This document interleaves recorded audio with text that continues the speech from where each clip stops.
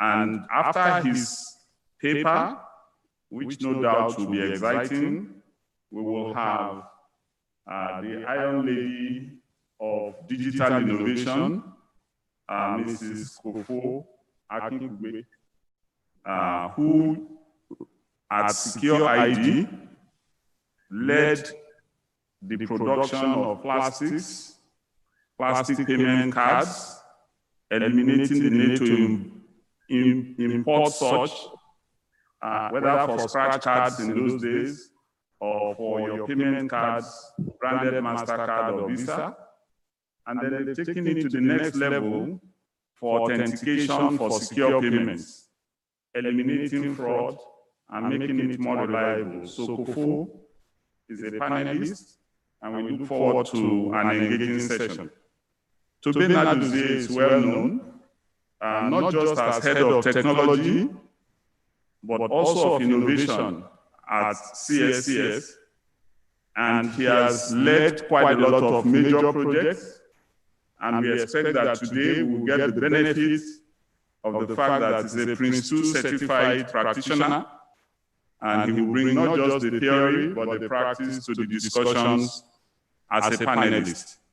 The last panelist that we have is Remy Afon, and certainly not the least, because he's a cyber security expert.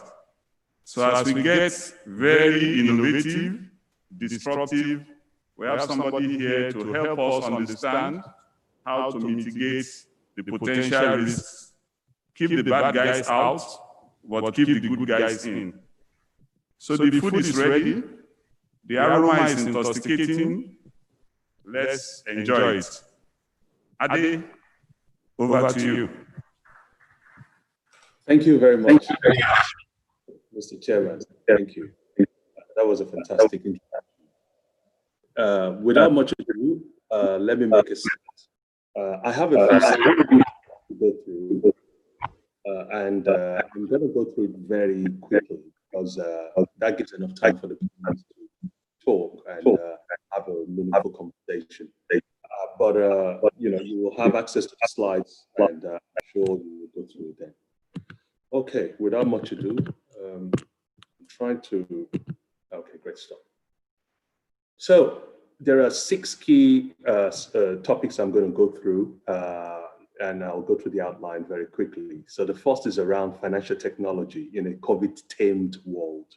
I know people are already saying we're in a post-COVID world. I don't think there's a post-COVID world. I can't even think of it yet in my head. I think the best we can do for now is tame COVID and continue with our lives and keep thriving under the circumstances that we're in. So we'll talk around financial inclusion efforts in as far as innovation and disruption is concerned, solutions for thriving and emerging sectors, the future of payments. Payments is key in everything we're talking about here. I mean, it's the battleground for big techs, fintechs, and indeed us in banking as well. Obviously, government policies and regulations, and then sort of open it up a bit in terms of the wider areas to think through, you know, and consider. Okay, so there's a quiz here, and it's a simple quiz. What led the digital transformation of your company? I think if I'd asked this quiz even literally a year ago, I think the answer would be very different to what you will get now. Is it your CEO? Is it your chief technology officer? Is it your chief digital officer? Or will it be COVID-19, so to speak? I mean, very clearly, if COVID is not leading it, it certainly has accelerated it, and it's provided the need to actually consider digital transformation, innovation, disruption as a critical consideration for any organization, and certainly in financial services. And change is all around us. Everybody tells us we're in the 4th industrial revolution, and that's what's powering this change. And you know, there are a number of things that are very unique about the 4th industrial revolution, which is very different from the rest. If you look at the first, which was around the steam engine, you know, you had people inventing the steam engine and using it, and then it rolled around to the rest of the world. And then you had the assembly line in the 1800s and 1900s, you know, and Henry Ford perfected it. You know, you can have your car in any color as long as it's black. The Japanese took it to another level in terms of optimization, just-in-time manufacturing in the 1900s. And then you had the computing, internet technology, you know, Moore's laws is now broken. But one of the unique things about the fourth industrial revolution is that it's happening to all of us at the same time. You know, there's no part of the world that is not going through this revolution. So we're not waiting for somebody in Europe or anywhere else in the world to come and revolutionize what we're doing. Yeah, we're basically taking global technologies, you know, using global expertise and using it to solve local solutions, using it to compete locally and also internationally as well. And it's all going around the number of technologies, which is driving this. Clearly, mobile devices, which the chair spoke about earlier on, you know, Internet of Things, cloud computing. Cloud computing is probably one of the major building blocks of this revolution in terms of what it's done, bringing power to the masses and making that power. And when I talk about power, I'm talking about storage compute, making that power available almost at an instant to anybody who needs it. So the phenomenal nature of what you can do without having to go and build a data center, you know, look for power, etc. You know, cloud computing just brings down those barriers significantly, really. Sensors, big data, small data, 3D. So this is very, very unique. We're all in it together. We're all driving that change, and we all have to basically make our businesses succeed in this revolution. But, you know, the COVID accelerator has actually increased the pace. You know, it continues to spread. You know, some countries are talking about a second lockdown. You know, that's really what the world is in right now. So it's really going to be here, unfortunately, maybe for some time. And we have to keep thinking about digital, pure digital, in terms of our play, wherever it's possible, really, you know, and that transformation has to continue. You know, it's going to be relentless, really. It's no longer an option. If you're under any doubt, you only need to reflect to when we had a lockdown across the world a few months back. You know, some of you may know a company called Primark. You know, Primark is a pure analog play. It stacks them eyes, sells them cheap. Apologies to many people who go to Primark. Fantastic business model. You know, you can go in there, buy clothes at a cheap price, and throw it away after a week or two, and you keep going on as you like. Primark lost £650 million a month in transaction because it had no digital play. So that going digital is literally not an option anymore. You have to be there. You have to have intuitive interfaces, provide round-the-clock availability, fulfillment, you know, have a digital first strategy, have interactions that actually drive customer engagement in the digital world, really. So what is driving all these changes? Clearly, there are a number of pillars. If you think back just about 12 years ago, we had a global financial crisis in 2008. And if people didn't realize it, it did one thing to banking and financial services. It brought down the trust level because bankers, you know, certainly around the world, you know, were not popular anymore, you know, because people blamed them for that crisis. But what it did, ironically, was the startups, you know, started building a bit of credibility. You know, startups like Uber, you know, WhatsApp, and even slick startups like at that time, PayPal, Google, Apple, they started to enjoy a reasonable level of trust along the lines that banks were enjoying at that time as well. Technology proliferation continued. I mean, Moore's laws continued because, you know, computing power kept doubling, whereas the cost of it to consumers kept dropping as well. Cloud computing that I spoke about earlier on. Now, incumbents were slow to market in many areas, and incumbents were actually looking after the juicy markets, basically, you know, the juicy customers. And, you know, if you look around the world, that market around financial inclusion opened up big time.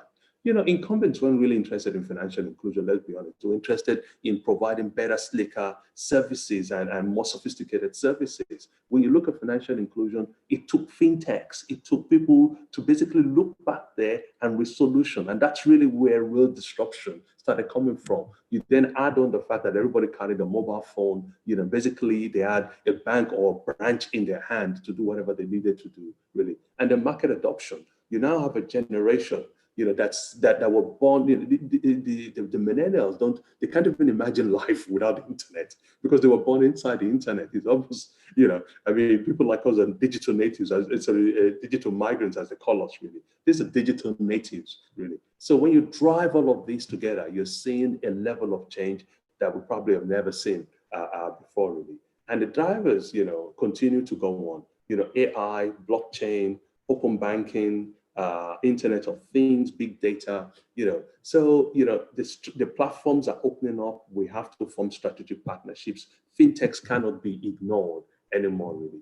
The banks, the financial services firms have to work very, very closely to leverage the technologies, the solutions that these people bring on board, that these companies bring on board to actually create a better experience for our customers and actually win markets and win businesses and move our businesses forward, really. So mobile phone penetration we spoke about earlier on, and of course, the value shift to user-centric products, really. So there are many examples around the world in terms of fintechs and what they've been doing. Lots of unicorns. Very proud that in Nigeria, we're finally building our own unicorns as well. I mean, we've got the likes of InterSwitch, Remitter, Flutterwave, and the future will just continue. Clearly, banks have to transform themselves. Banks also, have to work with fintechs. Banks have to act like fintechs. They have to think like fintechs. They have to structure like fintechs. They have, quite frankly, to compete in some cases with fintechs, and they have to partner and collaborate with fintechs. But fintech is not the only story. Yeah, big techs have a part to play in there, and maybe banks should be focusing more on big techs than fintechs, and we'll talk about that very briefly as well. So, the technologies that make firms emerge and succeed in a COVID-10 world will probably not change significantly. It will just be the application and the adoption by the people who utilize those technologies. So the adoption around robotics and machine learning is going to be phenomenal.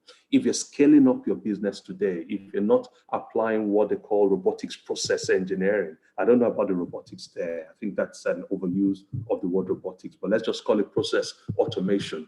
If you're not applying process automation to your back office processes, for example, today, then there's going to be a problem because you simply will not be able to scale up and offer the level of service required, really. Machine learning allows companies to provide a level of personalization and insight into the services they're providing their customers and a number of other things as well, to actually cope with demand spikes, and actually provide more responsive service. Data, whether it's big and small, it continues to become extremely important, in a COVID-10 world. We have to leverage that data. We have to use the data to understand customers better, predict what they're going to require next, use it to make decisioning in terms of lending and the services we offer, and of course, cloud computing.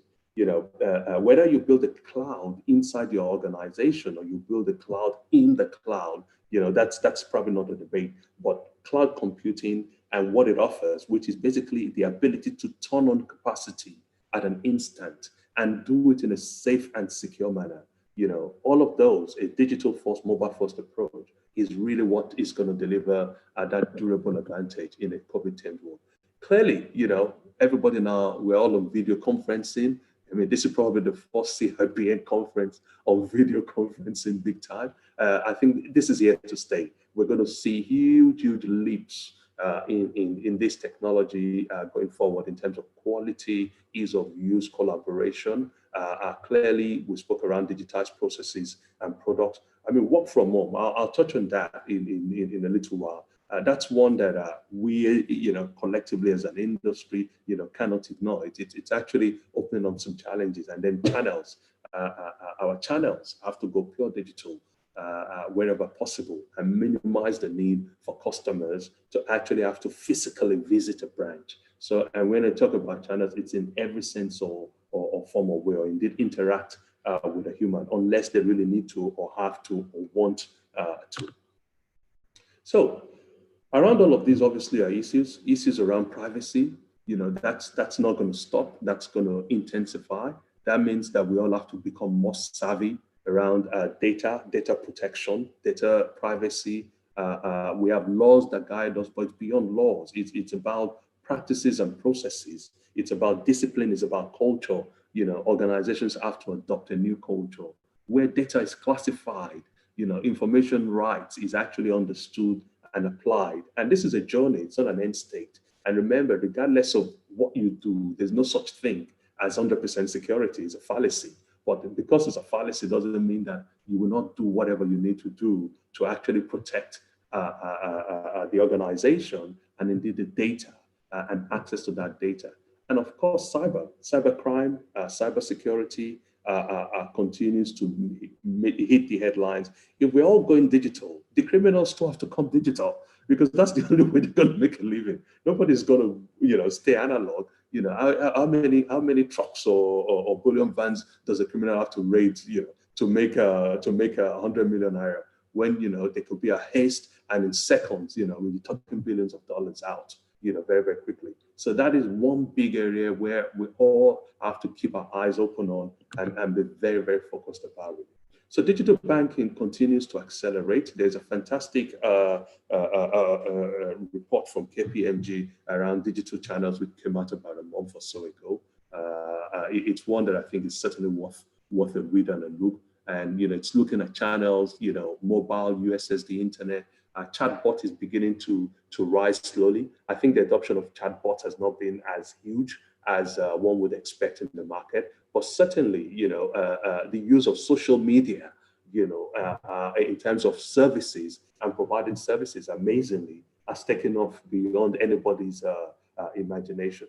But our customers have to be able to transact across the channels in a very, very seamless manner. So the winners of this game will understand the channels, will understand uptimes around channels, will provide very, very pleasant, durable experiences in terms of user journeys around the channels, and will provide the critical services, that the customers need in few clicks or strokes, so to speak, or touch, so to speak, to allow the customers gain these experiences and provide durable experiences.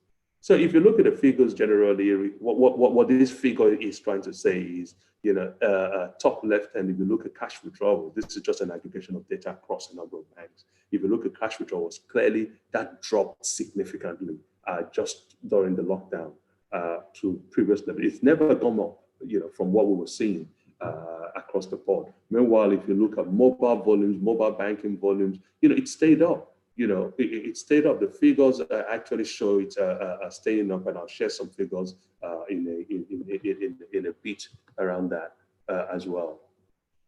So in terms of digital channels, a number of items were highlighted in the report I was referring to earlier on from KPMG.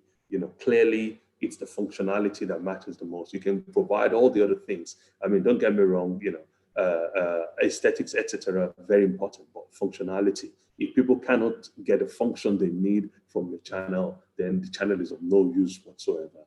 And after that, then become the subtle things around personalization, efficiency, number of touches or clicks, as it were, really minimalism and all of those kind of stuff. So those are design considerations to put in mind.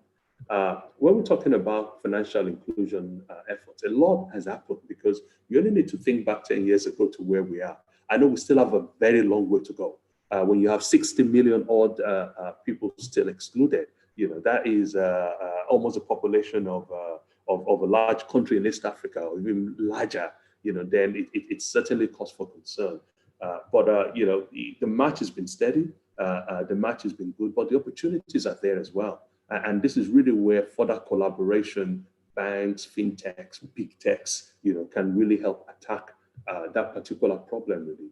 But what's really interesting is that by gender, which is actually, is that consistently women appear to be more financially excluded than men, other than in South Africa. But how do we solve that problem, really? Government has done a lot and needs to continue to do a lot. I mean, recently the CIBN is mandated that any company that has more than 20 staff must pay them electronically. All of those little steps actually get us closer, to eliminating financial exclusion, so to speak, really.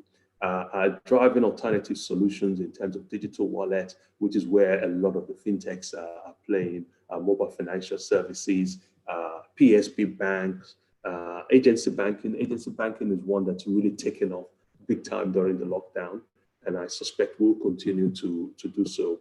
And of course, the increased use of USSD, and that's one that you can't ignore, regardless of the battle between banks and telcos on cost of USSD and all of, and who pays for USSD. The reality is that most of our population still carry a feature phone. I think about 65% of phones we still have are feature phones. So that channel is going to continue to be extremely important, certainly in the short to medium term as well, really. So, we need to continue to develop alternative solutions, collaborating wherever required. And of course, leveraging broader technologies like blockchain for remittance and ability to send at lower fees instantly. So there were, if you take a step back at the economics, I've always said nobody comes out of COVID the same. COVID everybody learns something out of this experience. I think the biggest winner certainly has been food processing and probably drinks as well. You hear about COVID look, COVID beer, COVID tummy, and all of those stuff. So food processing has done pretty well. Telcos, obviously e-commerce, obviously telemedicine, medical, all done pretty well, really. And in financial services, we're in between, but we have to keep innovating, and the innovation that we bring in primarily, and where you're going to see a lot of innovation will be ultimately in the areas of payment, because that's really where we provide a glue, in the area of payment, in the area of decision making, in the area of lending decisions, risk management, tracking defaults and predictives around those kind of areas, and of course offering these services in a digitally friendly manner as well, really. So lots of technologies around that area. Agric, where you're allowing farmers to access credit based on warehouse receipts. Telemedicine, where people can access a doctor from wherever they are digitally. Even in-car payments is a solution, interesting solution from Shell, which allows people to pay using fintech players or big techs more precisely in these areas, really. And the solution goes on and on in there. Let me talk briefly about the future of payments. This one just reminds me of a joke from a guy called Clive James a few years ago. He was talking about Al Capone. He's saying all Hollywood stars want to be Al Capone, and Al Capone wants to be a Hollywood star. I think all big techs want to be a bank running payments. Yeah, and I think banks envy the big tech numbers in terms of customer acquisition and reach, so to speak, really. But everybody's in payments. It's unbelievable, So that tells you there's something going on there that you can't ignore. And if you ignore it, you do it at your detriment, basically. So this payment thing, you have to have a part to play in it, really. I was seeing some news this morning, which was talking about Alipay and the volume of transactions Alipay is doing compared to Visa and MasterCard. So this is going to be a big battleground going forward. And it's one to watch. You're going to see, because it's billions of dollars every year. You're going to see lots and lots of new generation payments, interesting payment methods. Card remains dominant. There's no question about that. But card's going to move very, very quickly. Again, as more and more people have their phones, you're going to see, QR. You're going to see nearby payments. It's really, really, going to be an intense way of driving innovation. But one food for thought there, regardless of whatever we have and whoever is playing in this space, is that there's probably room for us in Nigeria, maybe banks to come together and formulate their own payment strategy for our own market. Why do we have to wait for somebody else to come? And it's a big market. You can see instant payments in Nigeria. It's in hundreds of trillions when you take the 2019 volumes, and I'm sure when the 2020 volumes come on board, it will be the same that we're seeing as well, really. So all of these, I think these data points here just provide more insights into the earlier points I made, that despite the COVID lockdown, you're seeing that electronic payments have held up, despite shops not opening and all of that. Well, while value may have gone down, the volume has literally held up, which is actually an interesting trend. And that's what all of these stats are showing, really, whether you look at POS or you look at mobile. Online banking, that one is the general trend, certainly across the world, is that it's declining. It's declining in favor of a mobile-first strategy, but it's not one you can ignore or shut down just yet. It's still one that you have to keep close to. This slide is again talking more about payments and showing huge growth in payments as a point for actually a battleground in the future. You can't talk about payments and not talk about cash, really. And I know depending on the stats you read, it's as much as about 85% of our economy is still cash-based, depending on the stats you read, despite all the inroads we've made. But there are people going cashless. Sweden is earmarked to be cashless in another 3-4 years. America could be cashless in 10 years if they put their minds to it, really.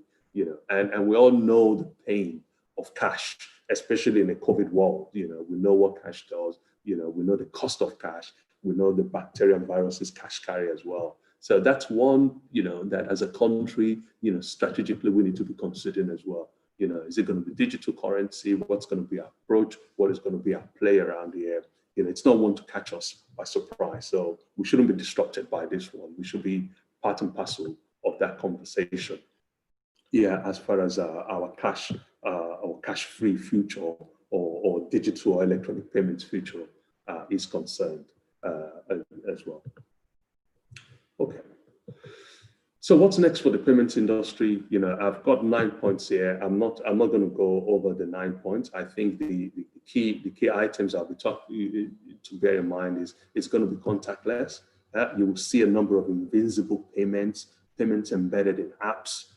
You will see NFC QR codes, and there will be stronger authentication. It may not necessarily be 2FA, but there are more technologies coming out, like 3D secure around payments. And of course, we cannot eliminate and ignore digital currencies around there, really. And of course, security, as I spoke about much earlier. On government policies and regulation, governments actually are weighing in on this battle. Governments really want fintechs to coexist with big techs, to coexist within the financial services and banks. Governments recognize the role that banks play as well in terms of being a point of trust, a security assurance to the economy, and being able also to manage and control, the financial aspects of the economy as well. But governments are also competing with fintechs. You can see, what the Singaporean government have done, in terms of they do the Singapore annual festival. It's now almost, a date in the diary for anybody serious about fintech. Malta is taking the blockchain. The UK is probably attracted more fintech companies than any other country in the world and grown more fintech firms. So it's one that we really must have an agenda around. And some of what we can do is to ease the compliance process.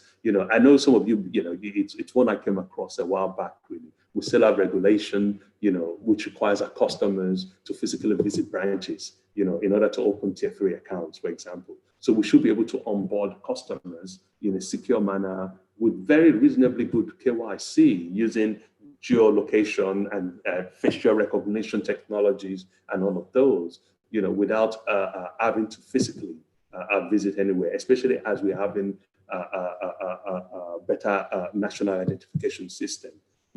Harmonize the regulatory sandbox, the CIBN, the SEC can come together. So rather than go into 3-4 different places, have one that people can run end to end, drive fintech in terms of creating an enabling environment. It is more of an enabling environment. And of course, what is really interesting if you look at even fintechs and what they're attracting in the country is that the vast majority of the people paying for fintechs and the vast majority of the money coming in is coming from outside. We have to find a way to invest more and get our people to invest more locally. So in closing, I just want to mention a few things. One is the future of work. What's work going to be like in a COVID-tamed world?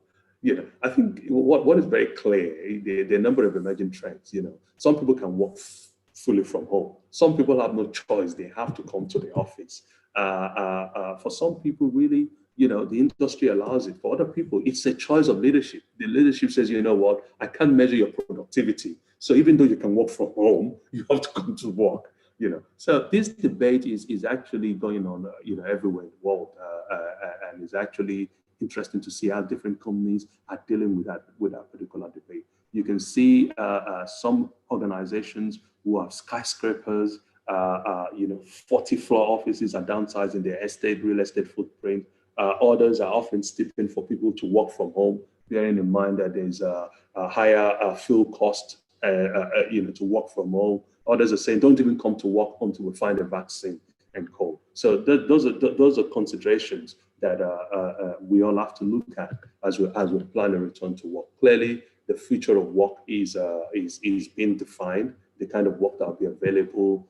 How do you innovate in this kind of environment? What kind of work is best done digitally and remotely? So those are more like questions that we have to ponder on and work to resolve within the context of our own individual organizations and industry.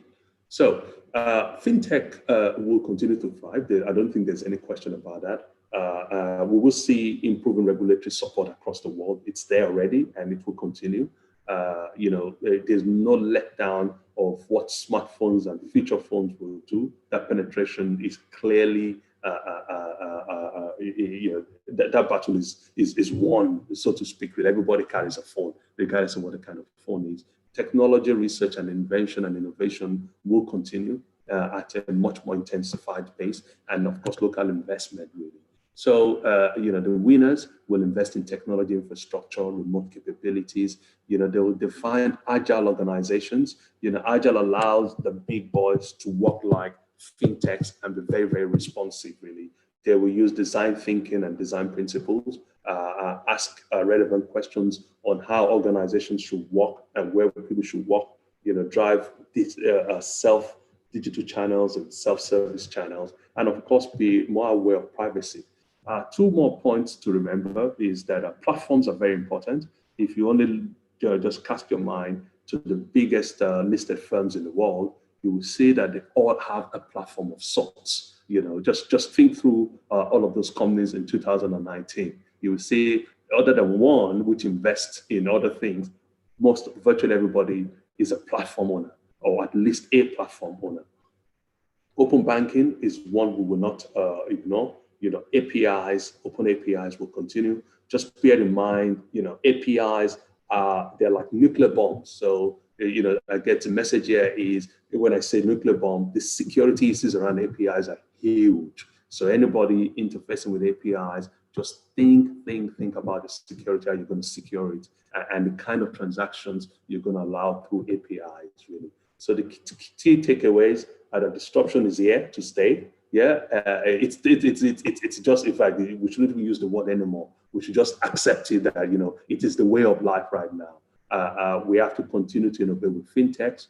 Regulation is key. Cybersecurity, obviously, is extremely key. And data will drive the winners. It's data that's going to determine ultimately, and the use of data, the intelligent use of data, turning data into insights, into predictives, that's going to determine the ultimate winners, despite everybody doing everything.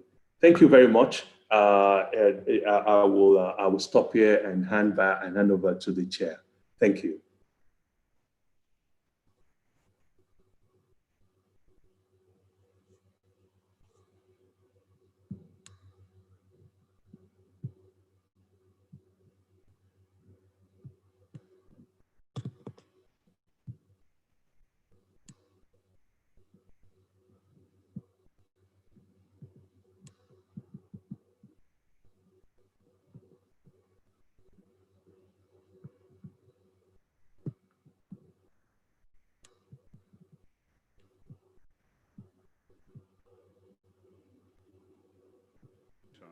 Real attention to the fact that cash has just refused to get out of the way.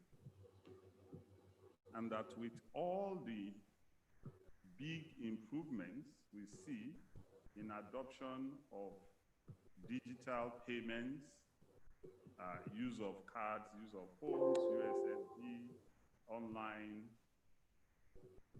we're still doing only about 10% of the payments volume, and cash is still sitting at 90%.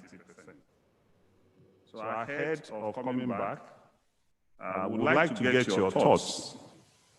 How do we disrupt cash in order to promote inclusiveness? Because the challenge with cash is it is a barrier to financial inclusion. The mat or the mattress or the purse or wherever the cash is kept is a barrier to participation effectively in the economy. So we would like to get your feel, and we expect it to be very disruptive.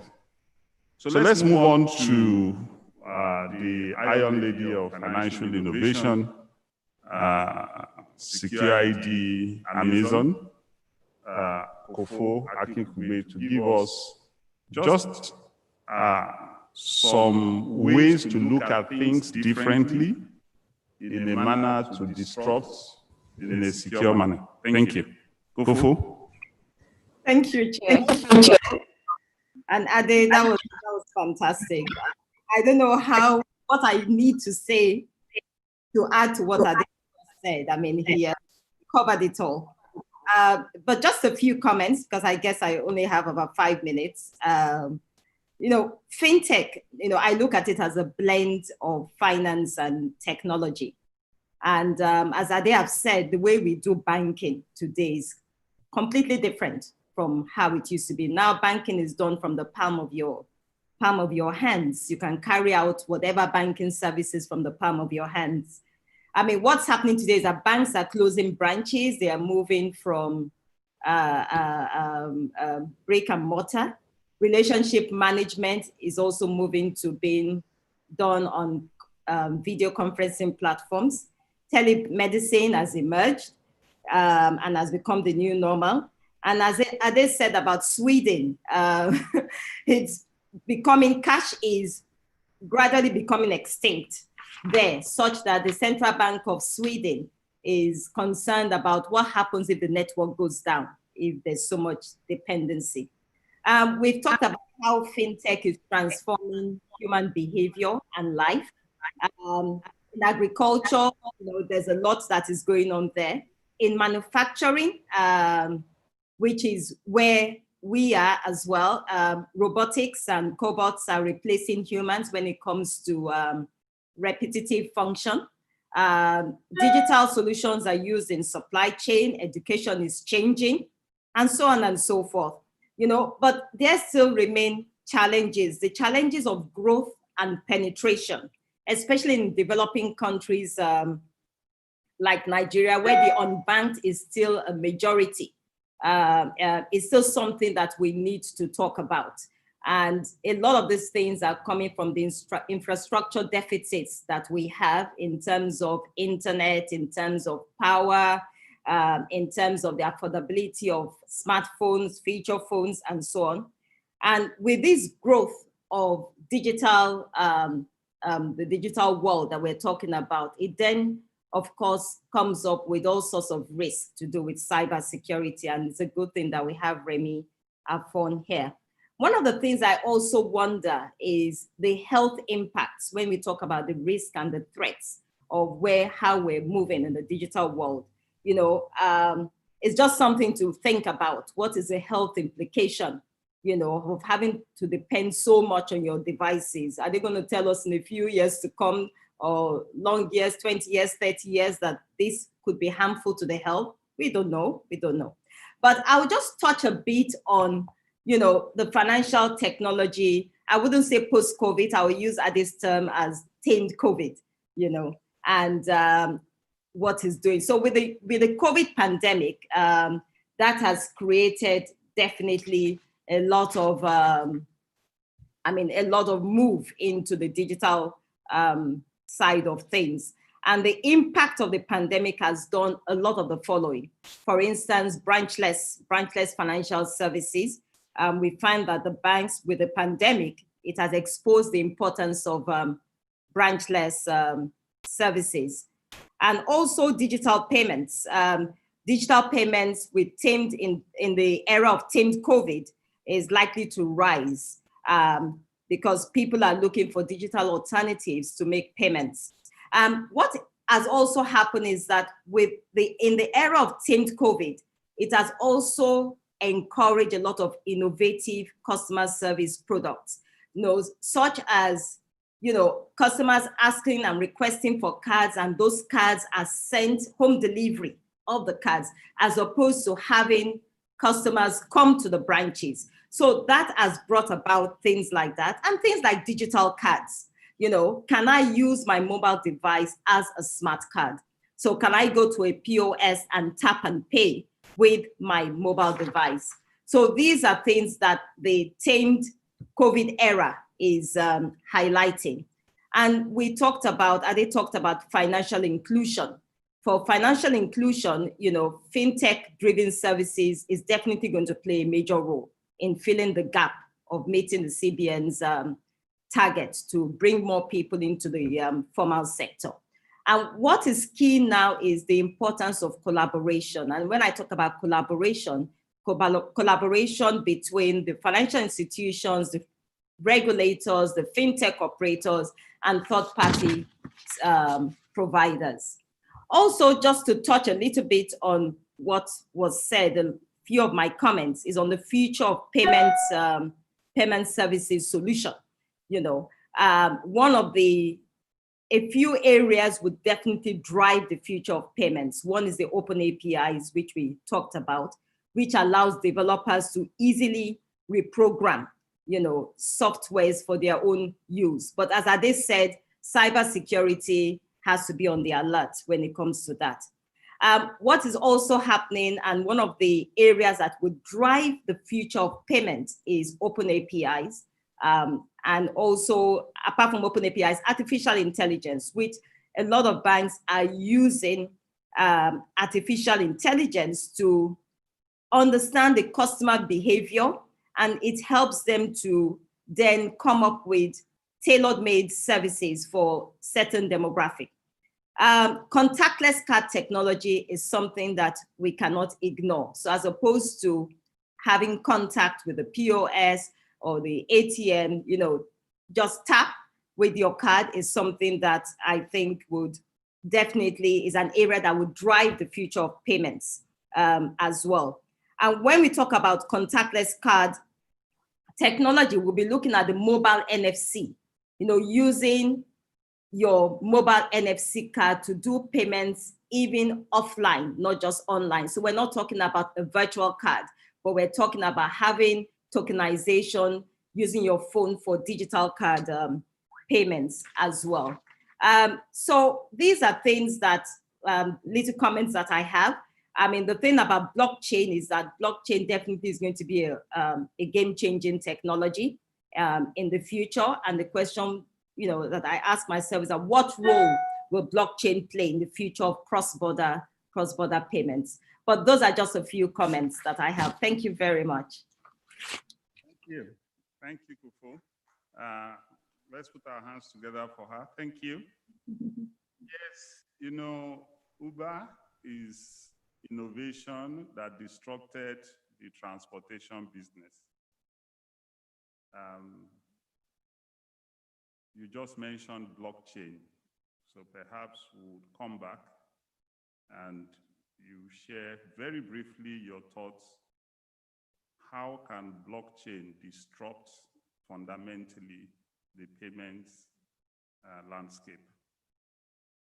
The second that I would like you to just keep in mind, the citizenry keep complaining about cost of SMS for doing transactions on the phone or cost of data.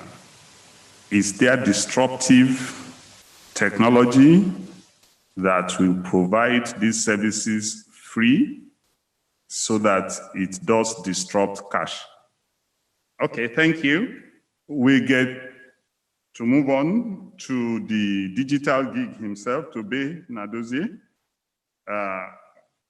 Time to listen to you, and we expect to have some groundbreaking tips that enables us to disrupt cash and gets everybody financially included. Over to you, Tobe. Thank you very much, Mr. Chairman, and thanks, Ade, for a wonderful presentation. Well, as always, I think it's always expected whenever Ade speaks for him to give us all this great perspective. And thanks also for your contribution. I would start from the softer side because having been involved in innovation, one of the challenges I've seen in the industry, and I've moved practically across the three main sectors in the financial services industry, from banking to insurance to capital markets. The first and biggest challenge and inhibition to innovation for me is currently interoperability. So in Nigeria, for example, one of the challenges we've had is that we started from the top end of the market, the corporate end of the market, before going to the retail side of the market. So there is a huge disconnect. And as we study various markets where we've been able to advance cashless environments and a whole lot of fintech plays, it starts most times from the mass markets, the retail markets, and grows into the corporate sector. We have had a misnomer in the country, obviously for a couple of reasons, which takes me to the next thing I need to talk about. The cost of innovation locally is still a huge challenge, both cost and hub. So in trying to push innovation, most times I try to go to various countries with my team to see what plays out in different countries. And you find hub innovation where both government, the private sector, and everyone contribute to ensure that the hub for innovation is vibrant. Locally here, we have silos of innovation. So I want to do it in my own way. This person wants to do his own in his own way. I get my steps in an innovative idea or trend, and this person has jumped 3 steps and has moved ahead. And the lack of for innovation is something which has affected innovation. And the final thing which I want to mention out is to be a huge gap in enlightenment. So we find out also the same challenge of those within the corporate and bank environment are properly educated and lighting the innovation, but those on the other retail side, they lack innovation. These are 3 major challenges which I think has inhibited, the push of most of the things we're doing as we talk about how many people are listening to. Let me now move to some innovative trends which I think will help us. The first is identity. Now, one of the things that I believe has affected the market is the lack of a central identity management. Built on. I mean, it's great that the private sector has gone ahead with the BVN, but BVN is not an identity for an individual in terms of everything about the individual. BVN stands alone, and without a brand identity or a strong identity platform, we will not be able to push certain things because of the lack of trust. We're able to push cashless and a lot of fintech and a lot of innovation when there's trust between parties. I mean, blockchain, for example, is here. And in the insurance sector, I know a group of people came together to look at blockchain. In the banking sector, a group of people are looking at blockchain. In the capital market, a group of people are looking at blockchain. But there is trust between parties. That easily resolved with the proper identity system, especially for the retail market. Incidentally, we were meeting yesterday and dealing with because it's not a chief enrollment office, of course, the head of NIMSI. I know you're trying to push it. I think we need to come together to push it. It's a strong identity platform. You worked using a transaction platform. Yesterday, I paid for something and I left. After paying for it, I got a reversal message before yesterday. I got a reversal message into the day of before I left the place. These things still create mistrust. There was a system in place. People will be able to track my payment and in touch with me. They will not get in touch with me until I have to go back to them. All these failures, even though they shouldn't be, will be caught where there is a strong identity system in place. So I think that's very critical. There's something which I think will help in pushing technology and fintech, helping us to penetrate markets, is to build better hubs and trust. Shared services should be great. I don't think we all will share because there's a huge competition amongst everybody.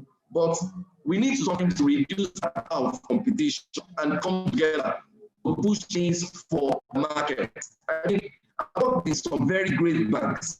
I've worked in some banks which are not great, but they have innovative ideas. But the reason why the innovation cannot penetrate the system and come out is because they don't have a spread.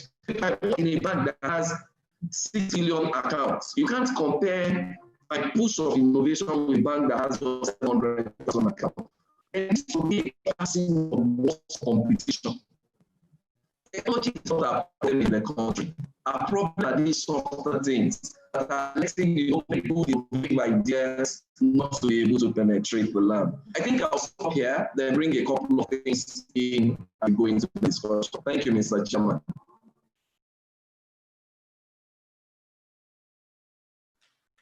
Thank you very much. He drew attention to the softer side and identity. And as he was speaking, and perhaps in the final part, we can examine it very briefly. Beyond names of persons today, which is the easiest identity every person, every adult, perhaps every young person up to the age 12 and above. Let's think through it. It does appear to me after our names, it's our telephone number. So, what disruptive opportunities exist? He also talked of competition, collaboration, and essentially was reminding us co-opetition is probably the best way forward. Cooperate to expand the opportunity for positive competition.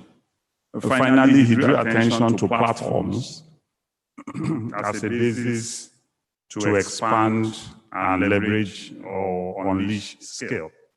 So let's have our third panelist. Keep the bad guys out, keep the good guys in. Remy, over to you. Thank you very much. Mr. Chairman. And the main speakers actually dwell on a lot of topics. And to be honest, he was talking about cybersecurity repeatedly, which shows that innovation cannot take place without cybersecurity. Let me start by talking about some kind of predictions that might scare us in the next 10 years. According to Gartner, 80% of traditional banks will go out of business by 2030. And 30% of traditional banking jobs will be lost to fintech. That's according to Citibank by 2030. Citibank is kind of conservative in their prediction, but some other people predicted that half of the banking jobs will go by 2030 to fintech, because fintech is coming up with a lot of revolution that is changing the way we do things in banking.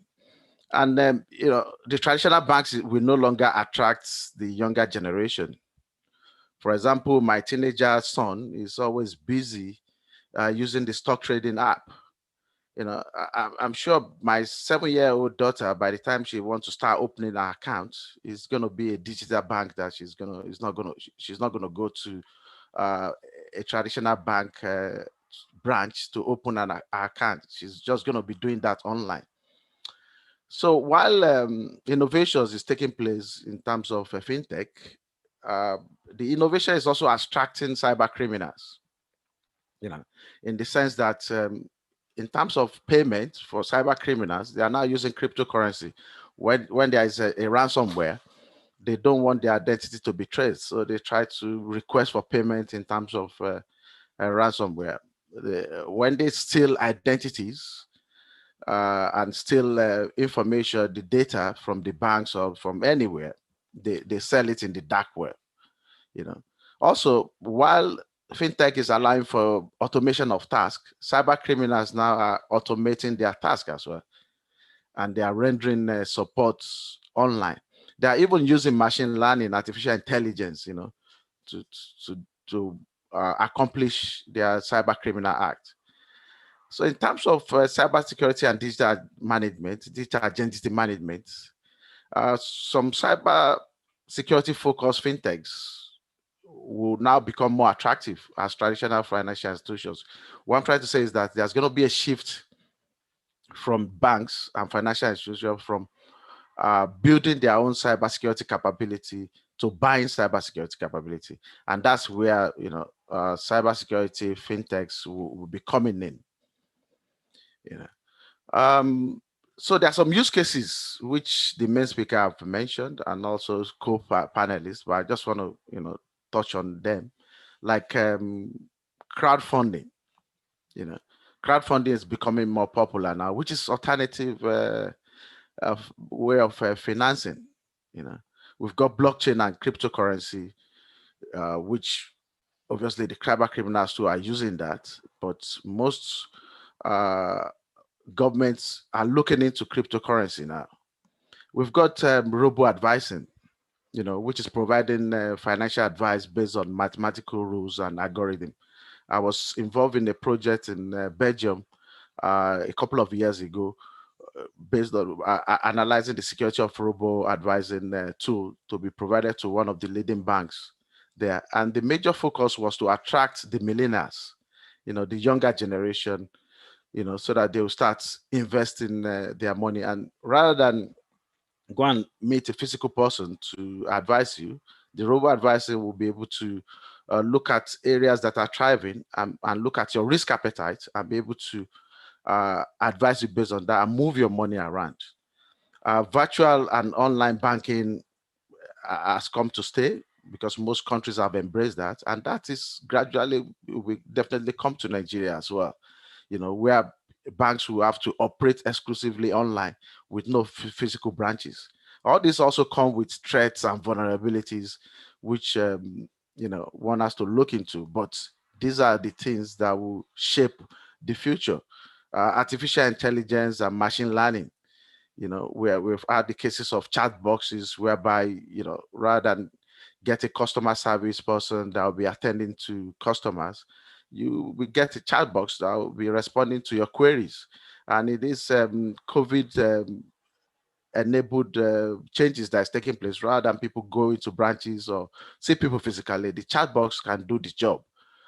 Basically, this also can be hijacked by cyber criminals. So while we are innovating, while we are embracing all this technology, it is quite important to have security at the back of our mind, because cyber criminals are not resting and they are trying all their best as well to make sure that they are on top of the game. So rather than us playing the catch-up game, we should be on top of the game. Innovate by using machine learning and artificial intelligence also for cybersecurity solutions, which are taking place these days. Automate repeatable tasks, incident response, detection, and prevention generally. In terms of cloud security, there are so many things that needs to be done within that space. So as financial institutions, managers and bankers, we have to have at the back of our mind security. It is quite important. Otherwise, we're going to lose everything that we have gained in the split of a second. Thank you very much.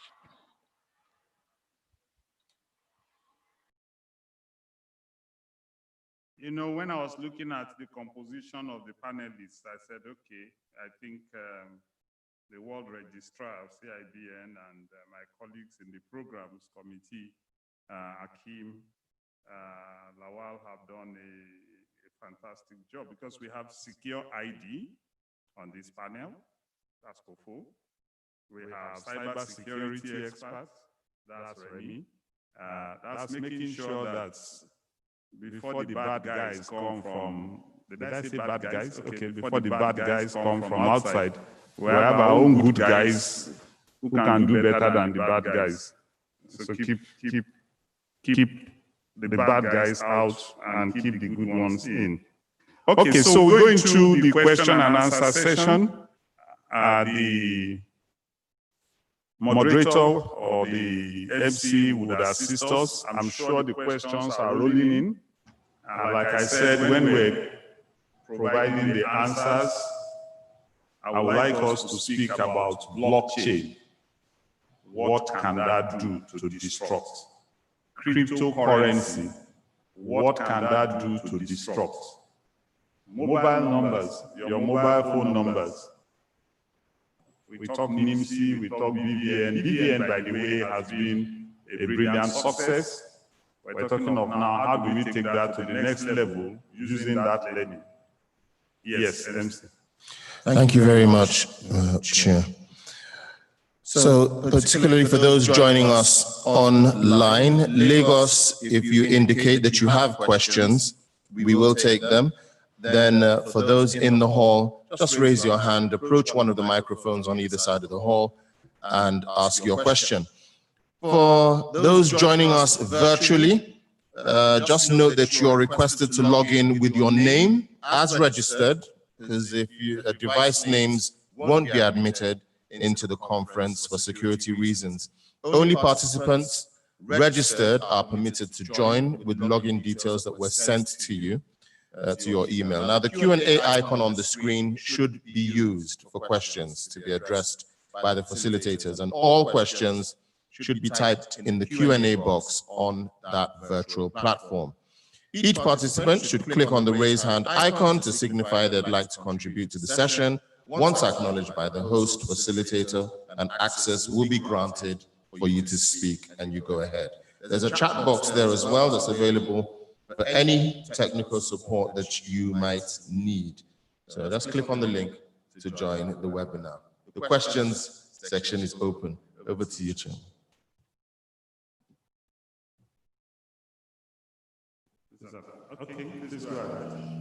Thank you.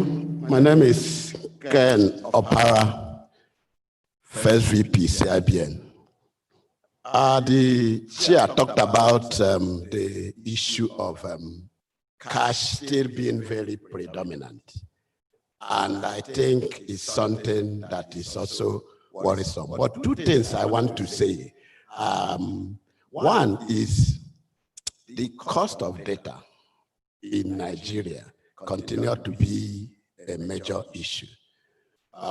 If you talk about the unbanked, the people that you want to include in the financial system, you need to make this thing very affordable in such a manner that they'll be able to get that. And I give you an instance. The minimum cost of data in Nigeria is about $2.7. In a place like Liberia, is even 0.03. And on if you take Ghana, 1.7. So the question then is, with that, how do you achieve inclusion? How do you then, because these guys need to use data to consummate transactions.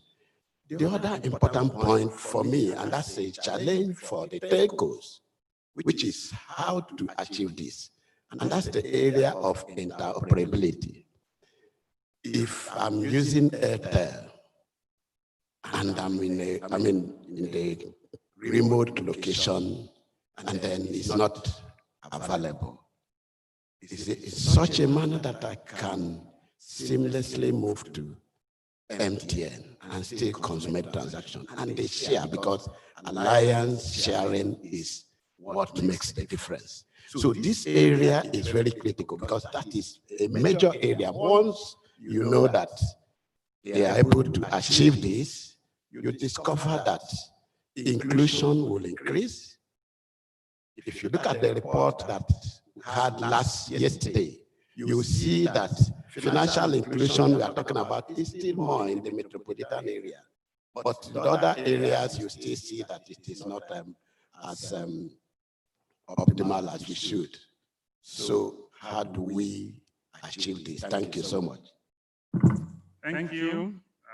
Very brilliant contribution and question addressing interoperability. So if you use your card and you get to a place where your bank does not have an ATM, you're able to just put your card in the ATM of another bank or POS. So it's asking, will it be serious disruption when we get telcos to behave the same way? If there is no network of the telco on which you have your number, why won't your number just dial through any available network? Brilliant. I think we should give, that's why he's first vice president of CIBN. Brilliant disruption opportunity to bring every Nigerian to have access. And it is in that volume that the cost of data will go down, because with larger scale, the cost will go down. By the way, in terms of adoption and the opportunity before us, it took more than 50 years to get 300,000 phone lines into households by 1999. It has taken less than 20 years, or let's say 15 years, to get 140 million phone numbers into the hands of Nigerians. So surely we can cause a disruption that will bring financial services at an affordable price to every household in the next 4 to 5 years. It is doable. Yes.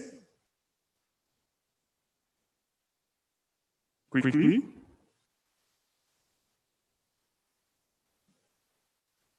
I'll first like to make a comment on the blockchain. As we are aware, right now, if you're doing cross-country transfers, you go through the SWIFT, each bank has to have a corresponding bank, which increases the cost, obviously, of those transfers. I mean, the blockchain comes to disrupt that. You don't have to go through a corresponding bank. I'm able to transfer money, directly to my beneficiary. That's on the blockchain level. But my question really to the panel is, where do we see the future of money? Cryptocurrency is disrupting everything. I mean, China has launched its digital currency. It's not something that we can run away from. So I want to know, where do we see the future of money? How can we as an industry come to the realization that what we're doing now is going to change drastically? I mean, based on what Ade presented, 70% of millennials believe that their banks will cease to exist. They want to rely on banks. They're able to do their transactions without the banking, without being in the four walls of the bank, or even using the bank. So how are we as an industry going to prepare for that? Thank you. Thank you. Good question. I wish Ade or Kofo today, who's going to go at this? Blockchain as a means of going ahead of the continental free trade area and boosting exports and participating effectively by everyone. Who's going to go at it? Mr. Chair, I can make a start at it really. Go ahead. I think blockchains offer interesting opportunities, and no, that's Ade speaking. Oh, Ade, go ahead. Okay. Thank you, Mr. Chair. I was just saying that blockchains offer interesting capabilities, and they've been.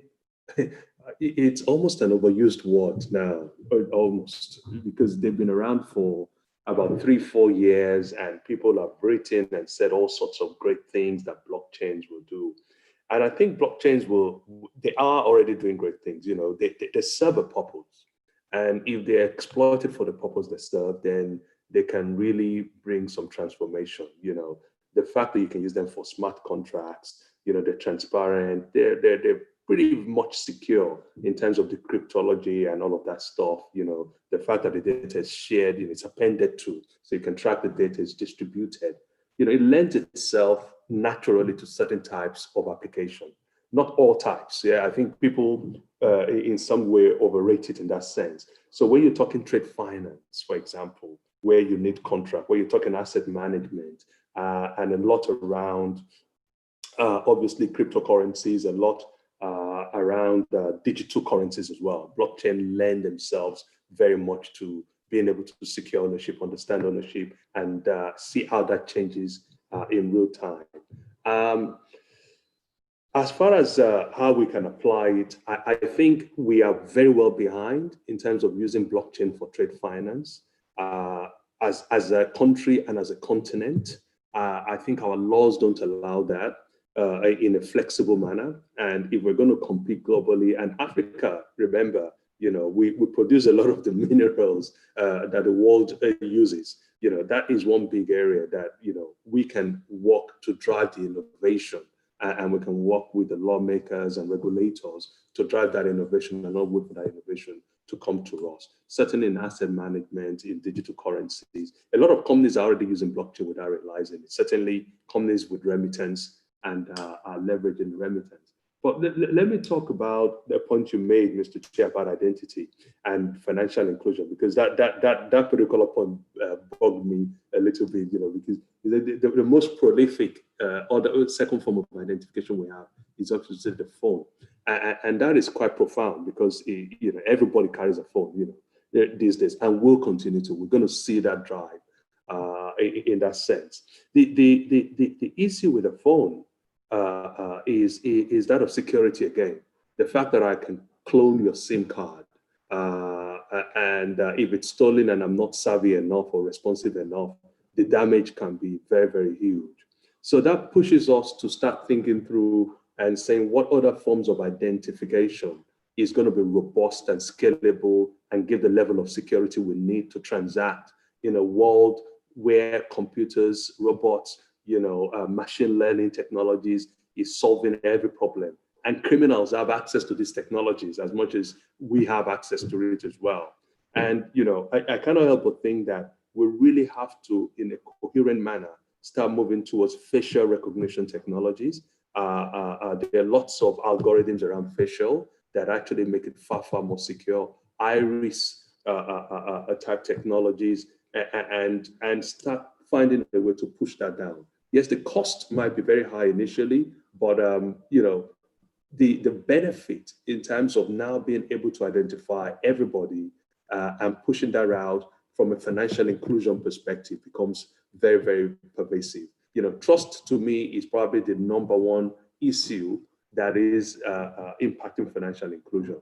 You know, we have to get the financially excluded to trust the system, to know that if indeed something wrong happens in the system, you know, fraud or whatever, you know, there's a compensation or remediation for those issues, so to speak as well. So to be trust and fixing that trust issue will be, you know, top of mind. Thank you.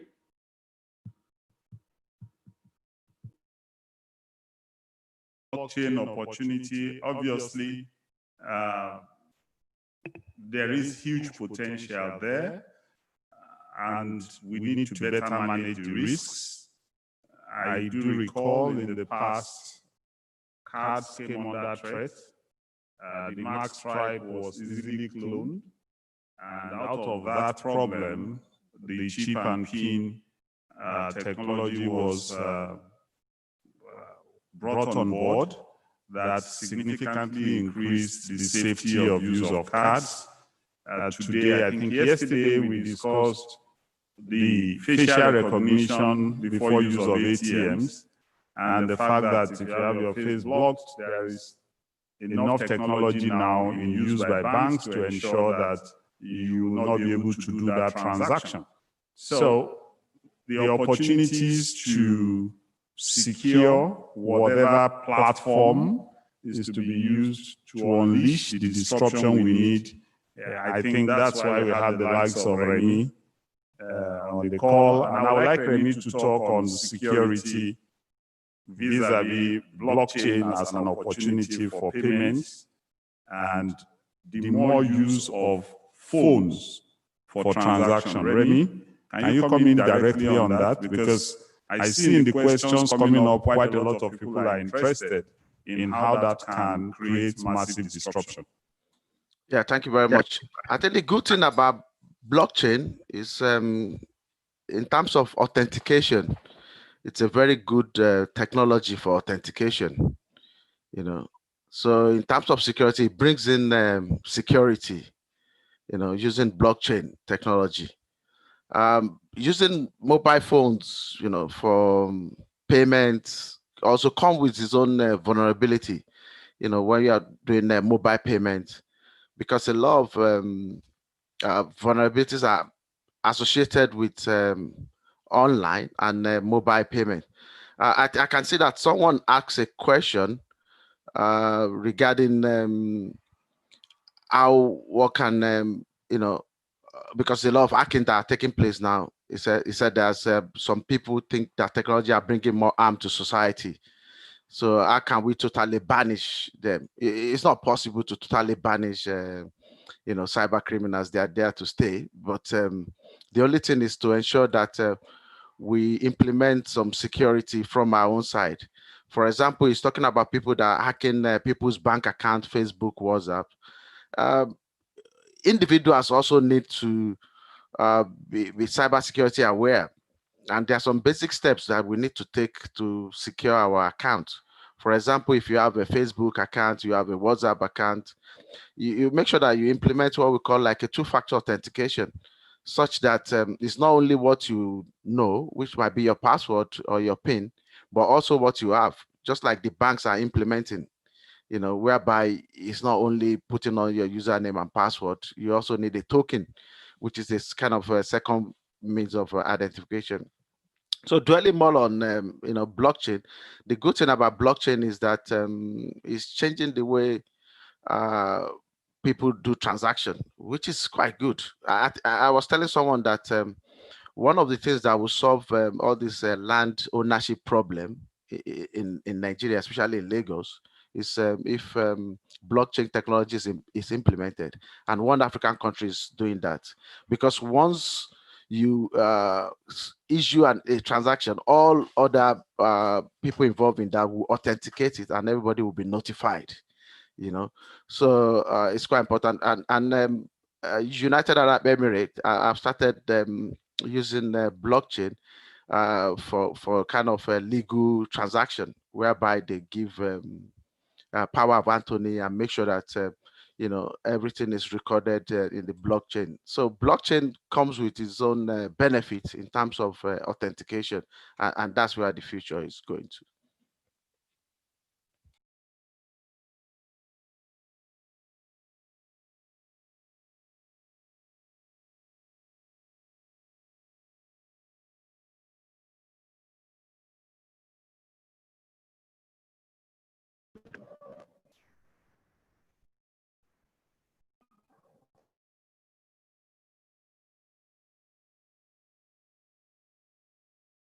I think we're happy to hear the Chairman.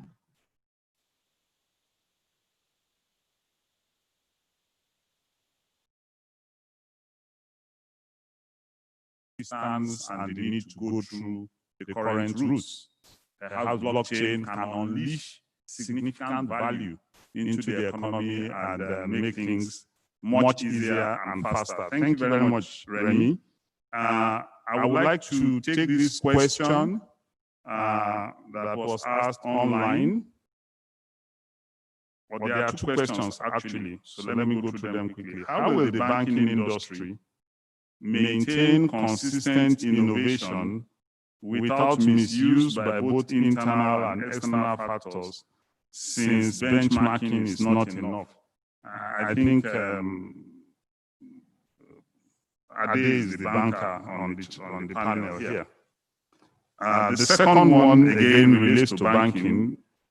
Said, I need to ask if a customer of a bank came to report that to his bank that his account has been defrauded, why is it that the bank needs a police report first before taking an action?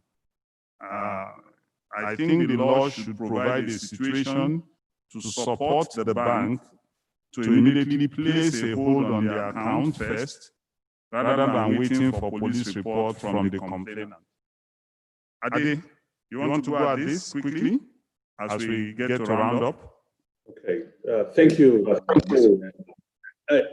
With regards to let me start with the last one. With regards to the fraud issue, I think most banks are very proactive on dealing with fraud these days.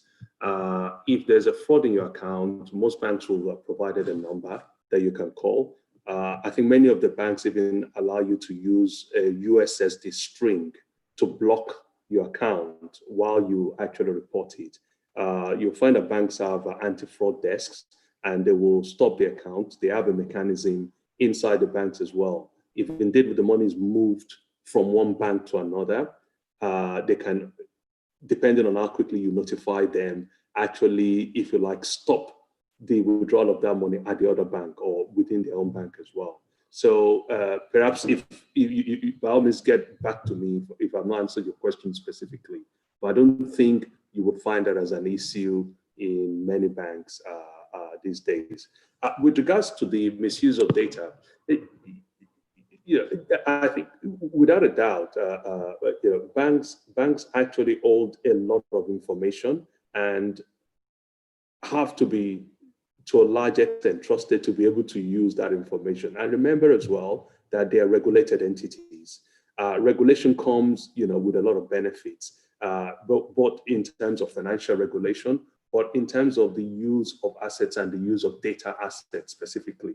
So when you have organizations, like NICDA, data protection laws, which we have to comply with both in the country and indeed outside of the country, I think those frameworks, actually guide and protect those aspects very well. But there's always room for improvement, and everybody just has to continuously improve to make sure that where there are gaps or breaches, those are addressed. But I think there's enough structure and framework within the industry to actually address those as well.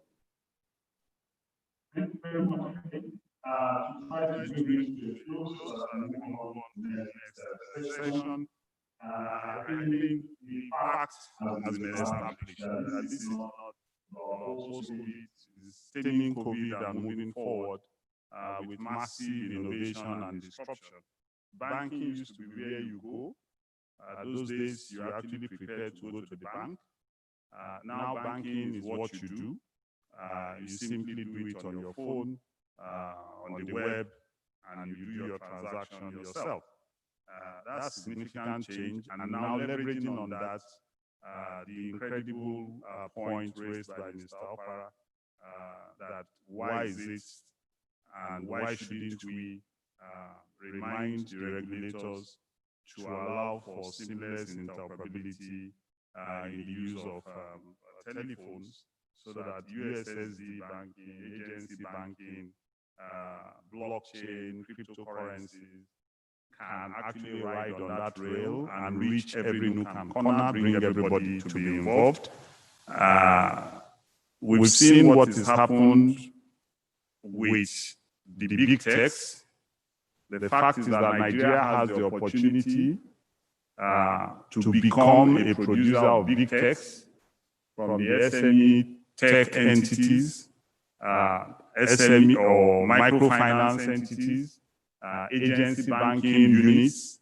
We have a chance to democratize banking and financial services, make it a fundamental human right for every Nigerian to have easy access to participate, make cost of data much lower, so that we can all unleash the productive capacity of our country in order to take advantage in a sustainable manner.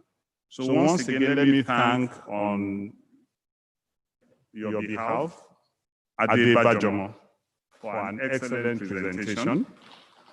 Thank you, Ade. To Kofo Akinkugbe, the Iron Lady, you can see she held her own very firmly amongst various other participants here. Kofo, thank you very much. Thank you. Tobe clearly demonstrated his versatility, given his background across various verticals. Tobe, thank you very much for being here with us. And the gentleman who kept us safe, Remy Afon, thank you for the brilliant insights on the security imperatives. As I said at the beginning, the food is ready, the aroma is intoxicating. If you prepare the food and people do not come to eat, then that's a different problem. So for all of you who participated in the eating and joining together today in Lagos, in Abuja, and online, digitally across the world, thank you very much. Nagode, Dalu, Eshekupo. And because of those in diaspora, merci beaucoup à tous. Obrigado. Thank you very much.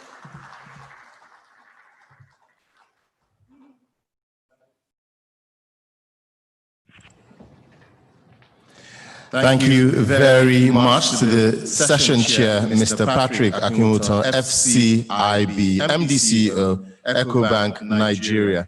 Thank you very much, sir. I'm sure we've started this morning really strong. What an invigorating session. I'm sure that you'll agree with me. We're moving very swiftly on to session 4, leadership and competence, repositioning the banking industry for relevance. I'll start by introducing our session chair today, Dr. Oba Otudeko, CFR, FCIB, Chairman, FBN Holdings, and Founder Chairman, Honeywell Group, who is ably represented today by Mr. UK Eke, MFR, Group Managing Director, FBN Holdings PLC, who's joining us from Lagos. Good morning, sir.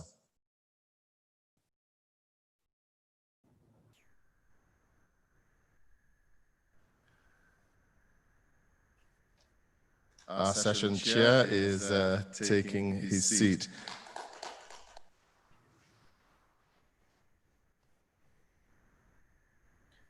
Good morning again, sir.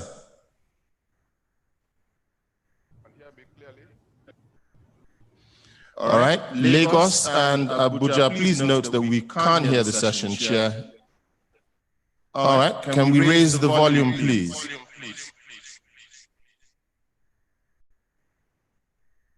Good morning again, sir. Is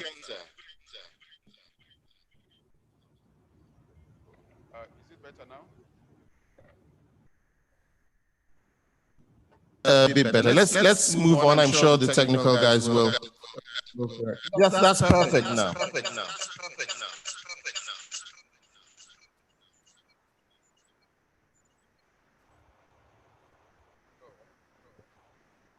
For this session, who joins us virtually, Mr. Abubakar Suleiman, HCIB, GMD, CEO, Sterling Bank PLC. Good morning, sir.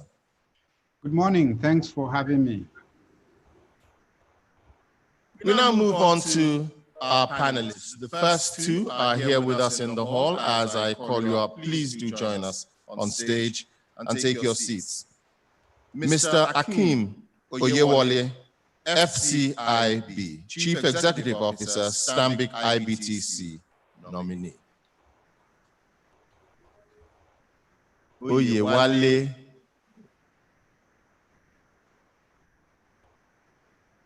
Good morning, sir. Our next panelist, who is also here with us in Abuja, is Mrs. Ibukunlolua Oyedeji, HCIB, Chief Finance Officer, EcoBank Nigeria.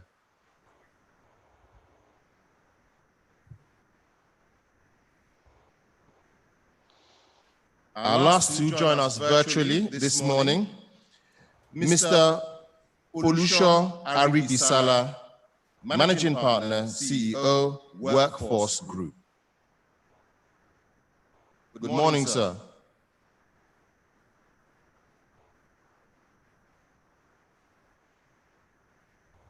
Mr.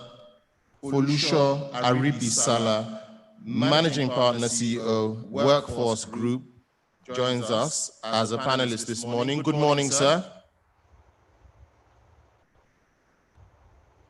And our last panelist, but certainly not the least, is Mrs. Oyiza Salu, Group Head, Human Resources, GT Bank PLC.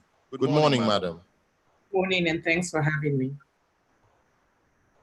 I'll now hand over to our session chair, Mr. UK Eke, MFR. Good morning, distinguished delegates to this 2020 conference. I'd like to welcome you all to this session. This is the first in Lagos this morning and today, so it feels a little different, and I hope Abuja can hear us very clearly.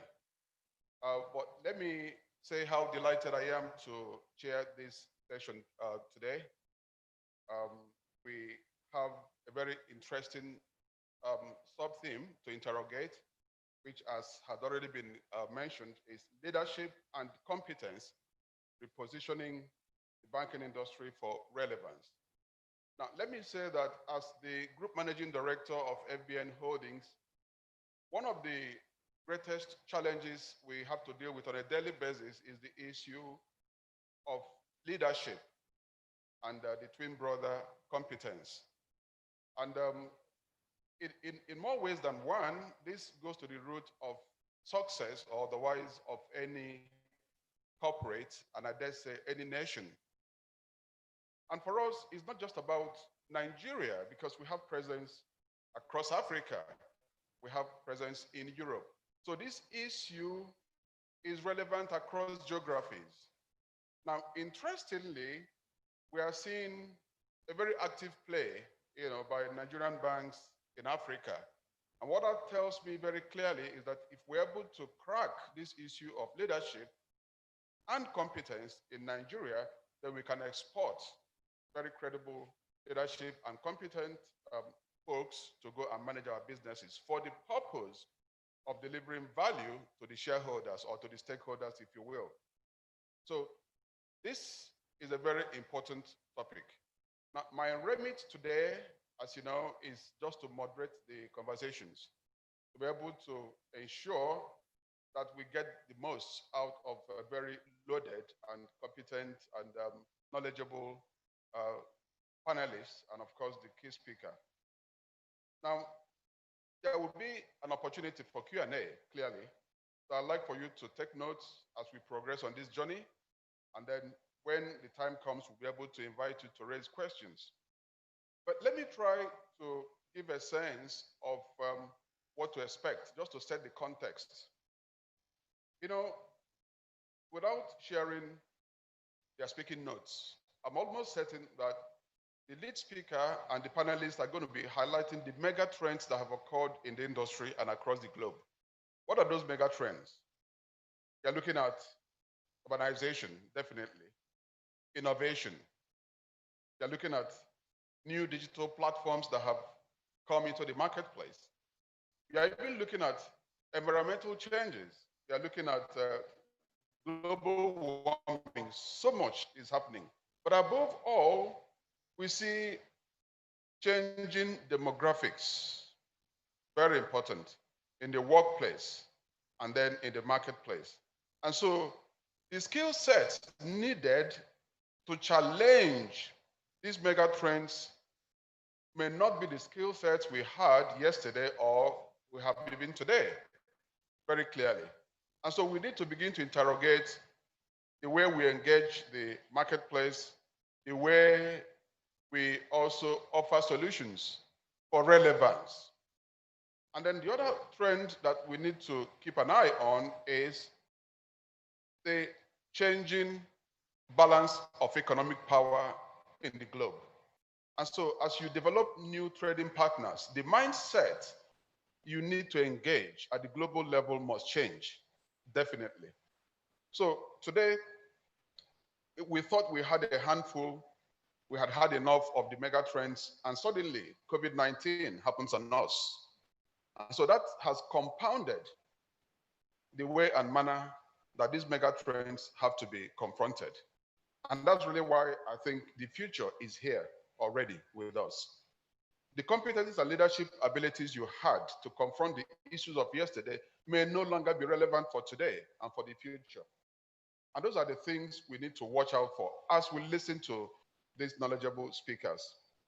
I think also one more point I need to make before I yield to our lead speaker is the fact that there has to be a lot of introspection. So there is no silver bullet. What works for one corporate or for one nation may not necessarily work for every other person and for every other country. And so as you take your notes, what you should challenge yourself with is, how can I apply these lessons across the globe into my own situation? And that's really what will benefit you as a delegate to this conference. So I'd like to very quickly invite someone that we all have come to see. In many ways, as representing the future of the Nigerian banking industry. Today, he is the CEO of Sterling Bank PLC. And I'd like to ask Mr. Abu Suleiman to please take the podium. Please go ahead. Thank you.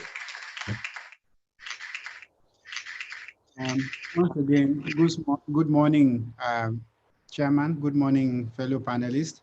I'm going to keep my opening conversation very brief as well. I think there will be better value for money if we have engagement with questions. So I'll try to spare some time for that. The question of leadership and competence is often addressed as if we are speaking to strategy and what the leader does in setting that strategy, and therefore we presuppose or presume that the followership is a given. And that, in my view, is a mistake.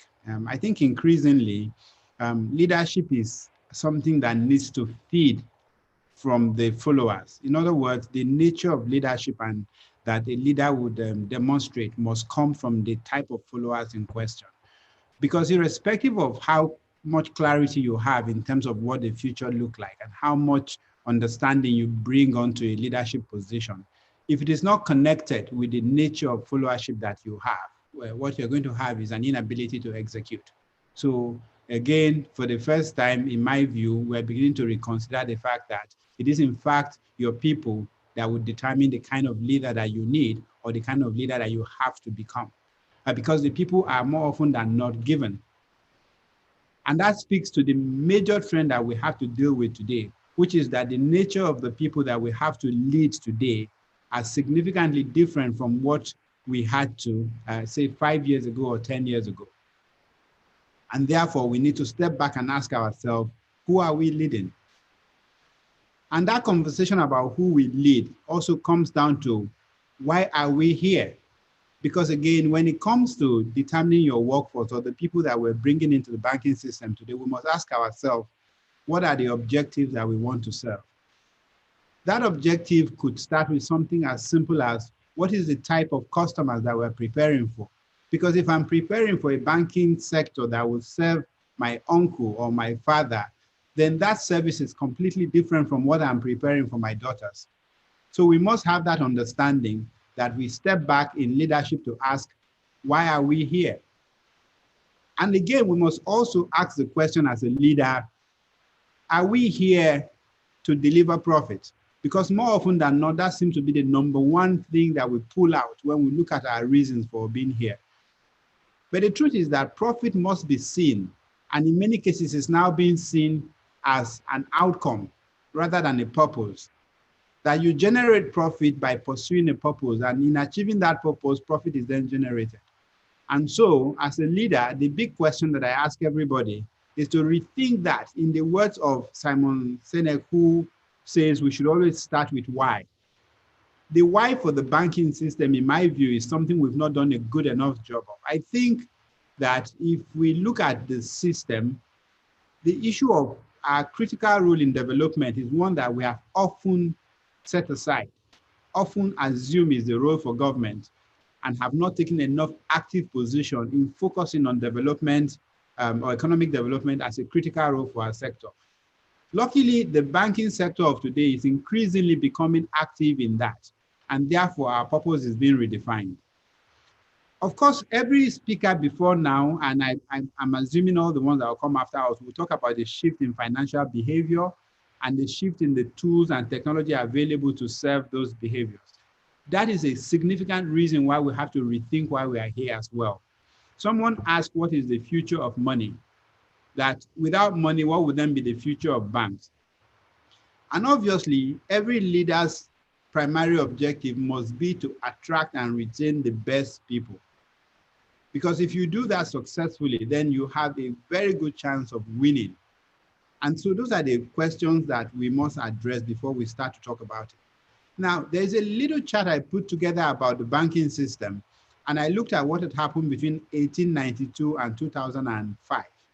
And my conclusion is that between 2005 and 2020, which is 15 years, we saw more changes than we saw in the previous 100 years plus. Think about that. The changes that have happened to us in terms of the work we do, the customers we serve, the technology we use, the speed, the transaction volumes, in 15 years is far more than everything we saw in well over 100 years. And it's highly likely that the next 5 years will bring in more changes than the previous 15. And that is the future we have to deal with. Bearing that in mind, we now need to ask ourselves, where are we going with this? You know, what is the, in defining the leadership we must bring to bear, what are the things that we have to worry about, that we have to think about? The first one is that the future generation or the Gen Z are here, and they are here to stay. And they're not just here in the workforce, they are also here as the consumers of the future. So whatever organization we're building now, we must think about those that we're building it for, not just as employees, but also as customers. And there is also the sense that we have now finally been able to separate work from the workplace, such that there is an alternative workforce that is evolving. Prior to now, if you were a farmer, you can only work when you get to the farm. If you were manufacturing, you go to the factory. What we see today is a situation where the work can happen completely different from the location of the worker. And this is a significant thing. That change is something you have to think about as you begin to consider your leadership position. Obviously, that has led to flexible work schedule, where work is no longer a 9-to-5 thing. It has meant that work is something that is so totally integrated with people's lives that are thinking about leadership must also consider that. What does it mean when someone can take a very important call just stepping out of their bedroom and sitting in front of a table, as opposed to previously when you have to step into a meeting room with everybody present? These are important for leadership consideration. And obviously, just in case we have not heard enough, the democratization of financial services is here to stay. For the first time, the work that banks do is now being divided into various segments and being performed by various people across various jurisdictions. These are important things. We've also come to the world where it's no longer a man versus machine, but a man-machine collaboration. So that transition between the human work effort, the machine, and back to the human, either at the front end, middle, or back end, is going to be accelerated. What are the roles of a leader in those circumstances? How do you create the enabling environment for this, for coherence between man and machine? And finally, the conversation around diversity and inclusion is becoming mainstream. And this is not just about gender diversity, it's about equity across the various ecosystems. Even between your shareholders and your customers, there are conversations now about what is equitable there. So this has to be at the forefront of a leader's thinking. And so what do we need? Like the chair of the panel said, it differs from place to place, it differs from company to company, it differs from country to country. But an outcome that does not differ is effective leadership. In other words, someone who can lead the people to achieve the set objective. I personally feel that as leaders in this sector, we need to start thinking about banking and not banks. The leadership framework for a bank is significantly different from the leadership framework we need to offer banking. And that level of flexibility that we need to respond to customers must now feed into the evolving leaders of the future. And of course, without mincing a word, it is incredibly difficult for you to be an effective leader if you do not have knowledge. And specifically for your knowledge to be grounded, you have to have some specialization. So the idea that you can be a generalist and not be particularly deep in anything, to my mind, is a very porous ground to stand as a leader. And of course, we need to start to think about upskilling. Specifically, for instance, some of us grew up with very limited understanding of the social media space. Yet today is becoming an increasingly significant part of how we engage those that we lead. There has to be a deep shift in cultural mindset. The biggest part of it for me, and it is one that I want to highlight today, is that we need to encourage people to speak up, to stand up, to question, to challenge. In the culture where such is deemed to be disrespectful, which sadly is where we come from, that cannot hold in the future that we are moving into. The generation coming after us will insist on being heard. And it's not only in hearing them that we can be effective in leading them. And specifically, we need to now know that leadership is no longer a state concept that sits within an organogram. We are now talking about leadership within communities. We're now talking about leadership within platforms, and we're talking about ecosystems. This is a very flexible form of leadership that you cannot just read in a book and transfer. You have to participate, engage, learn, make mistakes, and then evolve. And of course, there is no point in leading if you're not leading for those that you stand to serve. And so the customer and the employee experience has to become far more important to the leader than it has been prior. Obviously, outcomes are important, but the way to guarantee outcome is to focus on the experience of the employee and the customers. Once you give them the right experience, not only do you retain and motivate them, they will deliver on the outcome. And finally, recognize that just as we see in banking and in the tech space, we have to be disruptive in our thinking about leadership. We have to be courageous and disruptive in how we think about leadership and how we lead. I'm going to round up by speaking generically about the skills of the future, the skills that those coming up after us must have, and therefore the skills that the leader must understand today. Communication and engagement would always be at the top of that. And in this instance, you have to communicate in the language of those that you lead, not in the language that you've been taught or the language that you prefer, because there is no communication if you speak in your language and not theirs. Absolutely, there has to be data literacy. And the reason for that is increasingly, that is the only language that unites the different opinion that happens in our kind of ecosystem. Where everybody has a voice, there will be multiple voices, but the uniting point would be data. And clearly, no matter what happens in fintech or tech space or disruption, those who understand and manage risk will lead in the future. So as a leader, your role is to understand this risk, whether it is risk in people, risk in operations, risk in the financial services. Understanding and managing risk has to be a skill that you must prioritize. And of course, entrepreneurial thinking, as opposed to administrative thinking. I cannot overflog this. You have to stand on the path of innovation. You have to open the path to innovation, because those that you lead, that's the only language they understand. They respond to innovation. They are motivated by innovation, and they actualize innovation. And finally, you have to be agile. So everything I have said today, we can wake up in a week's time and they're no longer valid. We have to understand that that is possible, because the speed at which we are learning and applying and testing is so fast that nothing is valid for too long. And all of this has to be, of course, directed towards solving problems. I'll round up by saying I have not mentioned ethics, because I don't think that in the space of banking and finance, there is a need to mention that. It is a given. That is the right to play. If that is not there, you shouldn't be in the room at all. And so I want to thank you all for listening. Like I promised, I'll leave a little bit of time for us to ask questions. The future indeed is incredibly agile and flexible. Thank you.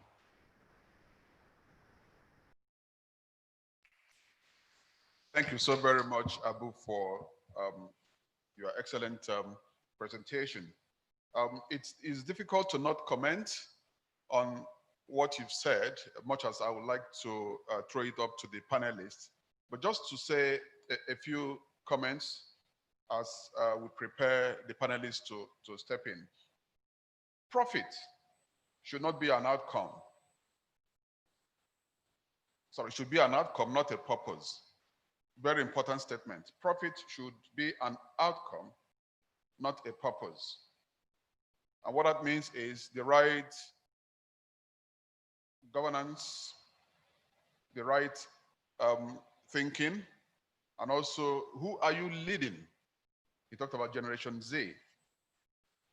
Now, he mentioned challenges we currently face, rapidly transforming industry, which obviously present opportunities if you have the right set of people leading the institutions. The future of work, no longer a 9 to 5. And what that reminds us is when we acquire all these devices, the phones and all that, they're not just for phone calls, the work continues 24/7. So I think one of the points that would then be raised is how do you compensate for the job beyond 9 to 5? That's a very topical question. Now, he said very strongly, and I do agree, that one ingredient that cannot differ is competent leadership. It's a currency that applies to all nations. And so 3 things will drive that. One will be the knowledge that you bring to bear on the job, the skills and your ability. Those are very important factors that can drive competent leadership. And then he canvassed for entrepreneurial versus administrative thinking, just to push innovation and agility. So those are very strong points that have been put on the table for us this morning. And we are privileged today to have well-experienced panelists, well-balanced, I have to say. 2 are from in the HR space, and then the other 2 are bankers and those in the corporate world, speaking to Stanbic nominees. And also we have a wonderful fellow, the CFO of EcoBank. Those 2 will speak to us concerning the practice of leadership. And then we go also and listen to the enablers, the HR specialists. So it's a balanced panel we're going to listen to today. Let me, first of all, invite Mr. Akim Oyewale, who today is the CEO, Stanbic IBTC nominee. So please say a few words. Let me remind you, you have just 5 minutes for your intervention. Please go ahead, Akim.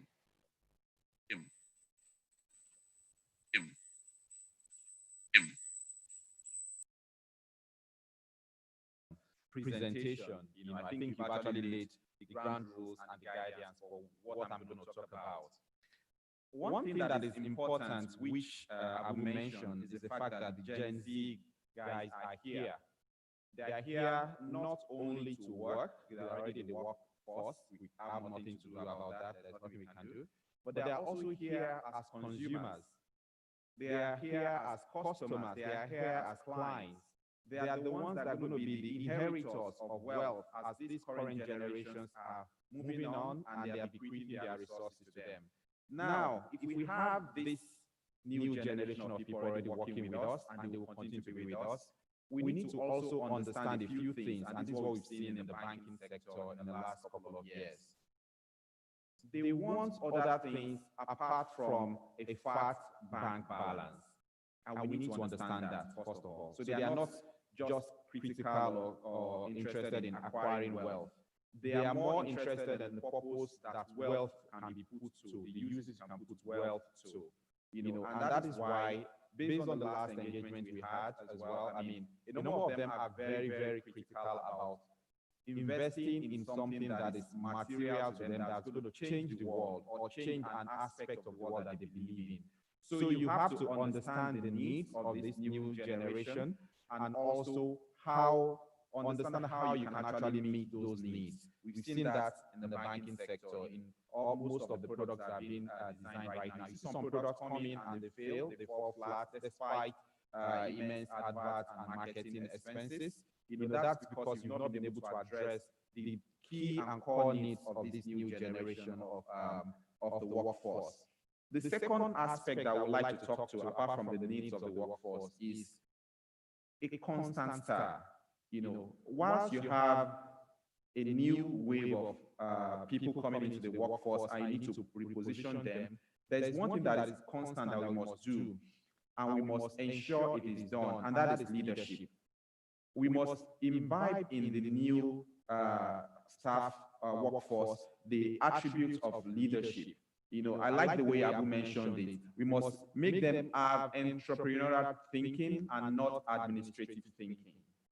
Yes, it's a given. I mean, ethics is a given if you want to be in the banking sector. Another given is innovation. Any organization, any bank that is not willing to adapt, to become a digital bank, to become very innovative, will just fall and fail by the wayside. I mean, the last presentation, we're told of a statistic that 80% of traditional banks will go out of business by 2030. As the current leaders of banks are progressing to become retired and just watching over their shoulders what they're doing, they must be very, very careful not to allow the banks they've labored so hard to build to fall by the wayside in the next 10 years. We saw statistics as well from Ade Bajomo, where the leading companies of 2009 are so different from the current leading companies today in terms of market capitalization globally. Now, that is because they did not fully adapt. Okay, so we now need to ensure that we have new leaders, the Gen Z guys. We train them in a way that they continue to be authentic in their behaviors. They must be able to accept and adapt to new changes, because changes will continue to happen. The way we are using mobile phones today will not be the way we'll be using them tomorrow. So we need to ensure that they have that trait as well. They also need to be very, very careful about risk management. It is very, very important because most of the new folks we have in the workforce, they are quite brave. There is no harm in being brave, but you need to manage risk. You should not just throw away the old franchise because you want to test out new innovations. So risk management is a critical tool and a critical skill that we need to ensure that the new workforce they actually have and they uphold. The last point I will mention here is the fact that governance is very, very critical. Yes, you can allow anybody to just go and try out new stuff, whether on the web, whether developing new apps to meet the needs of this generation of staff members and also customers of the banks. But it's very, very critical that we maintain a whole load of the tenets of corporate governance. If you look at the current big companies today, whether it's Apple, whether it's Facebook, whether it's Alibaba, you will see that at the core, at the leadership, you actually have them imbibe that spirit of corporate governance. In the same space where you're having a lot of Gen Z guys, a lot of innovative companies coming on board, a number of them are also falling by the wayside simply because they are not upholding the tenets of corporate governance. So I will repeat and I will say 3 key things that are important in us ensuring that the next generation of workforce actually live up to the ambitions that we expect of them is leadership. They have to be adaptable and be ready to receive changes when it's necessary, and they must uphold the tenets of corporate governance as they go ahead and break new grounds. Thank you.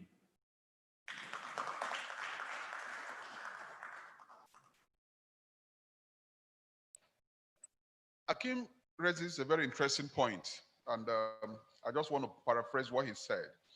Just as we have in the banking industry developed products to respond to the needs of our customers whose tastes have changed, he argues that we must also respond to the needs and understand and respond to the needs of the new generation of workers. Very important. And I would like to call that customized leadership. Customized leadership is very important. No silver bullet. And then he also makes a very strong case for us to understand the risks that this new generation of workers and the tools that we have provided for them to excel, what those risks are, so that through corporate governance, we can mitigate exposures that may be damaging to the interest of stakeholders. Thank you very much, Hakeem, for those words. Let's go to the work environment. And like I said, we have two ladies that would have to speak to what happens in practice. And I'd like to first of all go to Mrs. Oyiza Salu, who is the group head HR in GTB. Listening to Abu Suleiman and also listening to Hakeem, how do you respond to the emerging challenges we face in the industry? And how do we also begin to prepare for the dynamics that are yet unfolding? Because this is not the end of it, it's still evolving. So let's welcome Mrs. Oyiza Salu with her comments. Thank you very much. Thank you very much, Mr. Chairman, for this opportunity. And in a recent McKinsey & Company study, they mentioned the fact that we've had 5 years of innovation in 5 months. And this has been brought about by COVID-19. Clearly, this has huge, huge implications for the workplace and the workforce. You know, like Mr. Abubakar mentioned, where he said, you know, remote work and people having to do things differently. You know, the question I believe for everyone here, and even specifically for us in the banking industry, is really where and how work gets done, you know, today and even going forward. If we look at the fact that we've talked about Gen Zs being in the workplace and all of that, we understand clearly that these individuals, they have extremely different preferences from what maybe some of us who are baby boomers or Gen X, you know, etc., would tend to want. So for us, the question really is that, seeing that, you know, in banking before, everybody thought, oh, working remotely was almost like an anathema. People would say, oh, how do we serve our customers? Say for maybe 1 or 2 banks who had, you know, piloted remote work, and, you know, I don't know how well that worked for them at the time, but we've now all realized that really there's no such thing as a place called work, really. I mean, the entire globe has had to go remote at some point or the other over the last 5 months. So I think for us, really, the question is then, do we see work as being fully on site? If you look at all of the infrastructure, all of the investments in real estate, in power that we've had to do to maintain our work forces on site, we now realize that these are really huge investments we've made. So really, work now, we would probably have to look at different ways of working. So are we going to work remotely? Are we going to have a remote only type of model? Are we going to look at having a hybrid model where we have remote work and on-site work, or are we going to have fully on-site? And really, understanding that we have a diverse and dispersed workforce, this would really mean a different way of managing people. And this is where leaders have to be extremely flexible in how they manage going forward.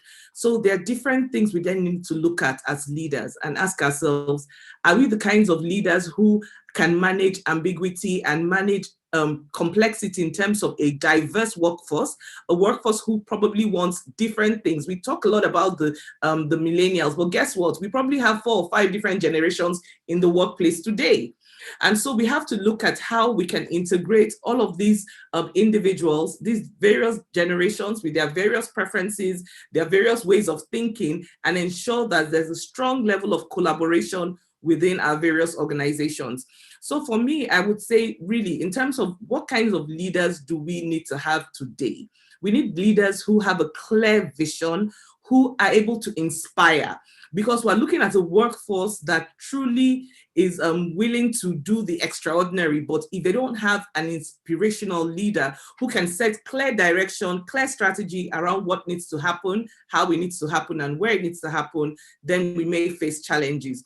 We also need to look at communication. There really needs to be clarity around communication, because if we're having a workforce that is dispersed, some people are working remotely, some people are working on site, and all of that, then we need to be clear in our communication. It needs to be a really strong tool for us managing, our workforce of today and even going into the future.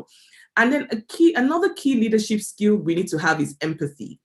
Because, whilst we realize that, a lot of people talk about wanting to have work-life balance and all of that, we need to understand that people now, having gotten used to the fact that they've been able to work from home and probably worked productively over extended periods, if we then suddenly say, okay, guess what, guys, everybody's going to be working on site going forward without, considering people's circumstances, people who maybe have childcare needs, people who may have been taking care of their aged or unwell family members, and were able to balance it with work during this period, then there would be some concerns about really being able to retain talent. And so talent retention is going to really be key at this point, where we need to offer certain levels of flexibility in the workplace in terms of how we lead and manage our people.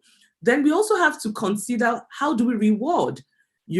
Because we have to think of more creative ways, more creative reward systems, for individuals based on their preferences. So the same way we say, we have to look at customers not just as a collective, we have to look at individual preferences, we have to look at things that will be best suited to them. We have to do the same as well for our employees. So there's a huge area where there needs to be focus, and it's really around the employee experience, in this new reality, where we find ourselves. And beyond that, we also, we talked about the changing nature of work. We talked about automation, robotics, machine learning, and how that would impact our workplace. And so this will essentially mean that we need to have a reskilling and retooling of our workforce. So in as much as, some of the studies have said maybe 30% of the work done by humans would then be done, by machines, etc., we know it's more or less going to be some level of collaboration between machines and humans in getting the work done. But it's important that we begin to look at our workforce and say, which areas do we need to begin a massive reskilling exercise, so that, people, while some jobs may not necessarily be done by humans, but we have people who then have increased skills and knowledge around data, around digital, and various other, they talked about risk management, which is a huge piece, now and going into the future. So I believe that, all of these things kind of come together. And I would like to stop at this point so that, I don't take too much time. But essentially, what I would like us to leave us with is the fact that we need to begin to think of where and how work gets done, in this, our new reality. Thank you very much, Mr. Chairman. Thank you very much. Thank you very, very much. A couple of comments, issues you've raised, but I would like for Mr. Folusha Aribisala to begin to respond to some of those posers you put on the table. And I call you specifically because you are there in the field. You are in charge of the workforce group. The pain points, the challenges around recruiting competent leaders, rewarding them and retaining them. So those are the issues I'd like for you to add, in addition to the points you may want to share with us this morning. So can I invite Mr. Folusha Aribisala to use? Please go ahead. Thank you, Mr. Chairman, and thank you, my fellow panelists. The points are quite clear. We're living in uncertain times. And the reality is that it's difficult to lead in normal times. It's even more difficult to lead now. And it's in times of uncertainties like this that people need clarity and people look up to leaders. Unfortunately, leaders are struggling themselves. They are going through things they haven't been trained to do. They're dealing with uncertainties and dealing with things that they hadn't anticipated in the past. So the main thing that we've seen is that many companies need to support and help their leaders succeed. And a few things need to change in terms of how we develop, how we reward and manage leaders generally to make them a lot more effective, because companies need leaders to succeed. Um, so off my head, not to repeat a lot of things that Abu and Oiza have said, I would say that very quickly we need to change the paradigm in terms of how we see leadership. Too often we define leaders as people at the top of the organization. The type of environments that we run now, leadership must permeate across the whole business. So you must have a philosophy whereby everybody is seen and given an opportunity to lead, notwithstanding their level. That also allows us to engage the millennials that want to be heard. And I'll speak a bit about the millennials later on. So how we define leadership must change. Then each company must also recognize that leadership is contextual. The leadership requirement for First Bank, Sterling Bank are quite different based on their context, their realities. So what successful companies do is to step back and ask, what must leaders be able to do to be effective in our organization? What do they need to impact? You're looking at the business, you're looking at the client, you're looking at the strategy of the organization, and you're also looking at the customers. So some level of clarity in terms of what are the leadership demands and needs of our organization and where are they falling short. Then also stop training leaders, start developing them. Leadership development is not an event, it's a process. It will take 6 to 12 months to have any effective leadership development program. And companies now need to step back and recognize that they will not succeed if their leaders do not, and be a lot more deliberate in building leadership capability around their organization. Then leaders need feedback to grow.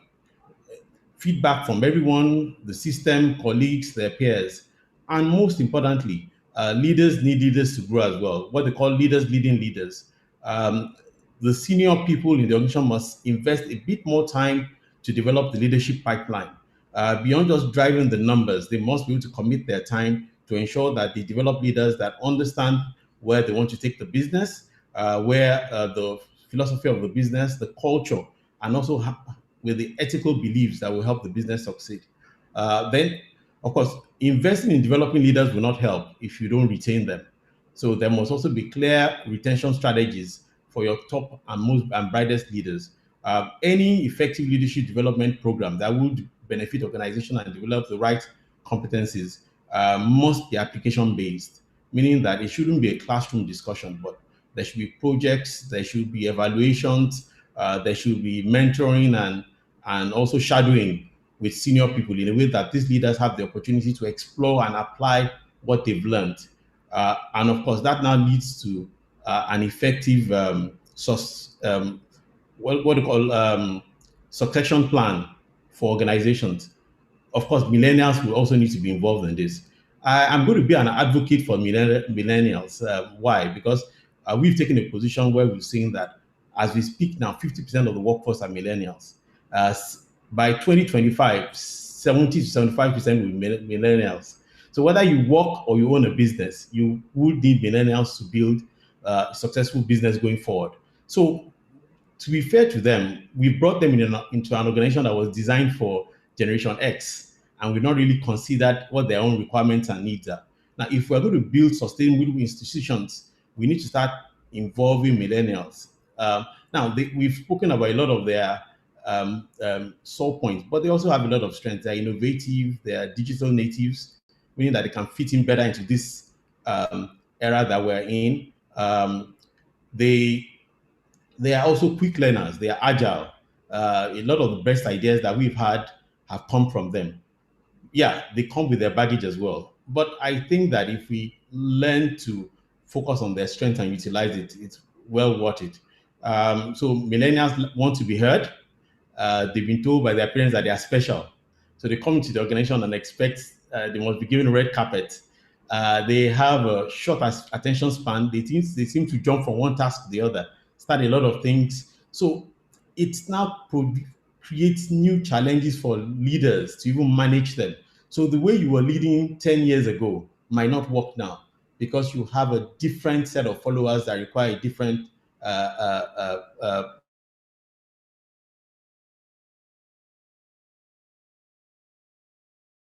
step back and help our leaders, create systems that support them, pay a lot more attention to developing leaders and pipeline of leaders. Then beyond developing them, also ensuring that you retain the leaders that you're developing. And of course, bringing the millennials into that leadership context and discussion as well. They want to be heard. They have a natural propensity not to trust the system and trust people. So leaders also must communicate more frequently. In fact, a recent survey showed that 60% of millennials want to get feedback daily, and 35% 2 to 3 times a day. That's important message for leaders.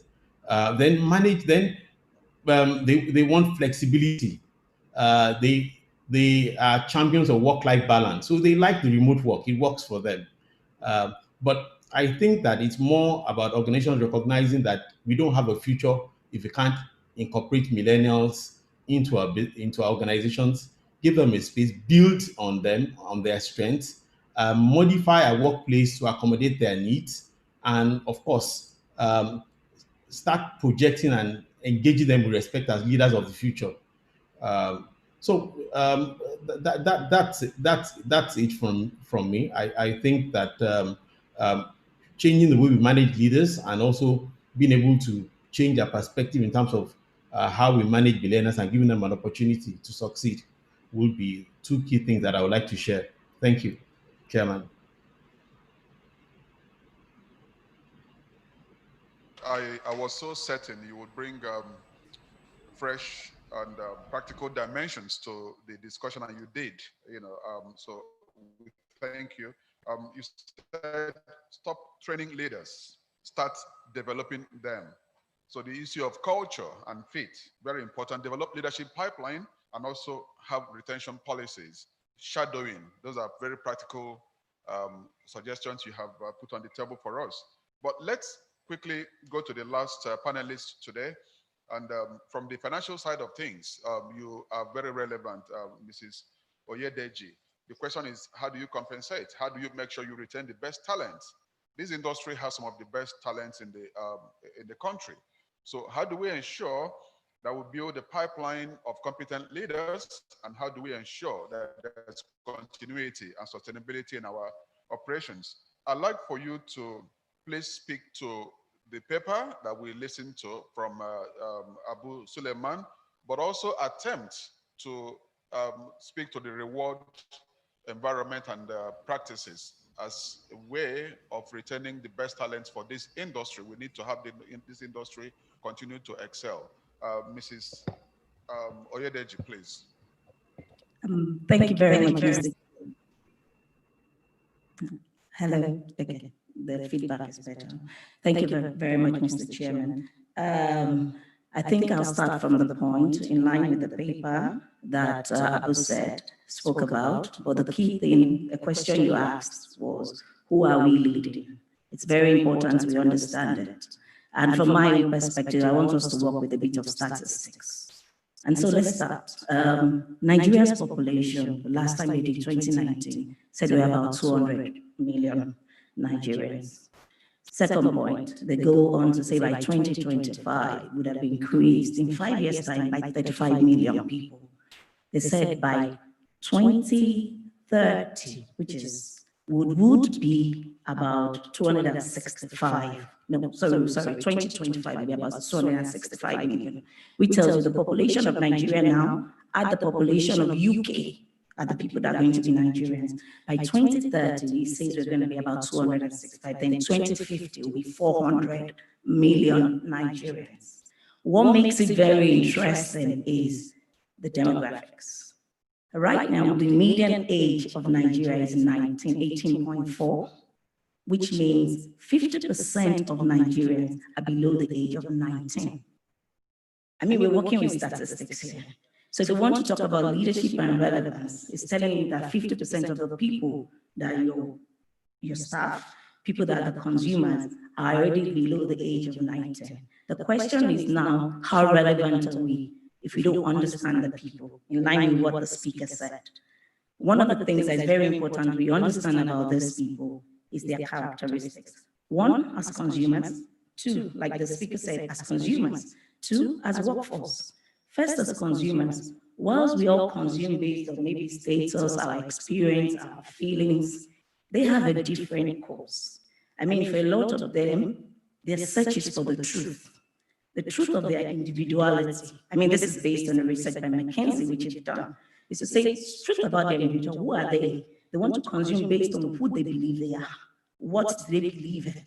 They're searching for the truth in terms of the community. What is the community communicating to them?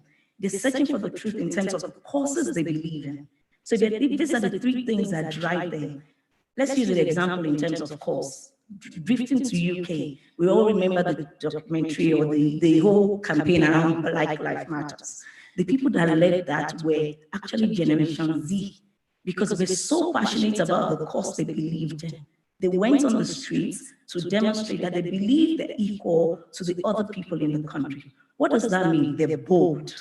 They're bold as consumers. They're bold as workforce. So when you have this information about them, it's extremely important as leaders that we begin to harness their skills to, first of all, serve them as customers. So really, we talk about all this disruption in terms of technology, artificial intelligence, big data, machine learning, all the big words. But the simple thing for them is they want to unify all of this onto one platform. And that platform is saying, how does this thing speak to the three things I believe in? So whilst in the past, like the speaker said, the leaders led and we followed. Now they lead, because even in terms of their consumption, the first question they ask themselves is, how is the goal of this organization aligned with my personal goals? How does it align with my belief? So let's take the SDGs, for example, poverty and all of that. If they believe in the elevation of poverty, and as an organization, a consuming organization, you say you're elevating poverty, they go deeper because now they have internet and everything to search. How true is this cause to you? That's how they choose who they are consuming with, who they're going to buy their products. So consumption to them is access to the products.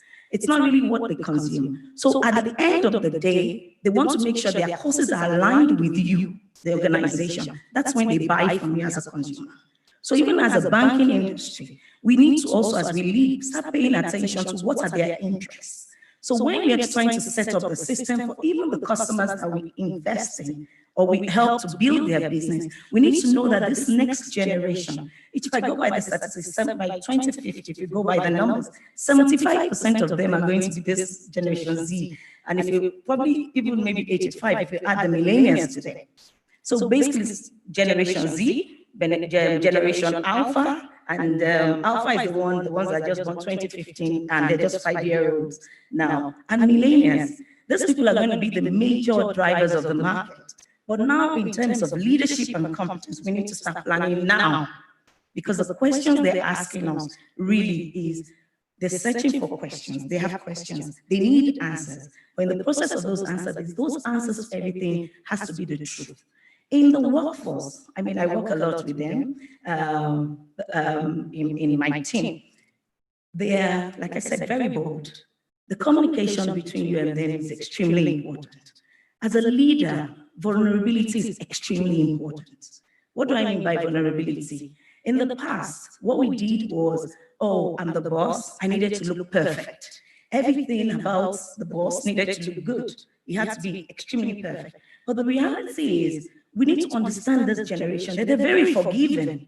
They want you to be relatable. They want to believe in you. They want to know that you feel their pulse. You make the same mistakes they make, and you correct those mistakes. So really understand, and so because they're very forgiving, they're very, very loyal to whoever they believe has their interests or their cause at heart, which is in line with what the speaker and my colleagues have said in the panel. So how does that translate to us? So when it comes to them, because they're so dedicated to causes, they're extremely passionate about it. So when it comes to the workforce, you see them at the forefront of trying to drive innovation. They're at the forefront of trying to drive a cause. They're the ones driving the change we're asking for. They're bold enough to be able to take on challenges that in an ideal world, all of us will run away from. But in that process, what they look for is the support, is the belief that there's someone there that stands in the gap where they're missing, where the gap is missing. And so what it means is when you give them the leadership, you lead from behind. So in terms of driving it, they drive it, but you guide them. And so because you've been positioning them in terms of giving them the empowerment, in terms of skills, in terms of work, in terms of relevance, what then has added to it is they start rising quickly. We just have to make it happen. Then compensation becomes extremely key to them. Because at that point in time, once they have all the skills and you've trained them, like trained and developed, I like the word the workforce spokesperson spoke about. It's not just training, because we always think that most times put them in the classroom and go through training and automatically they're done. It's the development of the different skills that they've got for leadership. So you look at the individuality of them and decide to harness the skills they have to promote your organization. So in terms of compensating them, you're forced to compensate them because they've already exhibited leadership skills. So you see them being very attractive in the market because they're not really driven by money. I think we need to emphasize that. It's the fact that the cause in which they believe in is being adhered to, the goals of their personal goals and their commitment to the society is being adhered to. So in that process, even if you don't pay them as significant as you would want to, the reality is, as long as those courses are being adhered to, they're ready to stay, they're ready to sacrifice to drive that growth. So we need to start thinking of, once we talk of all the disruption around technology, we also need to carefully start thinking about disruption as people, as in the people, the Generation Z, they're disruption in our system now, and they're here to stay like everyone else has said. Thank you. Thank you very much. I'm aware we are running very, very low on time now. So let's just give opportunity to delegates to ask questions. I would suggest we take a few questions from Lagos first, and then we'll go to Abuja. In all, we shouldn't take more than 4, just so that we can move on to the next session. If you want to speak, there's a microphone right there. If you can approach the stand and make the comment brief, please.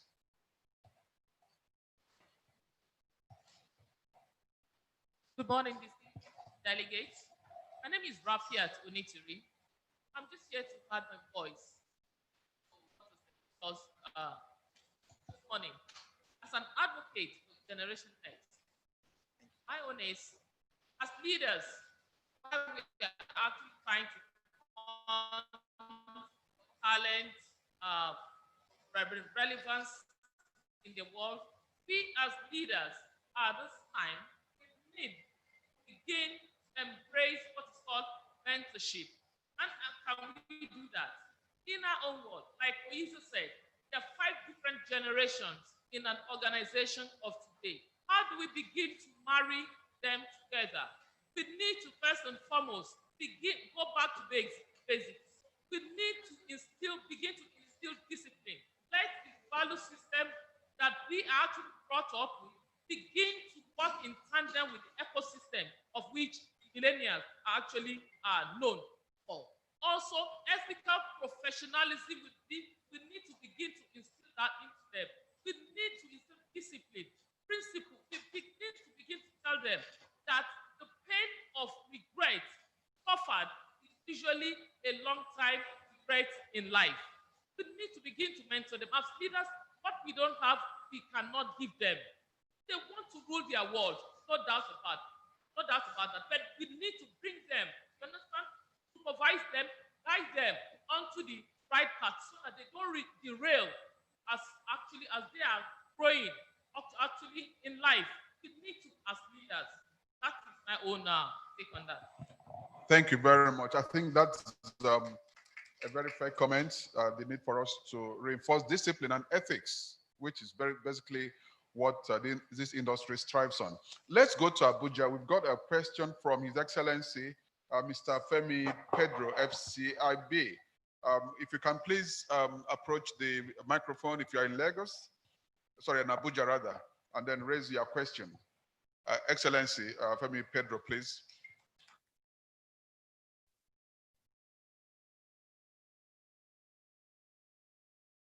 Opportunity. Mine is a comment. and I'll be very brief.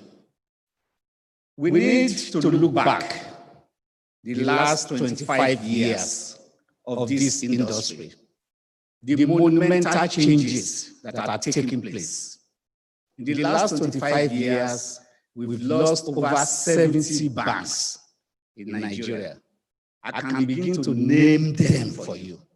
The fundamental reason why these banks collapsed is because of lack of corporate governance and values, ethics, transparency, integrity, discipline, statutory compliance, etc.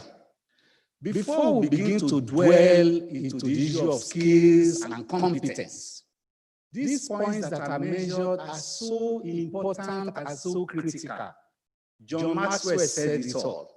Everything rises and falls on leadership.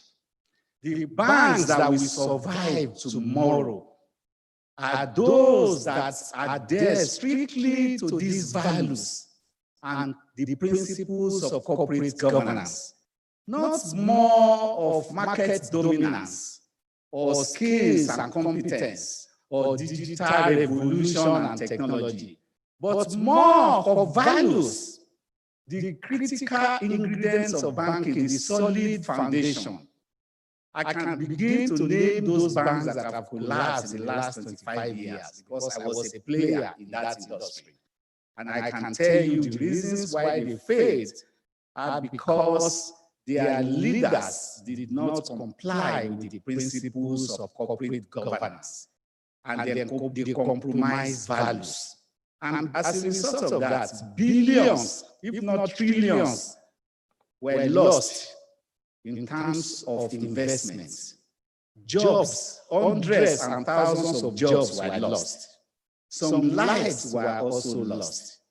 And in order to prevent this from happening going into the future, we need to begin to focus on leadership development in these areas, emphasize it and re-emphasize it. Let the young bankers know that it's not all about beings. It's not all about things that shine. It's more about what banking is known about, deep-rooted values of integrity, of character, of discipline, of adherence to compliance, strong internal systems and controls. Those are the things that will drive the business going forward. Leadership is key. Everything rises and falls on leadership. Thank you very much. I would, even though this is not a question, I would like to invite Mr. Abubakar Suleiman, because you first raised the point around purpose.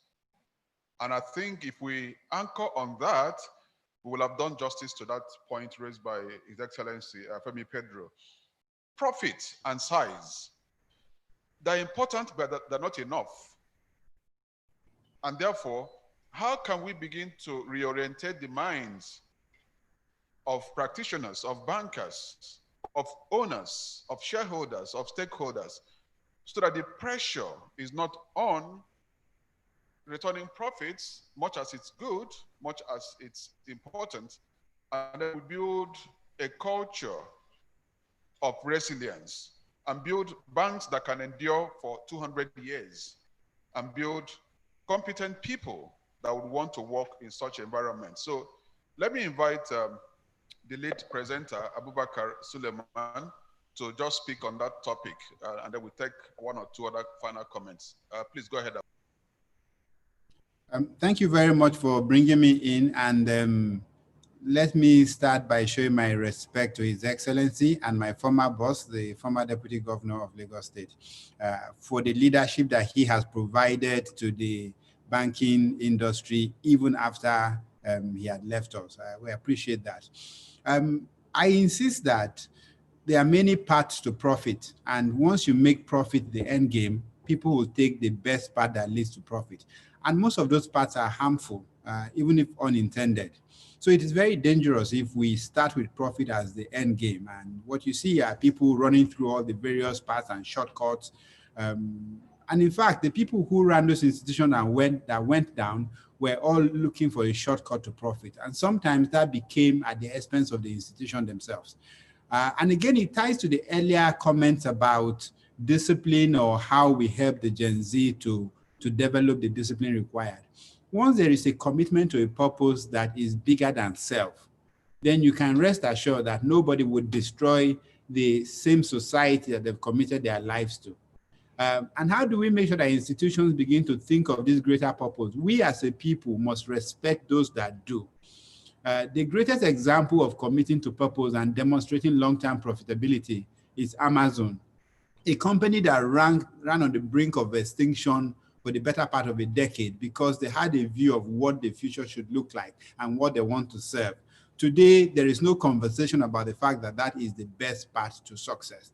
I think the time has come for us in financial service to start to understand that you can't just get into this business and start to declare profit and declare dividends immediately.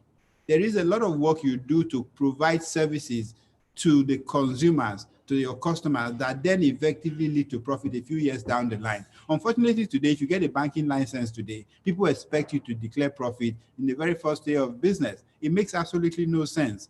Let me round up by saying that the profit we declare today is the result of the work or the purpose that was set by previous people. The work that they did is what we are harvesting today. The work that we do today must be available for the future generation to harvest. And that is the only way you can have sustainability. Thank you. Thank you very much. Thank you. We'll take just one final comment. If there is no hand up in Lagos, which is where I am, I will give that privilege to Lagos. Okay, there's a hand up. There are hands, actually. So why don't we take a lady first? Yes? Please step forward and ask your question. Make it very brief, please. We're running out of time.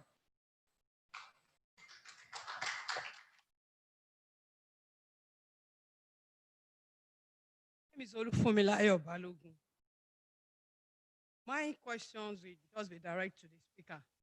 In repositioning the banking industry for relevance, the speaker said our purpose is being redefined. And my question is, how do we develop or build ethical and competent leaders with strong moral values that can influence and shape the behaviors of our followers or even the employees in our industry? Thank you. Thank you very much. I think I would rather ask Mrs. Salu to take that question, please, since she's managing the human resources of one of the best-in-class institutions in Nigeria. Please go ahead, Mrs. Salu. Thank you very much, Mr. Chairman. Okay, the question around how do we develop strong leaders with the right values? I think first things first, we need to identify, even as organizations, what we stand for. So there has to be clarity around what the values of the organization are. And there has to be an active role modeling of those values, because a lot of times you hear people say, do as I say, don't do as I do. But really, I think in terms of development, because people tend to mirror what they see, regardless of what you say to them, regardless of how many leadership development programs you set in place, whether it's overseas or locally, if there's no active view of how a leader should behave. So what is acceptable behavior within our organizations? And when we see any behavior that is contrary to what we accept as acceptable in our organizations, what do we do?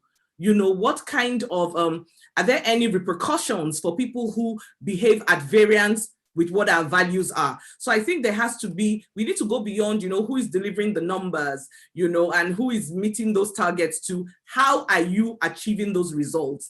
Are they in line with our values? And that's how we begin to see people truly believe that, we're grooming and developing good leaders because we're rewarding good leadership behavior and we're taking a very active stand against behavior that is contrary to our values. So I think there has to be a lot more in terms of role modeling. There has to be a lot more in terms of mentoring those emerging leaders, even people we've identified early in their career. So it shouldn't necessarily be till somebody is now a senior individual that we talk about leadership. Leadership should be a capability that should be across the entire organization. So that whether you're an entry-level employee, we need to start to teach you and groom you in terms of what is right, what is wrong, what are the values that we stand for, how are these values demonstrated in the way we work with each other, the way we serve our customers, the way we serve our communities, the way we engage with other stakeholders, be it regulators, etc. So it really is in the doing, so it's practice what you preach and be clear around what you would stand for and what you would not stand for, regardless of what it is, and be willing and ready to cut individuals loose, no matter how important you may think this individual is in the organization. If they are living contrary to the values of the organization, be willing to say, you know what, our values are not aligned, this is not the place for you, and let people within the organization know that truly this is, what we stand for. So I think leadership is more in the action, what you do versus what you say. And then when people see you do the right thing, they mirror the right thing, and then you have that right leadership that we all desire to have across our organizations and even in the nation. Thank you.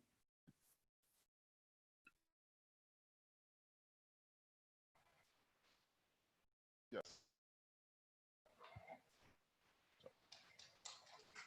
Please make it very brief. My name is Abiola Lawal, Head of Department Banking and Finance, Lagos State Polytechnic. I'm from the educational sector. I want to bring proposals to the Governing Council House.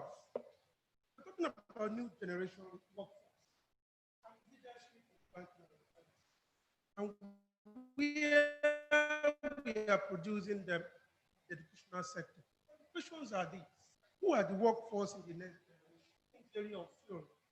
Which field do they belong to in the educational sector? What are their prospects as a graduate of banking and finance in the field of banking and finance?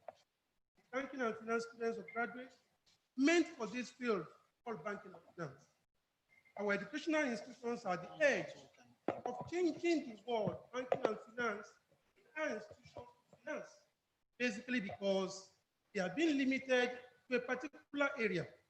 Then majority of our graduates are now diversifying to other fields because a lot of competition from other professionals that are competing with them in their field in banking. Sincerely, if I want to let people know here, in the last conference that we had at Abuja, I stand to be corrected. I don't think we are more than 1,000 participants in that place. But I can't have, and over 10,000 participants were there. And why?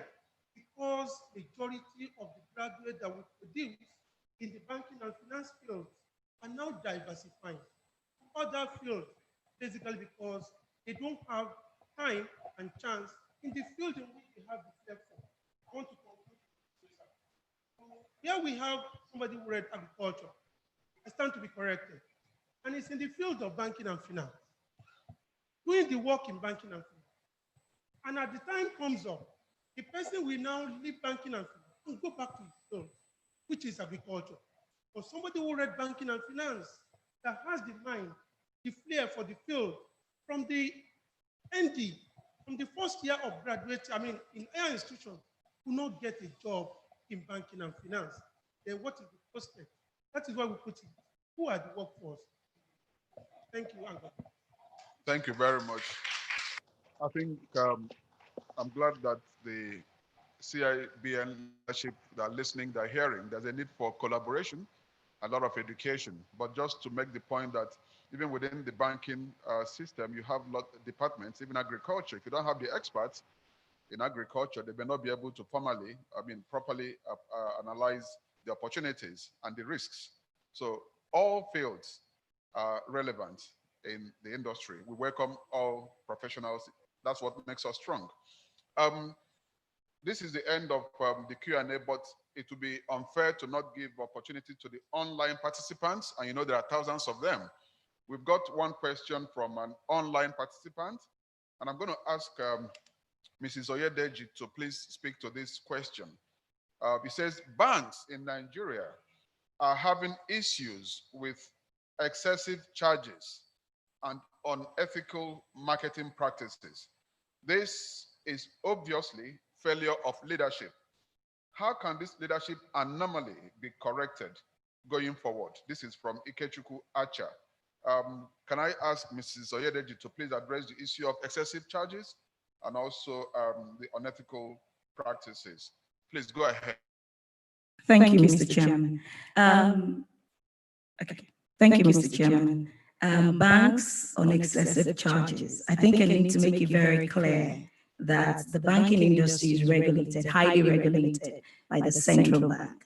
And from where I sit in the organization, I would want to give the gentleman that raised the question the comfort that the books of the banks are actually being regularly inspected by the central bank and their team. So whilst you think excessive charges, I think I would accept, well, with my own organization, I know that with my bank, we're extremely careful because when you get those sanctions, they're huge. So the cost of charging an excessive little charge, in your view, is more expensive because the fine I pay on that charge is actually significantly more than what that excessive charge you consider is. For me, I believe most banks would not do that because, like I said earlier, like the speaker said, it's an ethical environment. The days where things were done unethically are gone. Let's be real. That's why it's been taken as a given. When you speak to bankers now, I mean, especially the new generation, they will tell you it's not a question of unethical values. Where systems are being, where you're getting charges, like people ask me on stamp duty, and I try to correct them. Stamp duty is not for the bank, it's for the government. It's not, so you see it on your statement, it's not, it doesn't come to the bank. It actually is a charge by the government. It gets remitted to the government. So a lot of the times, the charges we're talking about, stamp duties and the other charges that you see, except the fees that the banks make, please note that the bank is an intermediary. So some of the charges that you see in your accounts are not just all for profit for the bank or fees for the bank. They're also collectors for the regulators, for the FIRS or whichever revenue agency that they need to collect it for. And in terms of leadership, I would still, I stand by it. I think in the banking industry, as we speak today, a lot of the leaders, and when we talk about leadership, we talk about it just from the MD or the C-suite position. When the real sense of it, I consider it from even on the junior levels, already the system already built a set of leaders, and it has a very nice way of weeding them out. Like the chairman of the trustee said, His Excellency said, it's extremely important that we emphasize those ethical values. And it's only, I teach ethics as a voluntary service. And more, I see that people are so passionate about ethics, doing the right thing, ensuring that there's no bias, objectivity. Those things are so strong in the mind of the workforce now. And that's why I said earlier on, they ask for the truth. They want to live by the truth. The days of, like I said, the collapse of a lot of banks, it's really rare. If I look at the spectrum of banks existing now, I'll say a significant percentage of them are actually very ethical. I don't work in every organization, but I think we should also give some credit to the system. Thank you. Okay, thank you very much. Thank you. I think in wrapping up this session, I would like to thank all delegates for their active participation. More importantly, I'd like to thank the lead speaker, Mr. Abubakar Suleiman, for doing a great job. I would like to thank my panelists. You were all wonderful, and I would really appreciate you from Lagos and from Abuja. You've done a wonderful job, and also the participants that joined online. You were very wonderful too. I think we reached consensus on the fact that our industry must continue to blaze the trail. We agreed also on the need to sustain leadership that creates vision, that inspires and provides direction. We agreed that we need to build a culture of strong corporate governance. Finally, we agreed here today that as bankers, we must sustain trust and ethics. Those should be embedded in our day-to-day operations. And so with this, I would like to thank everyone for a great session, and I will return hand over to Abuja to continue with today's proceedings. Thank you very much, Abuja.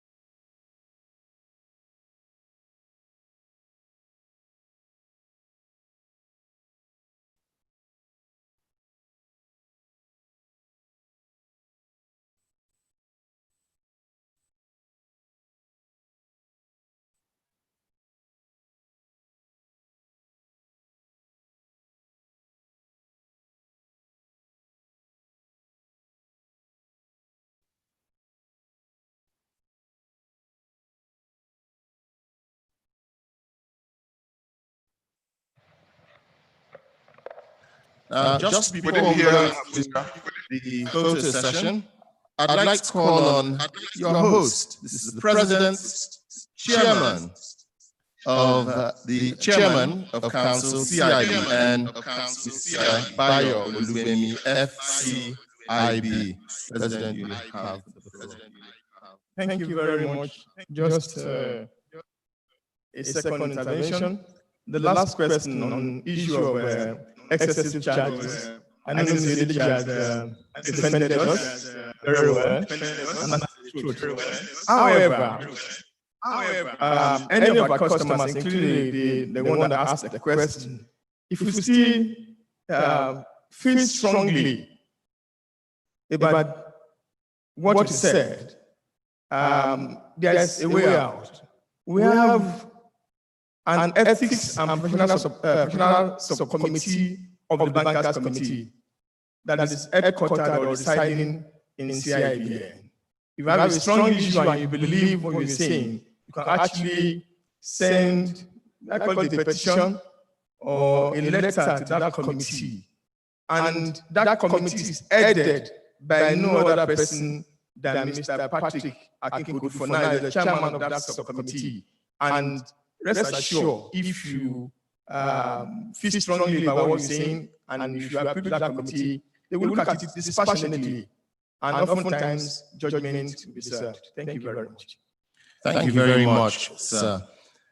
So Lagos, let me start out there and ask that the chairman of this session and committee members in Lagos, please join the chairman on stage for a photo op. And here in Abuja, I'd like to call on the CIBN office holders, the conference chairman, and the registrar CEO to please come up stage for a photograph op.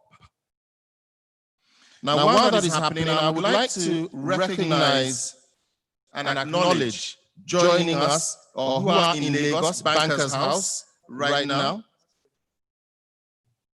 Can I also invite past presidents to come up stage and join the photo? All past presidents, both in Lagos and here in Abuja, please do join us on stage. And I'm going to ask the photographers to position them in the best way so you get a really good shot. Now, whilst this is happening in Abuja, we're hoping that the same, I do see that the same is happening in Lagos. I would like to go to Lagos and acknowledge the following.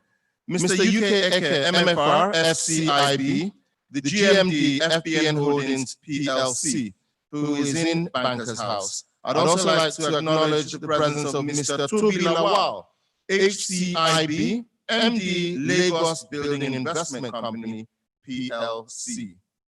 Mrs. Moji Bakare Asieru, forgive me, ACIB, HCIB, who is the GM, Sterling Bank, PLC. Also in Lagos is acknowledging Mrs. Caroline Anyang, HCIB, former Deputy MD, Diamond Bank. We also have in Lagos Mr. Victor Etoku, HCIB, who is the ED, Access Bank, PLC. I would also like to acknowledge all members of the CIBN Governing Council who are with us in Lagos for this. I'd like to make a reminder, please also visit our sponsors exhibition virtual room. There's a link that you can follow. It takes you there. Go and have a look. The sponsors exhibition virtual room. We also initiated an experiment yesterday, which worked quite nicely.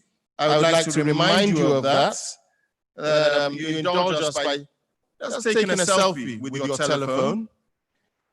Upload the selfie to whatever social media platform that you prefer or all, and use the hashtags 2020 CIBN Conference, 2020 Banking and Finance Conference, and Sustained Future. Let's put that footprint across the globe.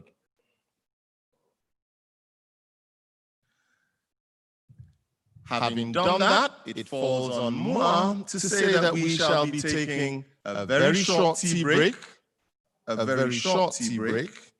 and we will be reconvening to continue with session 5. Now, the break, we will reconvene in about 15 minutes. We will reconvene here for your tea break, and we will continue with session 5, green banking and economic growth.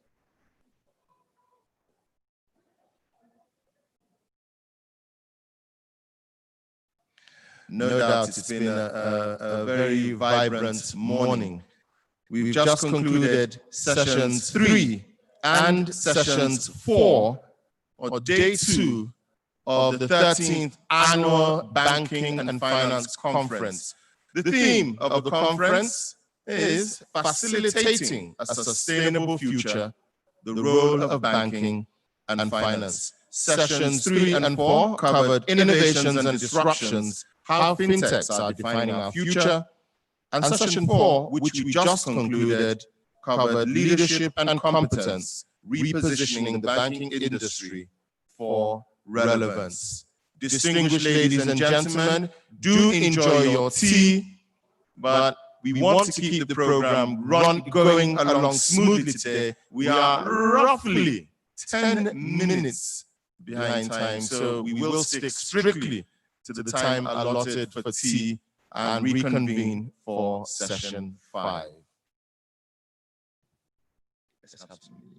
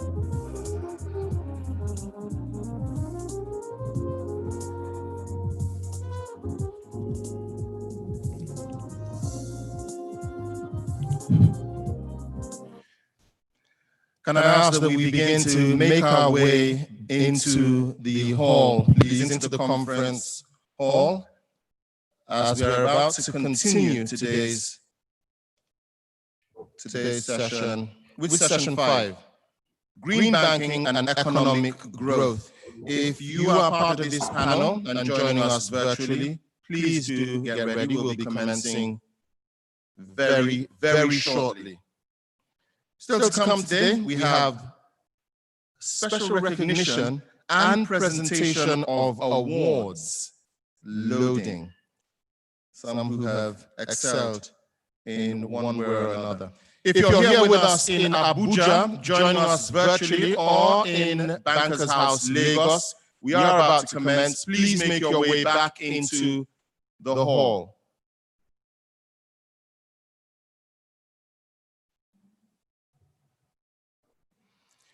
So this is Abuja, welcoming back the professionals, policymakers, regulators, operators, and stakeholders in the financial services industry to make their way back as we're about to commence with our 5th and final session for day 2 of the 13th Annual Banking and Finance Conference.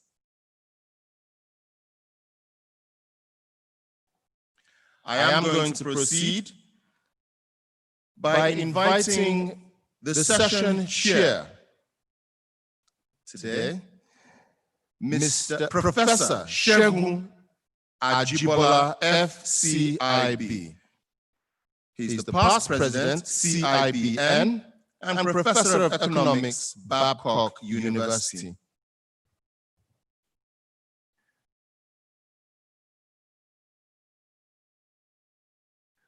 Calling on our session chair, he's joining us now as the hall begins to fill out.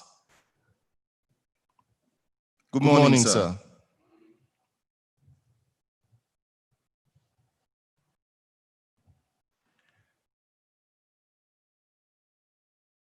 We're just allowing a couple of minutes, and then we will commence. I will be asking the speaker, who's joining us virtually, to acknowledge that he's there, and then we will proceed.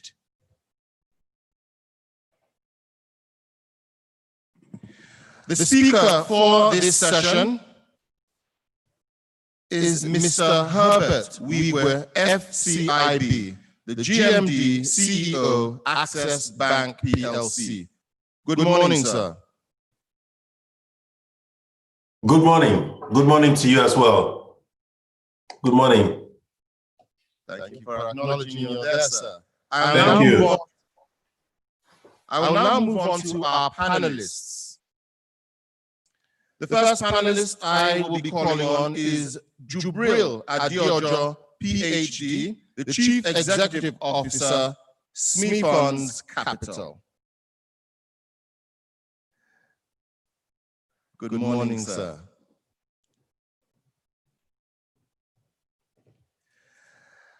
The next panelist I'll be calling on, also joining us virtually, is Mr. Andrew Nevin, PhD, Partner, FS Leader and Chief Economist, PwC West Africa. Delighted to be here. Thank you so much. And thank you to the CIBN for organizing this. Good morning. Also joining us virtually, our next panelist is Ahmed Rostam, PhD, Senior Financial Sector Specialist, Finance, Competitiveness and Innovation, Global Practice, Africa, Central and West Region, World Bank Group. Good morning, sir.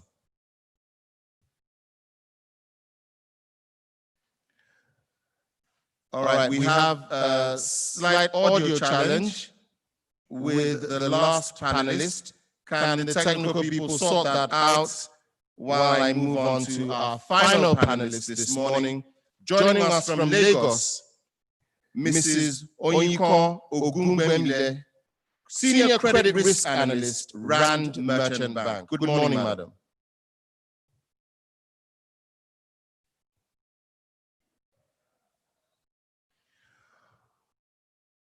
All right, we clearly have some audio challenges with Lagos and with Mr. Ahmed Rostam, who's joining us virtually.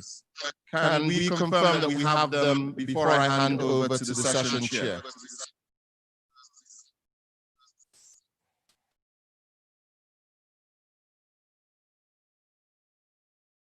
Good morning from Lagos. Good morning from Lagos.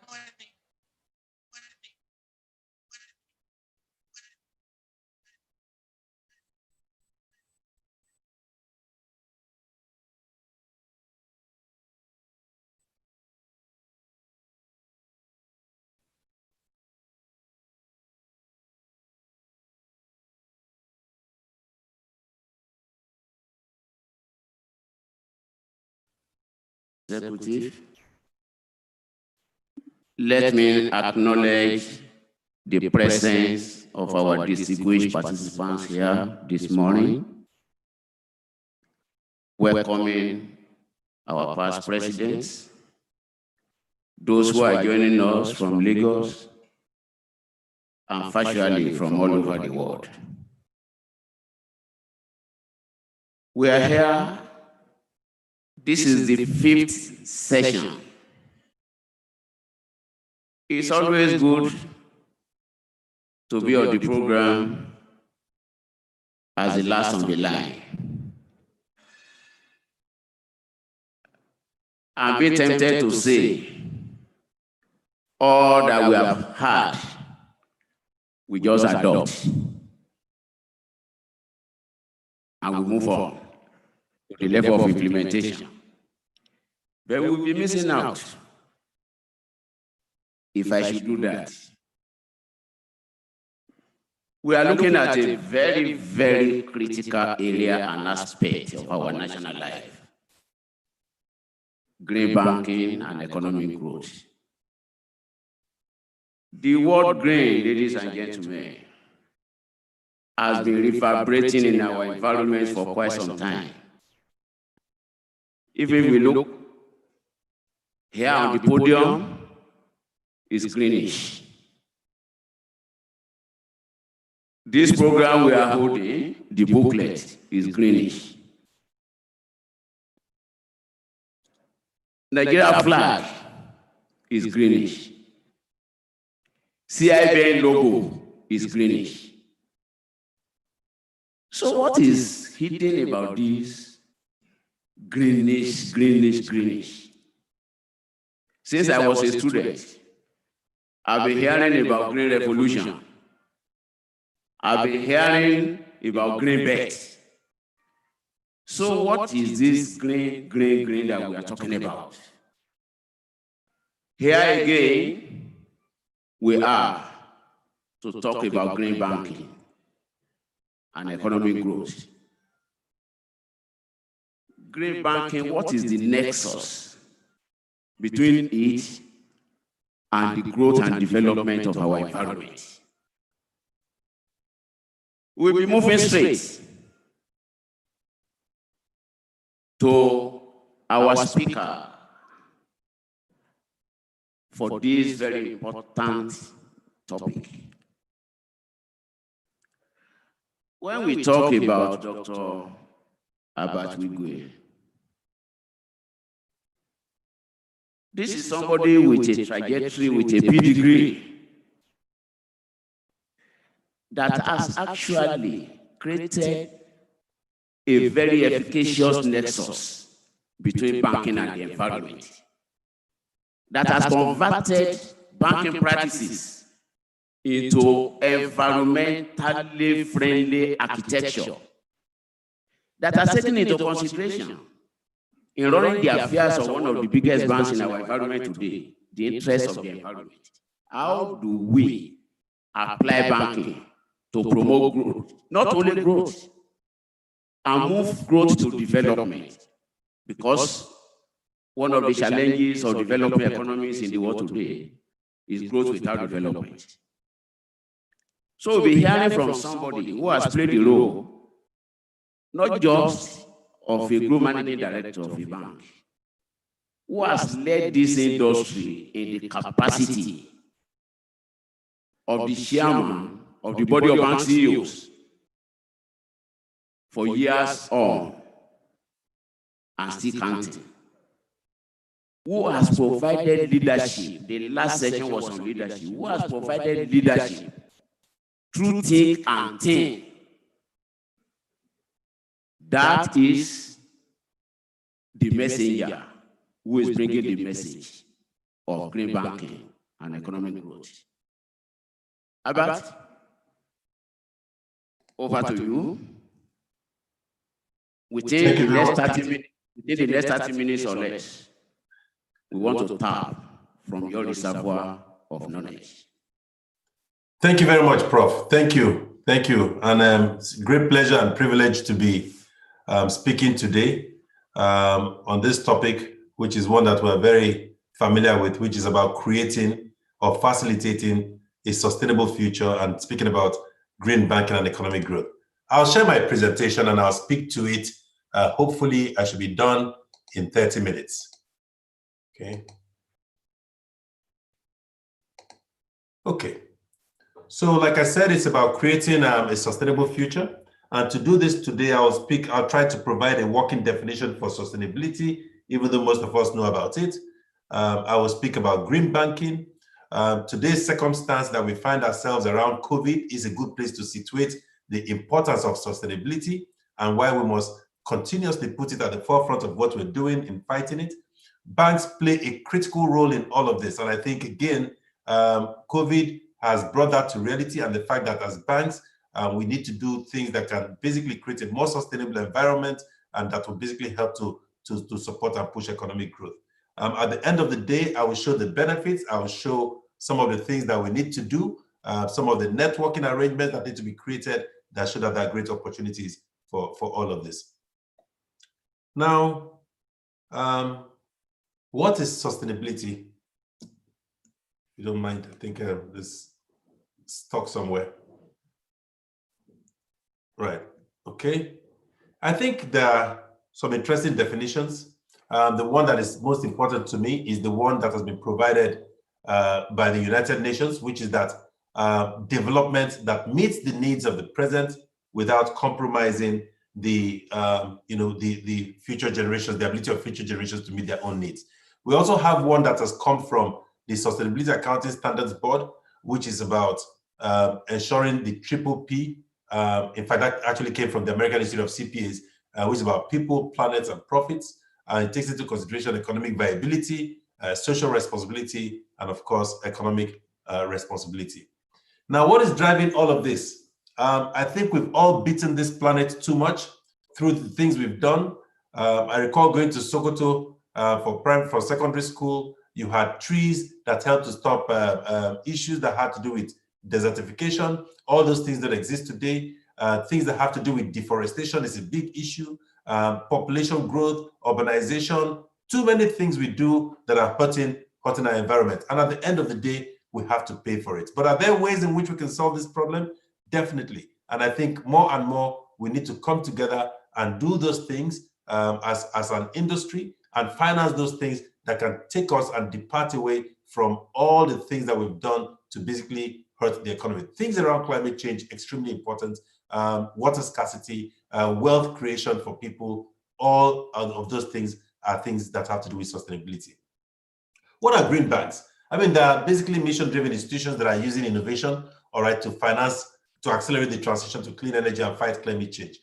In fairness, some of these things around green banks are being done by some Nigerian banks today, but the truth of the matter is that we need more and more for it to happen.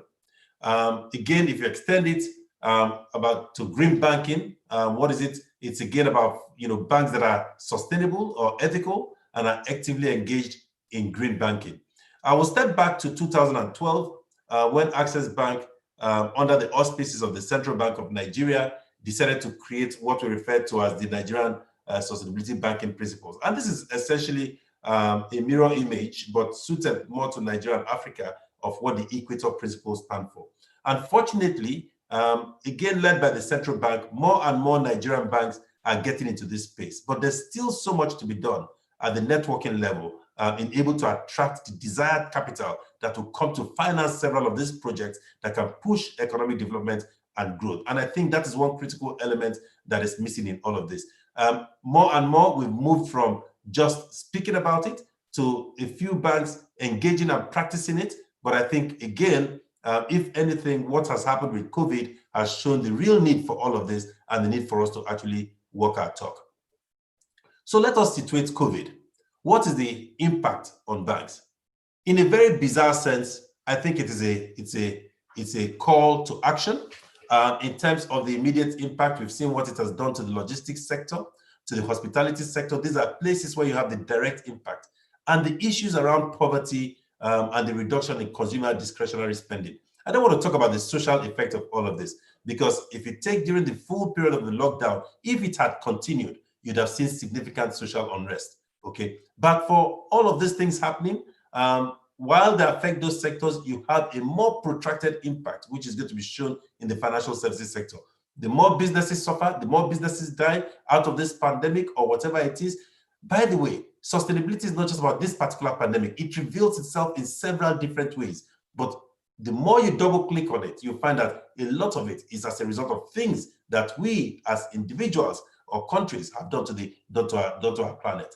So real estate and construction, oil and gas, these are industries that will have a protracted impact. Is there a good part of it? I think so. The pharmaceuticals and healthcare sector is one of the areas or sectors that is going to benefit from it. And I think it's as far as it's just as well that we, all of us, must now see it as an opportunity to strengthen our overall healthcare sector. And that in itself is also part of sustainability. There are things around e-commerce that are benefiting and online entertainment and education. But by far the most significant are areas around pharmaceuticals, healthcare, agriculture, things that we can do locally that would help not just about protecting jobs, but also providing, supporting the livelihoods of our own people. So again, this is just a pictorial representation of what I mentioned in terms of the impact of COVID and all of that and what it means. But again, in speaking to all of this, what is the impact, more significant impact on banks? And I think this is, for once, if there was a greater need for this topic, for this seminar, I think this just buttresses that point. The entire banking sector, of course, working together with the central bank, we've been able, all right, to rally around other private sector leaders, all right, to come and see how it would save the lives of our people, all right, and of course, provide, safety for livelihoods as well. Now, again, under the auspices of the central bank, we're able to put this thing together, all right, and of course, getting the entire financial services sector to do it. So it's about providing safety and well-being for stakeholders. It's about getting people to live more responsibly going into the future. It's about supporting and ensuring greater business continuity and resilience in planning. It's also about looking at the supply chain disruptions that have come. What all of these things do is to ensure that more and more, every business, particularly that are financed by banks, all right, are beginning to ask themselves more and more, how can we act more responsibly in the environments in which we do business and ensure that we contribute to the communities, but just as well, make sure that those communities in which we do business live sustainably in terms of what we do.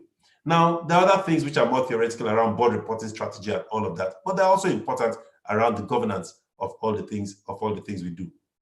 So again, big, huge social impacts. The value of human capital has come out in all of this.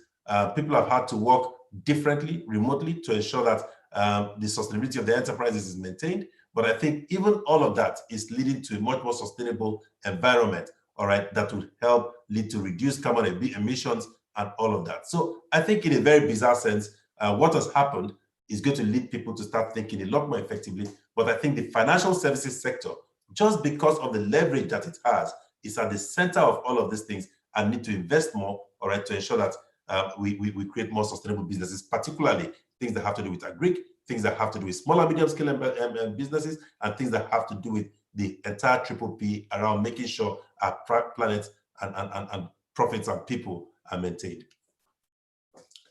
We've spoken to these points very quickly.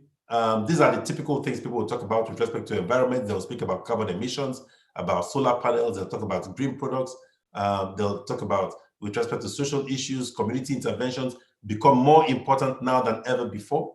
The fact that we need to ensure that things that have to do with healthcare, for instance, in the various communities in which we do business, we support them. Things that have to do with agriculture, we support them. Things that have to do with job creation, we support them. Things that have to do with protection of the environment, particularly even in the rural communities, etc., are things that we need to do to ensure that things work properly.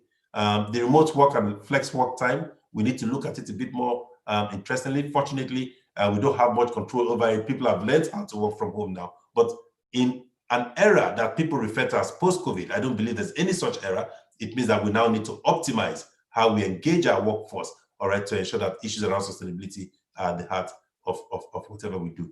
The economic issues are important, but they're more important to the extent of supporting the underbanked and increasing the level of financial dignity. They're more important around financial inclusion, all right, than anything else. They're more important around things around cybersecurity. But what is critical is about job creation, sustainable job creation, all right, and things that involve creating a resilience business, which is, in my mind, those small and medium-scale enterprises that provide jobs for most of the people and represents the backbone of the economy and the future the future of our country and continent. So these are some of the things that green banking, and this is the confluence between green banking, the sustainability, sustainable development goals, and economic growth. And what we're all poised to do is to support the achievement of the 2030 SDGs, which are around zero poverty. Again, it's a sustainability issue, zero hunger.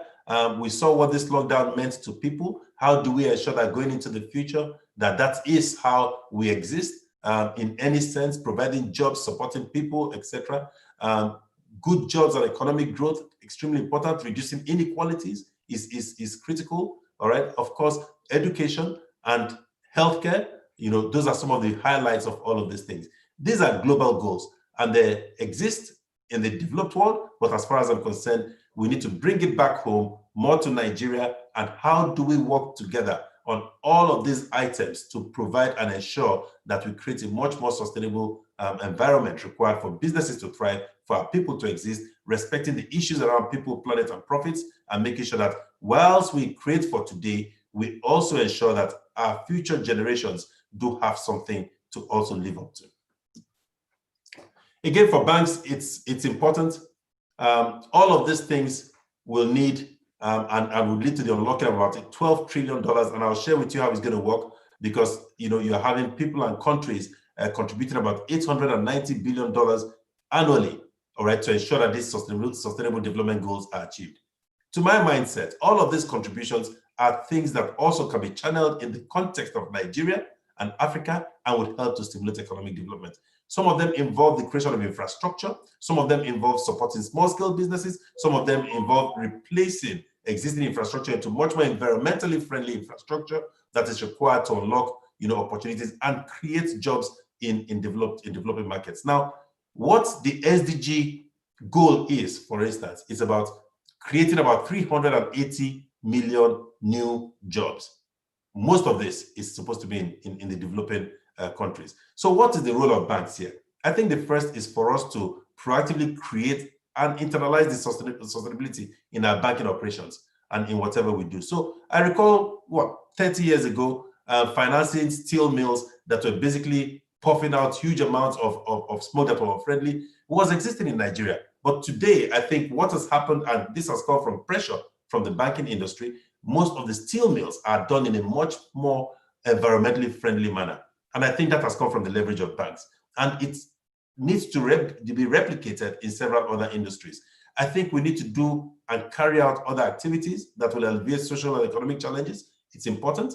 Some of these things people think we'll call them CSR. I don't think so. They're also an integral part of business, all right, to ensure that the societies and small-scale businesses that we exist and we support will continue, all right, to do well and thrive, because that is the future for all of us. And the third is about providing finance and expertise. Sometimes it's about training to lift up the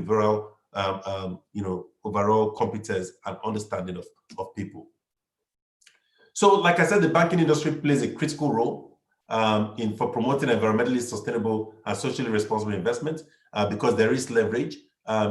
Without access to finance, there's an issue. But if banks support, environmentally friendly projects, sustainable projects, what you tend to see is that you have much more sustainable development. And we can go on and on. If you go back to Nigeria in the 70s, where the principal source of income, 60s and 70s, was from agriculture, all right? As we shifted into other aspects, which are not as sustainable as what we're doing, all right, we find that it's reflecting in several things. It's reflecting in the quality of lives in the environments in which oil is being produced. It's reflecting in the quality of income the country has, and all of that. And also the self-reliance of the Nigerian economy. So most of what you see the central bank trying to do, for instance, today, is about going back to the past. It's about thinking of things that have to do with sustainability at the larger sense of individuals, but even for the country, all right, and using those tools that are required to ensure that there's sustainable development and that Nigeria comes out of the current situation, all right, adopting best practice, all right, of things that can ensure that even the economy is better for it in the long term. We can go on. I mentioned the fact that people have made pledges from world leaders, about 13.5 trillion. Again, this involves $840 billion annually. I think this is a great opportunity for banks. And of course, because they have access to this funding, they can basically provide funding for infrastructure. This infrastructure, at the end of the day, will also shift economic growth and therefore in itself lead to much more and much stronger development in the countries in which we do business, and more specifically in Nigeria. So when people talk about global challenges to sustainable development, these are the real issues. One, there's climate change which is happening. Some of it is caused by us. There's the recurrence of financial crisis. The point here is simple. In the past 30 years, we've seen where crisis would have followed a trend of every 12 years. You will see a big change in markets. You will see all of those things that sometimes lead to a crisis. And if you go back again, even 40, 50 years ago, and you go through the readings, what has happened is that it has accelerated. It's accelerated for several reasons. It's accelerated from technology, just human changes, requirements, etc. Now, 20 years ago, it was about 8 years that the cycle shortened to. Today, we are seeing a crisis 4 years after the last one happened. So this recurrence of crisis is affecting sustainable development, but it cannot be a complete hindrance. We have to do things that will beat it to ensure that the critical elements of what we want to do is achieved. Income inequality is a big issue that needs to be, if you like, compressed. Access to modern energy services is a big issue. Health issues and strengthening health systems is a big issue to sustainable development. But in my mind, as we go through each and every one of them, all right, I think there are opportunities, all right, for us to basically invest, all right, and help try to buck the trend and create a much more sustainable environment for us to do business, but more importantly, for Nigeria. So these are the opportunities for banks. We've said it several times, it's about the products and technologies, developing products and technologies at this time. You'll be shocked that in spite of COVID, for those who were providing a lot in terms of digital technology to reach the other banks, it helped to make up for the loss of income from other sources throughout this period. Those who pursued financial inclusion strategies did a lot better during this period of downtime in the past 5 months than those who did not look at it. And as far as I'm concerned, these are all opportunities, all right, that exist in the financial services sector. And I think we can push it all the way to huge infrastructure and renewable energy type projects, all right, which in themselves, all right, represent opportunities for banks who have chosen to think long term. Fortunately, more and more Nigerian banks are coming into that fold, and the belief is that over the next couple of years, you will find more issues, more green banks, all right, in Nigeria. There's global best practice, and we have the Green Bank Network. What does it do? As far as I'm concerned, it's a strong convening power, convening platform, if you like, for banks that are practicing green to meet. And through this process, they will have access to funding, they'll have access to best practice, they'll have access to, they'll build a platform that would offer them best practice and share with them funding infrastructure that can funding methods that will help to develop them. There's huge flow of capital. We mentioned about $13.5 billion that will have to be, $13.5 trillion that needs to be spent between now and 2030. And where is it going to? It's going to low carbon, all right, resultant type infrastructure, if you like, resilient infrastructure. All right, so it's low carbon and climate, resilient infrastructure. All of these things are coming from the Western world, all right, coming from people who have huge convening power and resources, to support countries across the world, not just the Western world, but in Africa. And I think it's important that the financial services sector clues onto it, joins this network, all right, has access to funding, best practice, and basically can help to make sure we create a much better environment for Nigeria, for Africa, and of course, contributing to the whole world. These are share statistics of amounts that have already been invested for those who care to know that it is happening. So far, $24 billion has been invested. It has supported about 70 billion today in terms of overall value of projects, and we're seeing it trickle down. We have about 19 million less cars today, all right, in the world. All right, all of these things is already happening, coming out of what the GBN is already doing.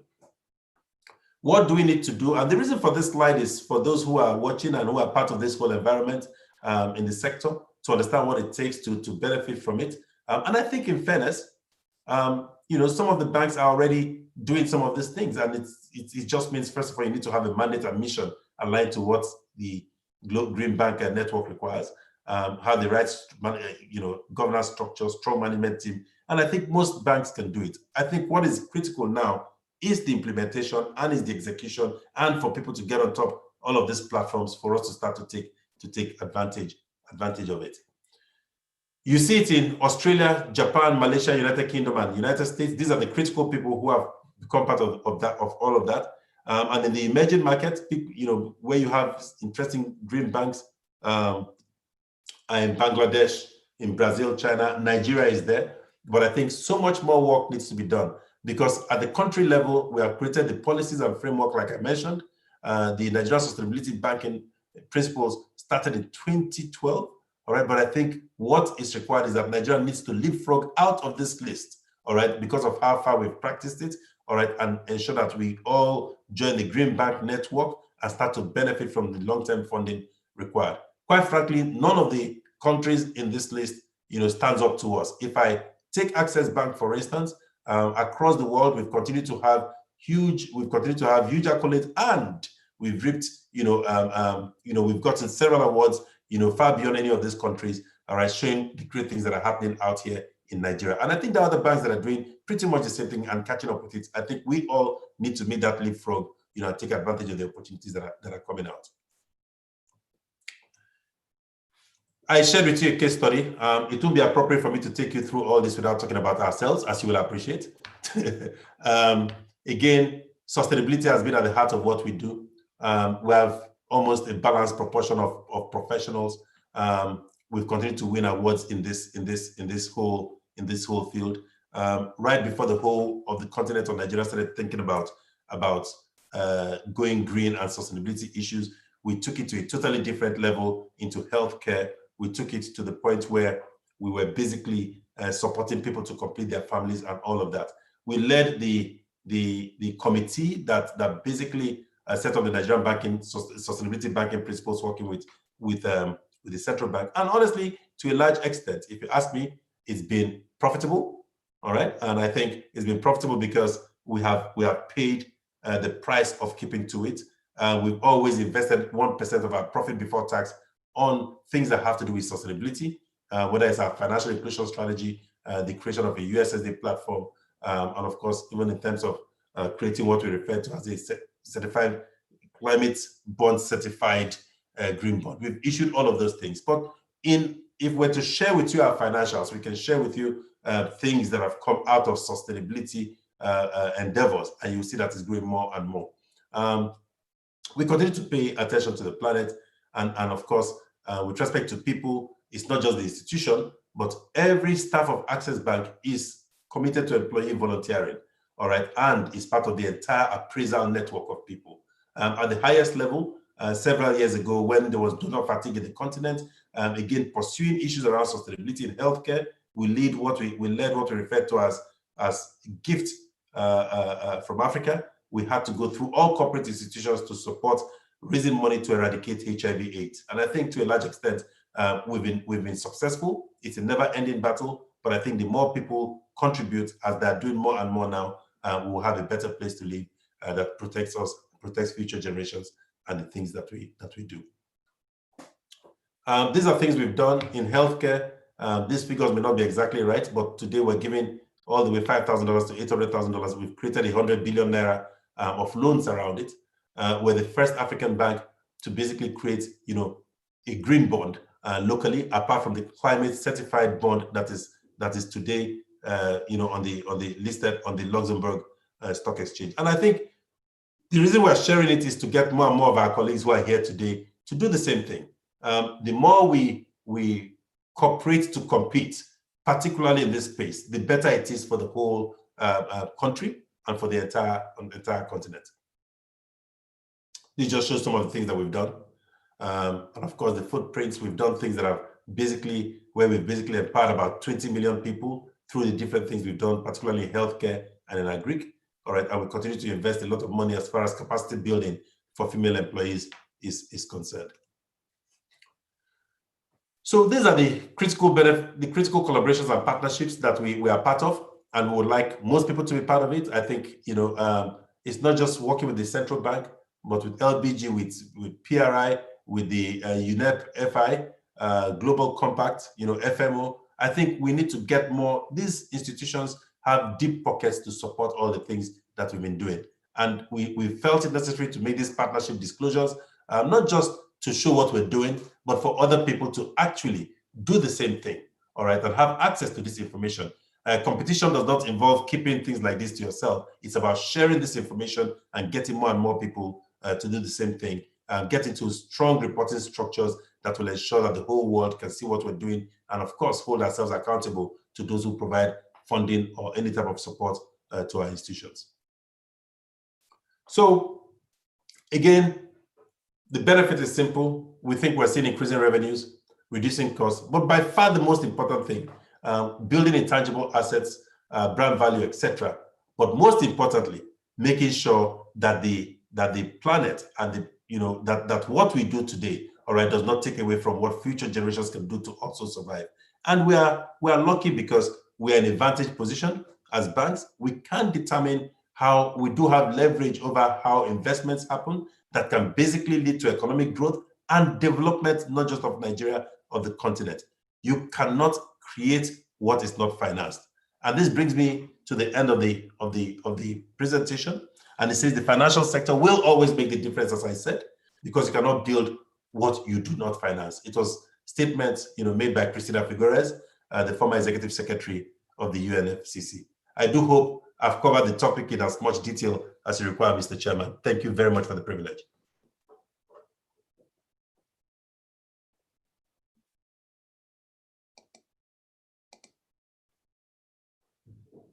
For this very brilliant presentation. In any case, we don't expect anything less. We have an array of experienced, skilled individuals that will share their perspectives on this all-important topic, all-important area of our national life. But let me just mention 2-3 things that have drawn our attention to. Clean energy, green infrastructural projects. How are our banks doing in pursuing this to help growth and development in this environment? He has told us sustainability is not time-bound. It's not even challenge-bound. It is something that we must continue to work on day and night. Let's sustain good architecture to promote projects, programs, activities that will help our environment, that will help our economy. He said so much about that.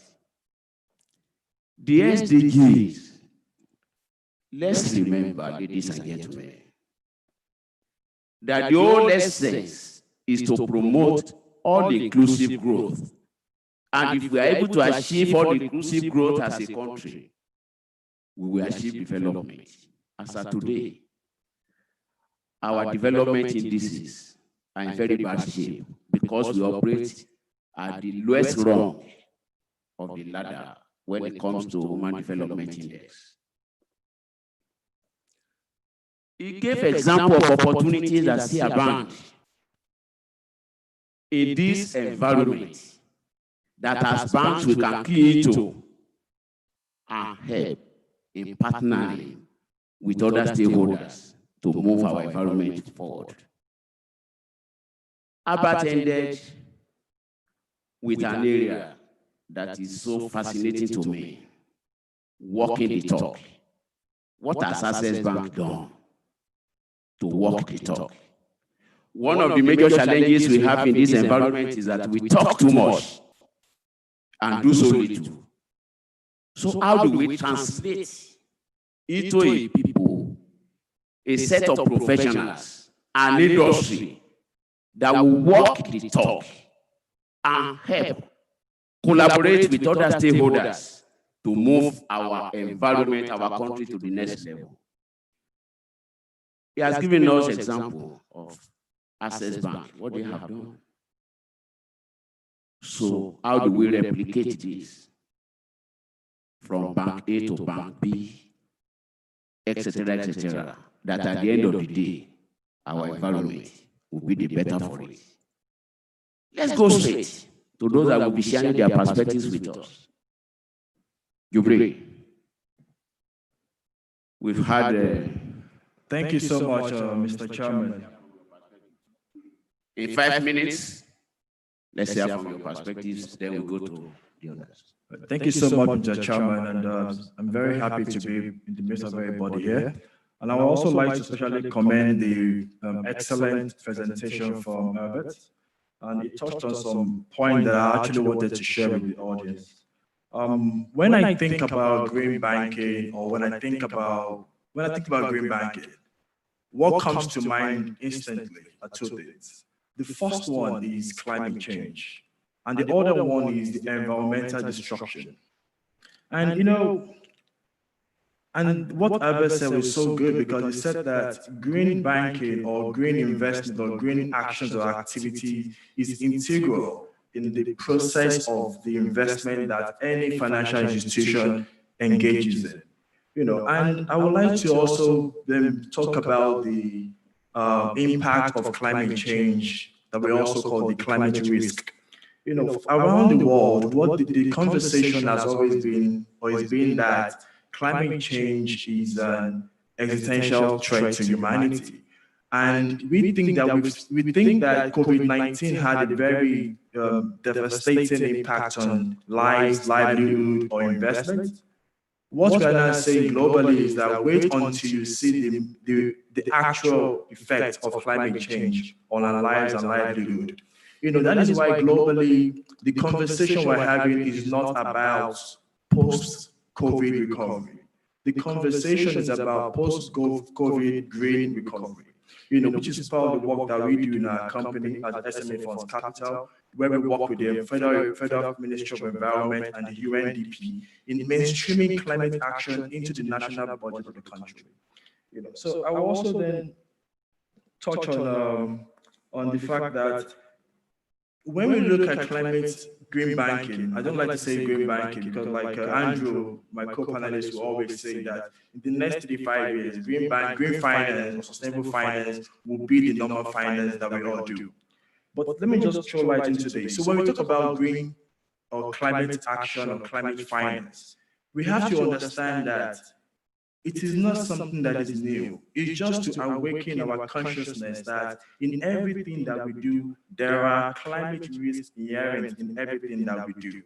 And it is in combating or mitigating or addressing these risks that we engage in what we call climate banking or green banking or green financing. So I give you an example. So we have droughts affecting food production. Okay, we have drought also affecting the herdsmen feeding their cattle. Okay, we have heat wave. We have flood and affecting communities to be displaced and moving to another community leading to conflict, between different communities.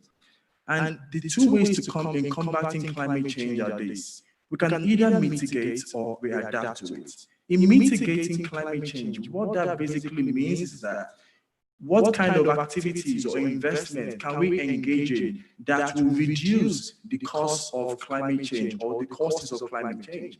And the primary cause of climate change is what we call the greenhouse gas emissions. It could come from CO2 from our cars, from our fossil fuel power generators. It could also come from methane, coming from livestock, from our agricultural practices. So we are saying to ourselves that banks should tell themselves that we need to stop financing diesel or petrol-fired power generators. We need to start embracing solar. We need to start embracing energy efficiency. We need to start embracing gas-fired power plants. That is what it means. That conscious effort is what it means. And also, in the angle of adaptation, so we have droughts, and our population will continue to grow on this in Nigeria. That means there will be more mouths to still feed. So the question is this: when drought is already affecting the 90% of our food production that is based on rainfall, then that means that we need to start to rethink how we invest in the value chain of agriculture.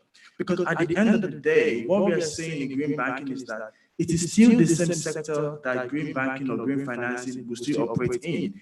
And it is still the same product and services that is still being offered to the larger economy for consumers to patronize. So in agriculture, we call it climate smart agricultural practices, whereby we invest in businesses where greenhouse farming is what we're embracing, whereby you can produce food without having to rely on soil, whereby you can produce food without having to rely on the natural rainfall.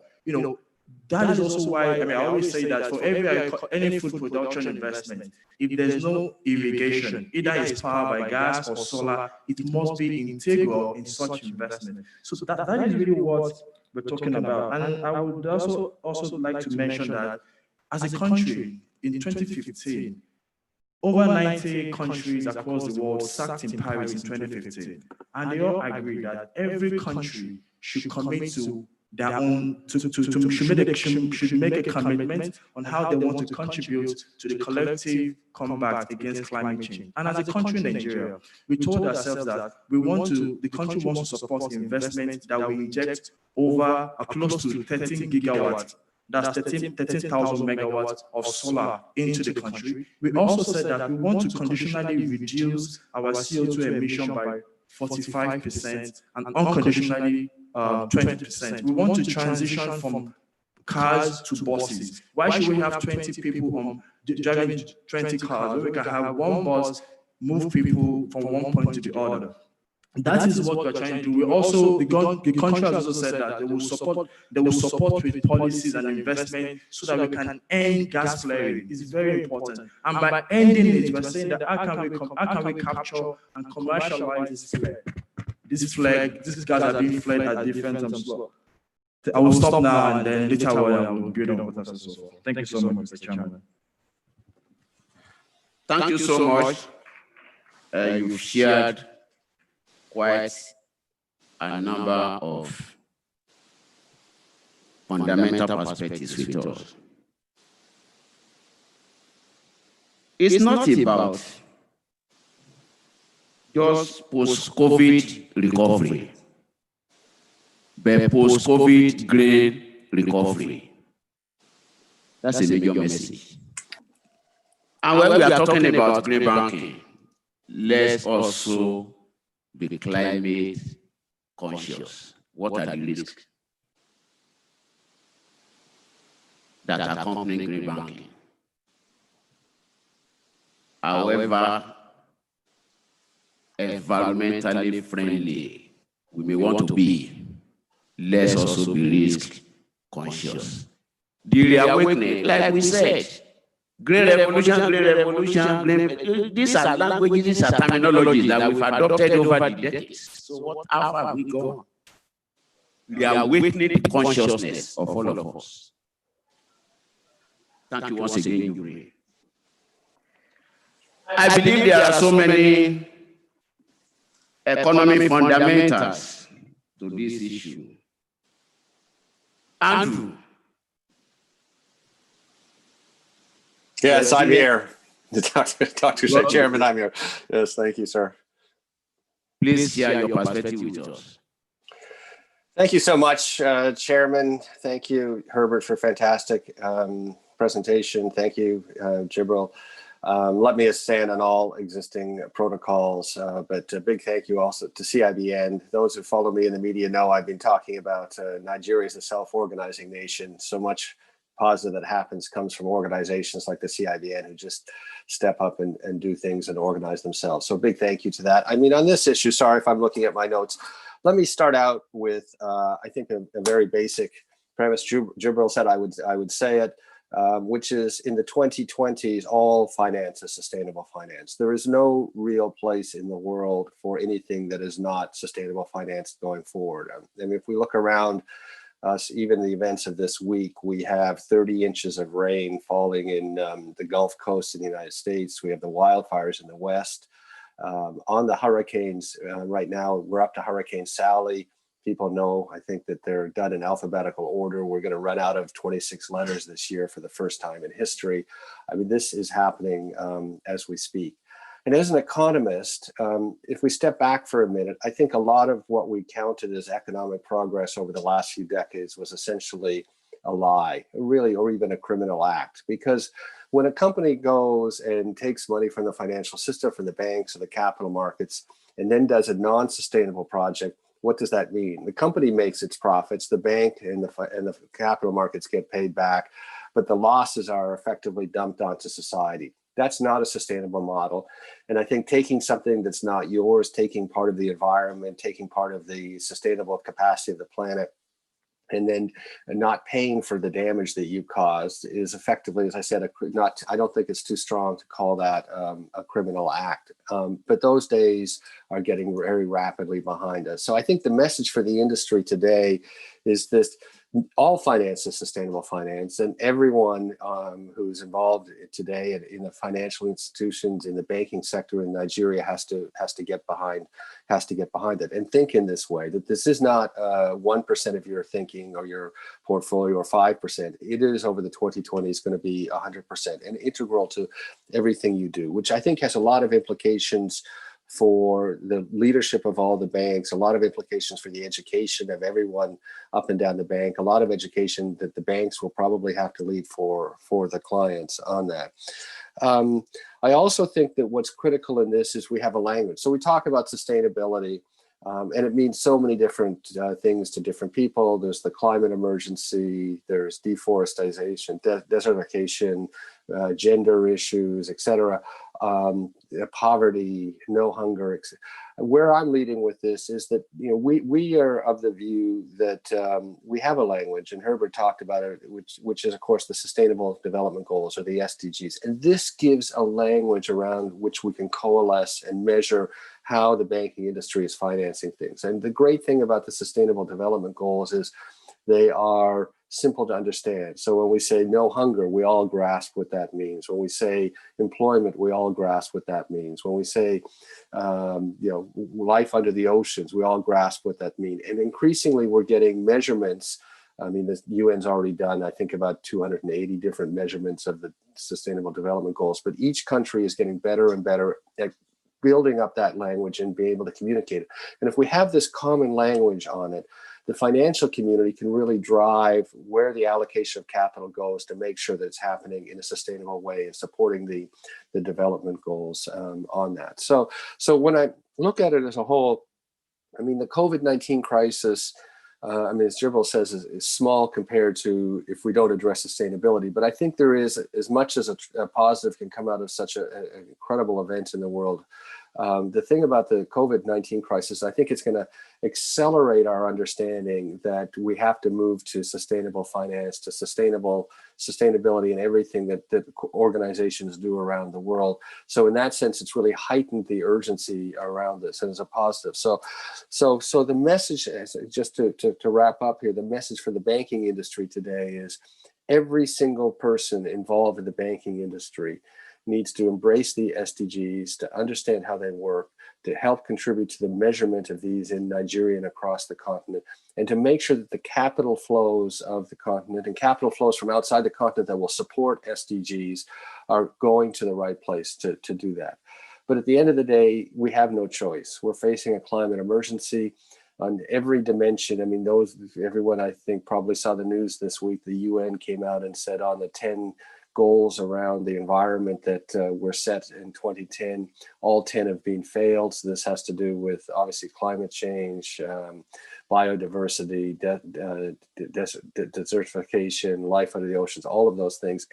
All 10 were failures. So we're at a tipping point, a crisis point for the world. And it really is critical for the financial industry and the banking sector in Nigeria to get behind this transition. So let me stop there. On that, I think this is a fantastic panel that the CIBN has put together for such a critical issue, and I really appreciated Herbert's forceful discussion of Axis Bank's lead in this in Nigeria. Thanks so much, Andrew. You've also raised so many critical issues for each and every one of us. Banking operators must embrace SDGs. How do we retool to tune in to SDGs, either in the area of financing or other aspects of banking that we can adapt towards the attainment of those lofty objectives as spelled out? The banking industry, banking operators need to rethink these areas. That's a key message from Andrew. And that when we talk of sustainability, we want to sustain every architecture that will help us promote the greater good of the greater number in our environment. How do we achieve that? Please stay tuned, Andrew. There may be questions, there may be comments requiring your intervention. We move to Ahmed. Ahmed? Yes, good day. I hope you can hear me. So I hope the sound issues has been resolved now. So good day and greetings from Washington, D.C. A pleasure to be here. Let me thank you, Chairman, for the introduction. I'd like also to due thanks to CIBN. I couldn't, when I was introduced, to thank them because of the sound issues. So pleasure to be here with you today. I think the thoughts are clear, and the way, Mr. Chairman, you're steering this is quite consistent, and it's getting us to, I think, where we need to be as part of contributing to the global dialogue, but also to that dialogue on green finance in Nigeria, where several critical steps have been taken. I've been working for the finance industry for almost all my professional career, and I think having been there for a while, and from the market to the regulatory aspect to now the policy advice level, I guess a couple of things that I'll need to put on the table as we move forward, and I'll be mindful of the 5 minutes. One is, as bankers, and I was a banker for a good chunk of my professional career, unless we get standards in place, things become a bit loose. And I don't mean to be critical, I'm just trying to be more constructive in the way I'm presenting this.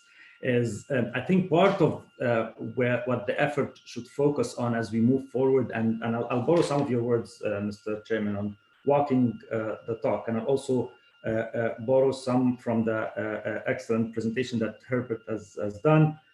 Also what Gibrilla mentioned about medication and adoption. And lastly, what Andrew mentioned is talking the common language. So let me take it from where Andrew has ended, is talking the common language. And I think the common language here starts by standardization. And the standardization here would entail issues related to identifying what is green finance, having a clear definition. I mean, there are definitions floating around. Unless we get it more formalized, I guess things would be a bit loose. As far as we're now concerned, And that's what Jibril has nicely pointed out, and also Herbert in his presentations, like reducing the greenhouse emissions and increase resilience. I'm looking at my notes. Increase resilience of societies to negative climate change implications. But that is the commonly used norm, but we need to formalize this. And when we talk about formalization, standardization, then the role of policy and standard setting comes in, and then it all trickles down to the market. Why do the financial sector matter? I think, just to put it straight, it all comes from the financial sector. If we are heading to achieve the SDG goals, and if we are looking into enforcing a more sustainable future for our kids and for generations to come, financial sector is a prominent player, because this is how you pivotally steer the real sector into where the economy should be heading, and it's the critical screening device for real economy and for the real sector. So I guess this also comes and attached to the notion of standardization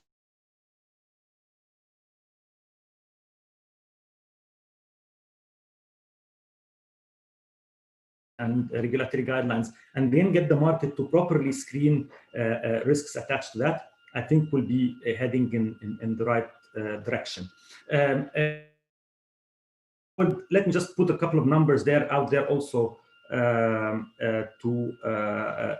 give more flavor to the discussion. I guess Herbert has mentioned the financing needs for the SDGs, which are excellent numbers. But let me just zoom into the green finance. And the World Bank Group has issued a report a couple of years back. I mean, the data issue for green financing is a challenge. But from what we have on hand, it's telling us that it's only 7% of the credit in emerging economies is rounding up into financing for climate smart industries or activities. It's $1.5 trillion. Is that enough? No, because the same report is telling us, and it's available online on the IFC's website, is that between 2016 to 2030, we'll have worth of $23 trillion of climate smart investment opportunities in emerging and developing countries. So I guess the gap here is clear. Is that all? No. If we look at just preparing for my intervention, and what the FT was telling us earlier this year is that last year only, 2019, we had almost worth of $200 billion of green bond issuances that were mostly oversubscribed across the globe. So I guess, so the demand side is there. I think it's about the supply side and how we move forward. I'll try to be very, very specific and to wrap up really quickly, not to run my 5 minutes. But why does it matter for the financial sector? It matters because there are risks inherent, not only in climate change, but in how we will conduct business in the future. The PRA of the Bank of England, the Prudential Regulatory Authority, have clearly issued some regulatory notes identifying that there are primary risks that needs to be taken into place, including physical risks. And I guess also Jibril has touched upon it, like droughts, raising heat waves, storms, so on and so forth, and how this implicates physical assets. And accordingly, it implicates underlying collaterals for existing credit. So accordingly, it is not something that is trivial or something that's ancillary to be considered as we assess risks underlying the financial sector when it comes to climate change. Nevertheless, there are also transition risks, and these are the risks inherent in adoption of policies and streamlining policies related to climate-friendly activities and the climate-smart growth that would steer the way steer the way in how assets are being evaluated, how collaterals are being evaluated. It will have implications across the stakeholders of the financial industry, including the financial intermediaries, including the clientele base, and also including the underlying asset base that will be financed through the financial sector. So this transition policies or this transition risks should be also looked at fiercely and should be considered seriously. I'll end up by the roles of the regulators. And across the globe, I think, I don't want to repeat what Herbert has mentioned, is indicated the network for global growth, for green growth. And so there are several countries, Nigeria, one of them, is taking more proactive approach, including in Bangladesh, including in Malaysia, Indonesia, so on. Some central banks have issued what's called green credit guidelines as a signaling from the regulator to the market. This usually would have uptake, but what we need to look into is to take this further through further enforceability and moving from voluntary approach to more proactive mandatory approach, with gradually adopting standards and guidelines that would help assess risks, scale up financing to this market that is nascent and growing, and where there is huge demand, and also preserve the right of future generations in a clean economy and a clean environment. I'll stop here, and I'll be glad to interact more as we move forward. I had more to share, but I'll be glad to stop here and share more during my further interventions. Thank you so much, and thanks again, Mr. Chairman.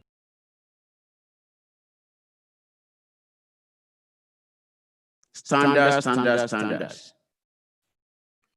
We must have standards for everything that we do, especially in a highly regulated environment as banking. Ahmed has emphasized so much, has placed so much importance on standards, and as we know, without standards, we are going nowhere. We've talked so much about corporate governance practices. That's a product of standard. He also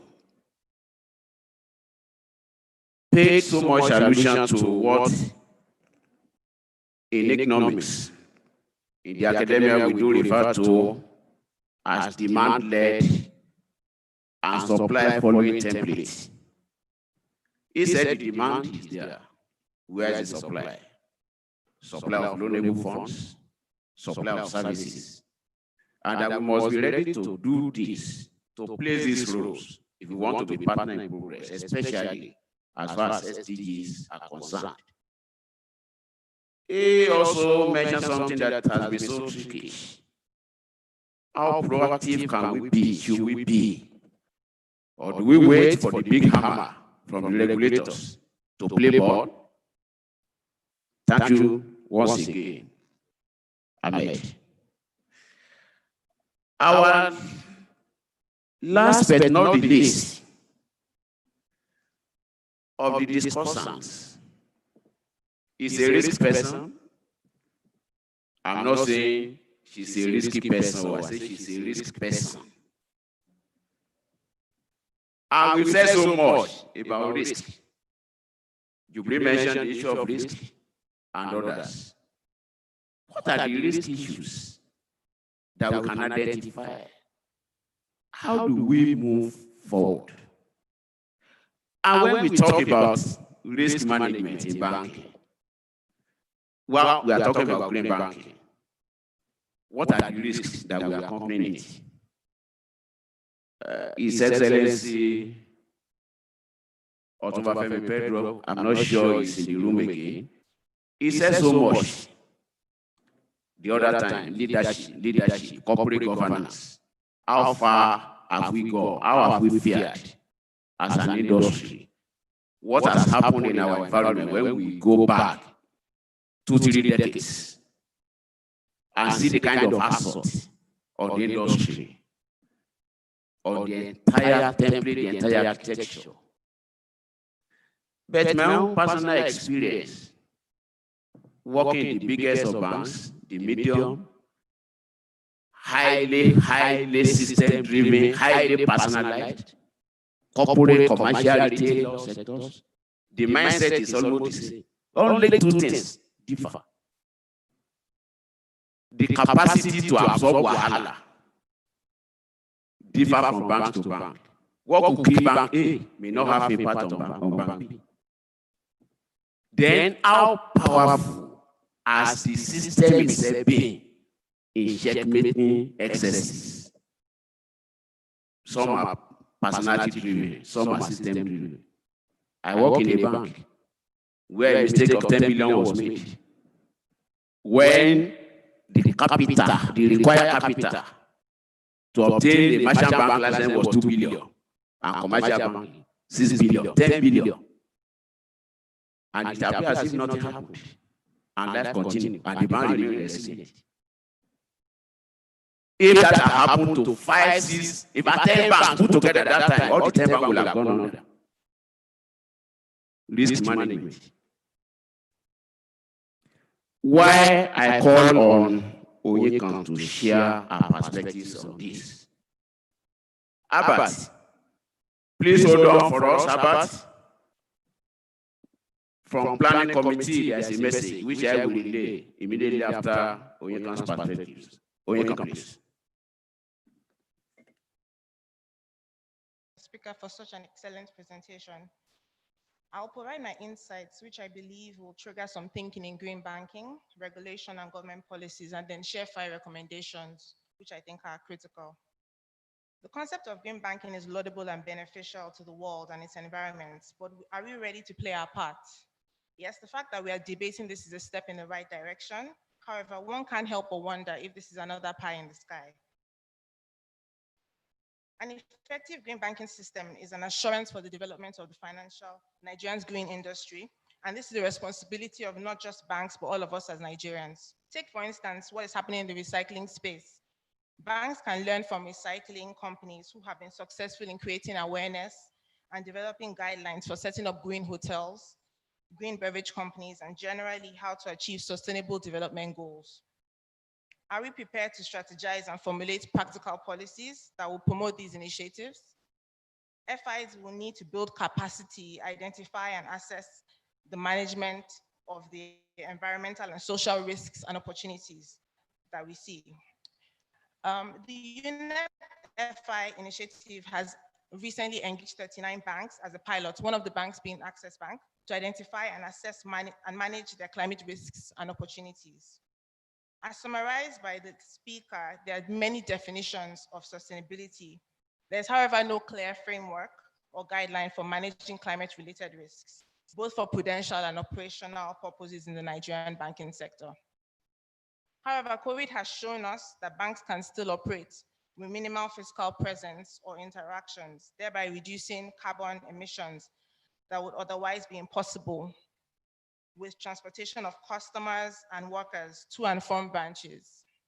The QT GDP report shows that FIs and telcos were the winners, with FIs recording 28.4% growth and telcos 18.1% respectively during the lockdown. So this tells us that these things are actually achievable. Having said that and provided that context, I'd like to recommend 5 things which I think will help drive sustainability in the banking sector. First is the government should encourage and work hard to increase the level of awareness on green banking amongst the public. Some of these achievements have actually been recorded in this area, such as the rollout of policies and programs driven by both the federal government and the Central Bank of Nigeria, like cashless banking, cashless policy and agency banking, which will help reduce carbon emissions. Coordination among concerned authorities to create synergies between all relevant stakeholders is important.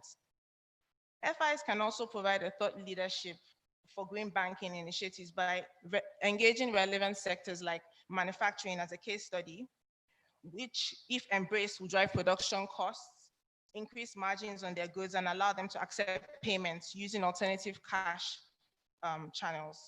Green banking guidelines must be applied in an efficient manner, and it has to be simplified so that everyone will understand their role. Finally, creating a green bank in Nigeria dedicated to promoting a green economy by addressing financing issues isn't a bad idea at all. The Green Investment Group is the first of its kind in the UK, in the world, to do this, and this would be a good model for other banks to follow and help drive the agenda, which is becoming increasingly important for green banking.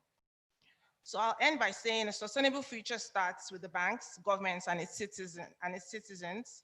Let's all embrace SDGs. Thank you very much. So much, especially for keeping within the allocated time. We really appreciate it. We take a few questions. Abbott? Mr. Chairman. Yes. Please hold on. You are involved in the item on the agenda immediately after this session. So please give the planning committee just a few minutes immediately after we check out from the podium, please. We take a few questions. Lagos, any question? Lagos end. Do you have any question? Why Lagos is warming up? Any question from the audience? Transcorp venue here. Okay, please go to the.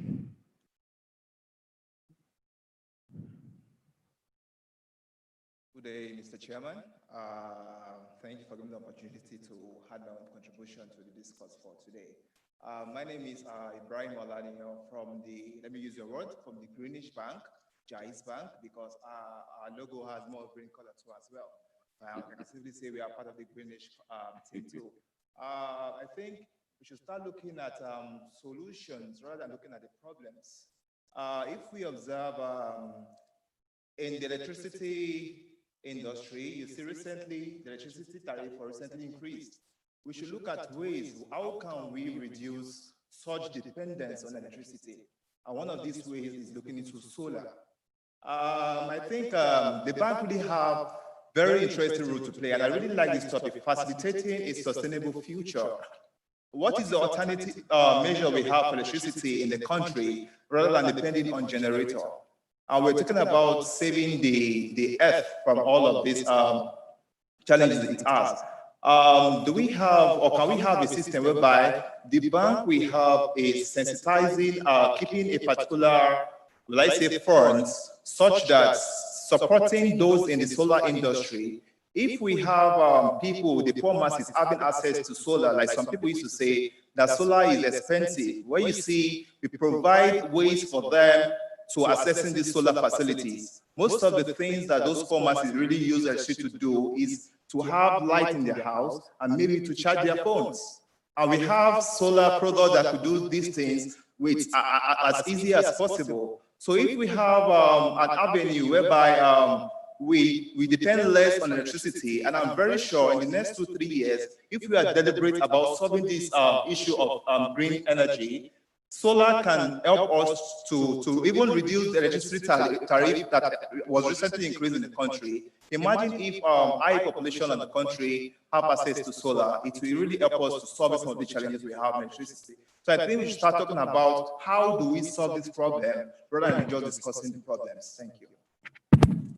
Thanks for that golden piece of advice. Any other? Lagos end? Anything for us? Any other question? Abuja, any other question? Good. Do we have any question, comments online?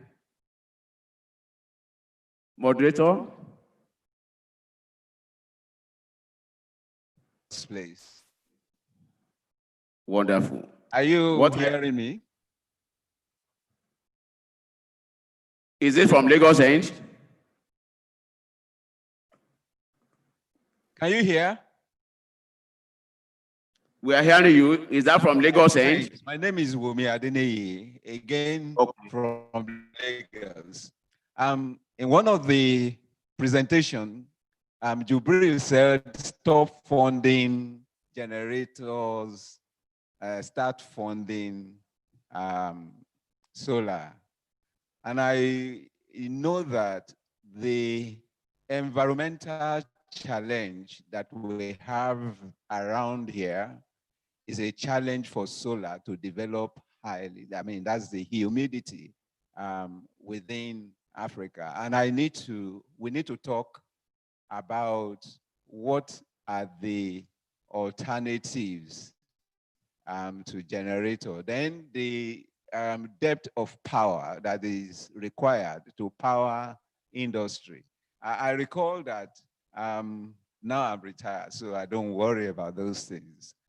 When we said we wanted to use solar energy to power the IT infrastructure, we found out that the level of investment, even then, we were not going to get the required. After much research and much, I want him to talk to us about how this can really happen. The other area of concern is the fact that the industries, the high-level industries that actually deplete or generate and emit so much that depletes the ozone layer, it's supposed to be the responsibility of government.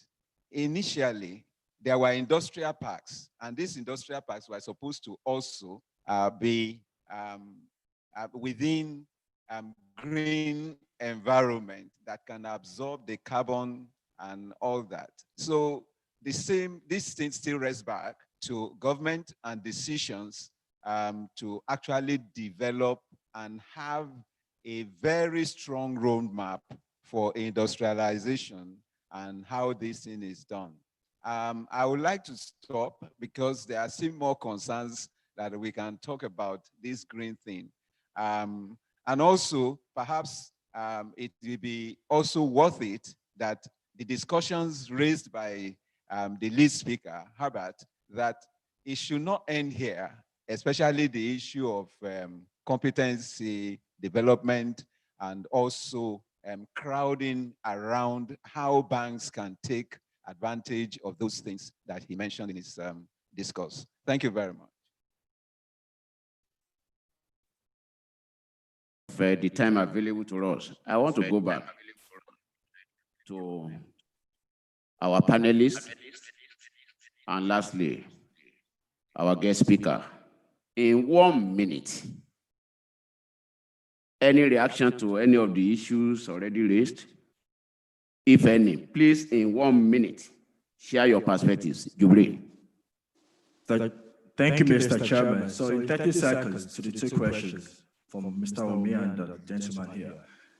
In terms of energy, right, if you look at it from project finance and comparing it with corporate finance, it becomes very expensive if we try to use corporate finance. Because the argument is this: majority of us, all of us that have fossil fuel power generators in our homes and businesses, we bought it because we just want electricity.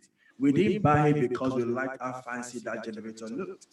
So as a result, the same thing goes into solar assets. People just want energy, not really about is it clean or not clean. So we must be able to quickly activate climate finance to a competent power company that is into solar to sign a power purchase agreement of 7 to 10 years with a bank or any business or any estate, so that the tariff can be spread over 7 years and the money can be repaid. It is when we want to tell the energy users to be the owner of the asset that it becomes very expensive. And my last question, my last statement is this, and I would like to quote Bill Gates. Bill Gates is one person I really admire in this discourse. And he always says that he's a scientist, that what they do on a regular basis is how to deploy technologies to combat climate change. So I want to challenge commercial banks and other financial institutions that we need to start to be financial scientists by asking ourselves, how are we able to deploy capital at massive scale so that we can combat climate change? And in conclusion, I mean, I won't quote what Donald Trump would say by asking you what do you have to lose. What I will say to you is that you have a lot to gain. Thank you so much. Thank you so much. Oyeka, any parting word? In 1 minute. That's a question, and I think this can be done in phases. So yes, we're not there yet, but if we look at it in phases, then it might not seem very daunting to us as a country and an industry to look into. Thank you.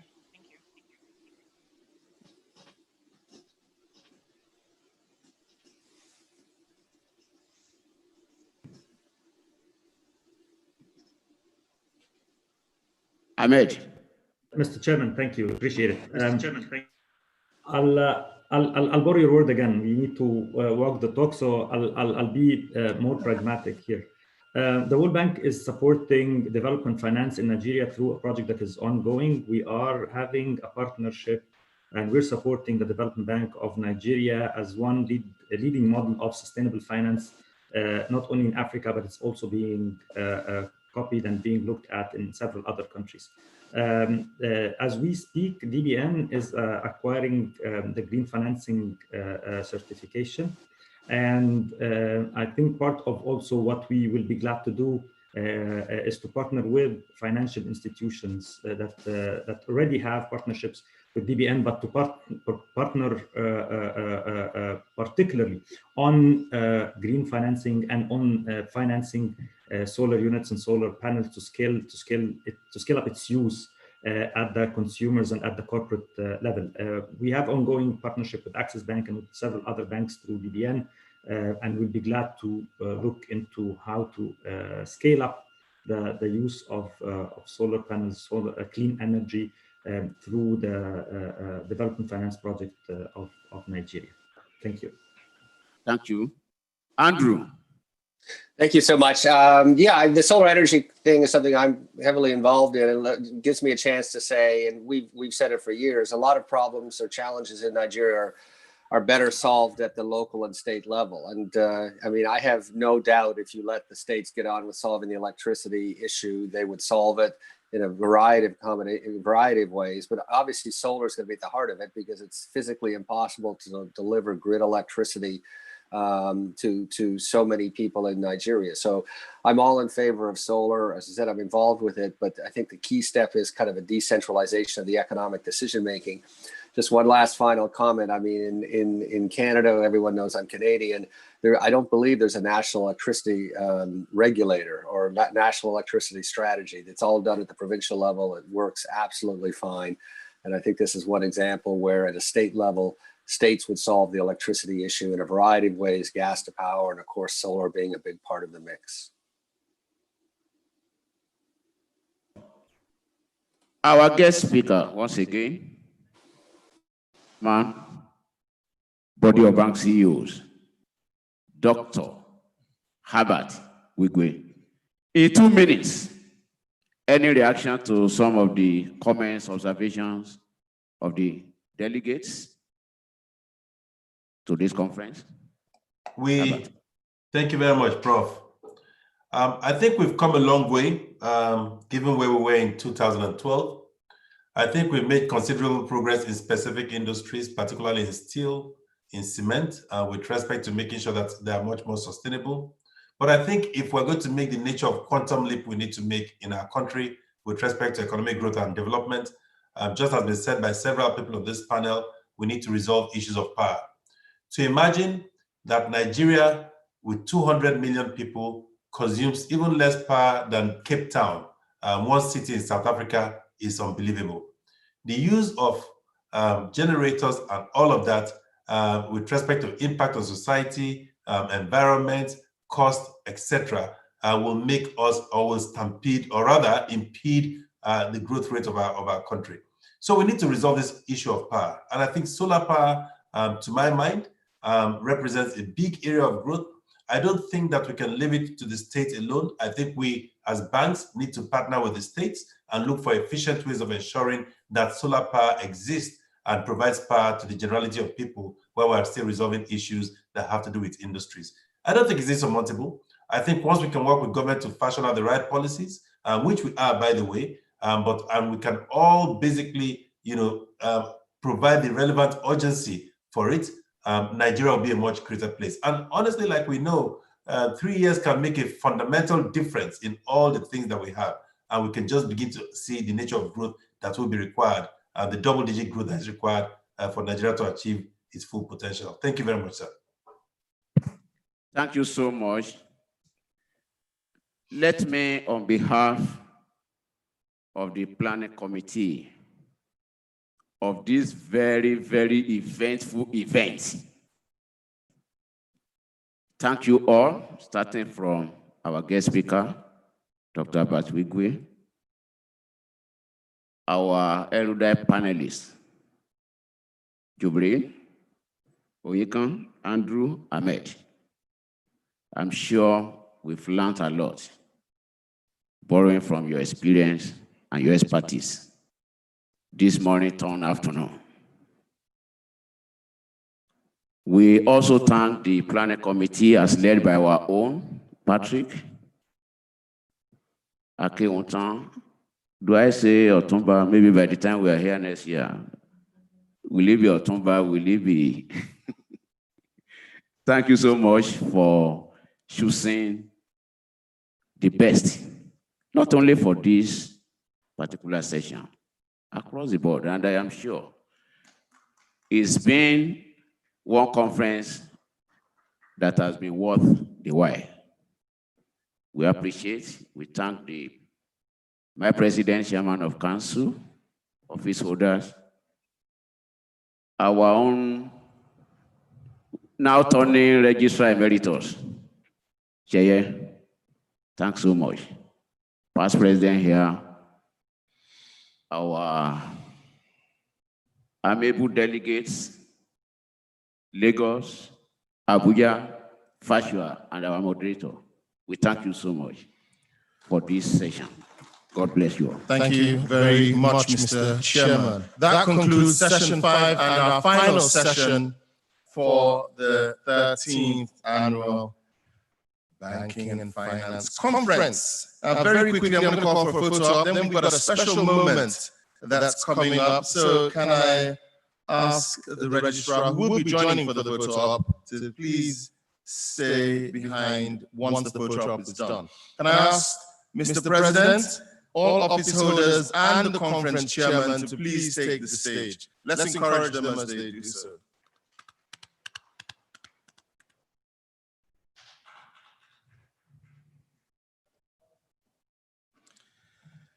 Can we also have the past presidents join us on stage for the photo op?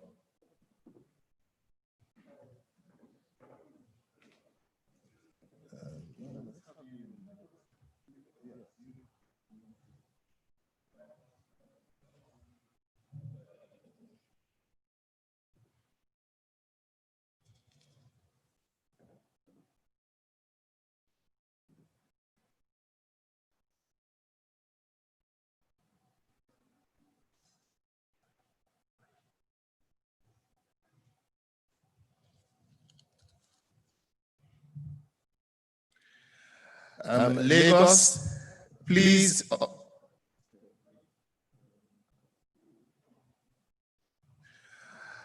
Can I ask the speaker of session 5, Mr. Herbert Wigwe, to please come back on screen whilst this photo op is going on? Can I ask you just, John, thank you very much. We did ask you to hold on. So thanks for staying there. I'm going to hand the mic over to the Registrar Chief Executive, CIBN, Mr. Sheye Awojobi. Sir. Thank you very much, Chico. Ladies and gentlemen, we'd like to thank you. We are just gradually getting to the final stage, and I want to crave your indulgence to please fast track this. Apologies to Mr. Wigwe. We know how busy you are. Just for the next 5 minutes. The 13th Annual Banking and Finance Conference has been a success, very huge one. And I think we deserve a round of applause for all of us.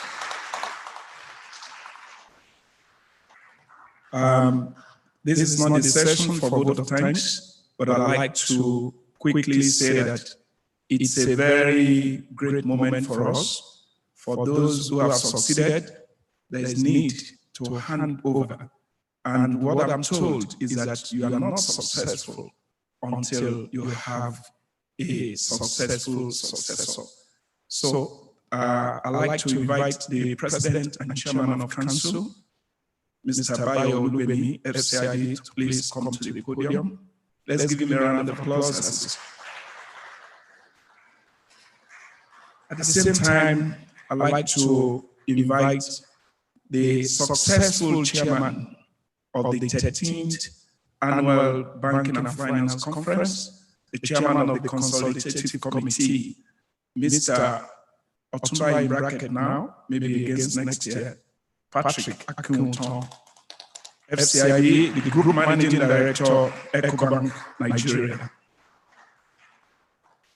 Ladies and gentlemen, it's my pleasure to announce to you that the next chair and the next bank that will be taking you through the 14th Annual Banking and Finance Conference is no other bank than Access Bank PLC.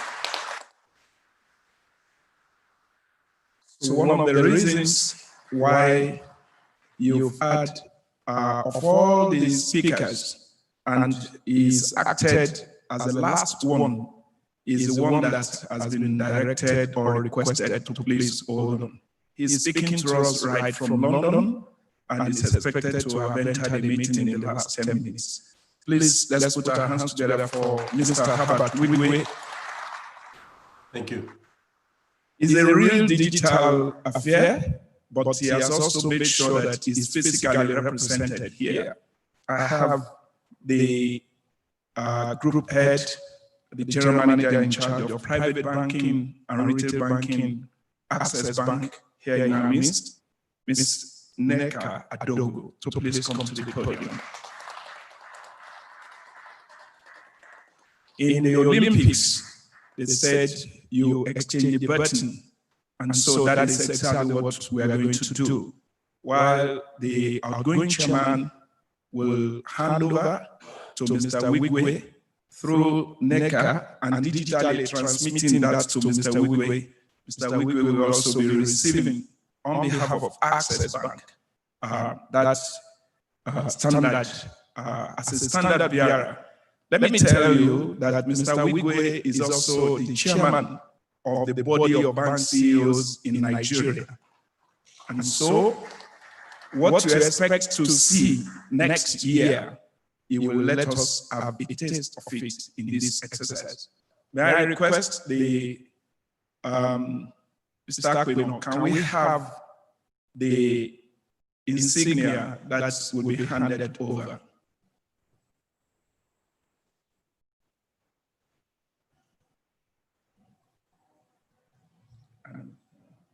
So while that is coming up, ladies and gentlemen, I'd like to first of all request the chairman of the 13th Annual Banking and Finance Conference to make a statement, and then this will be transmitted live.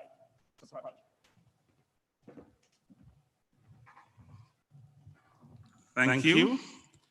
The person I call World Registrar.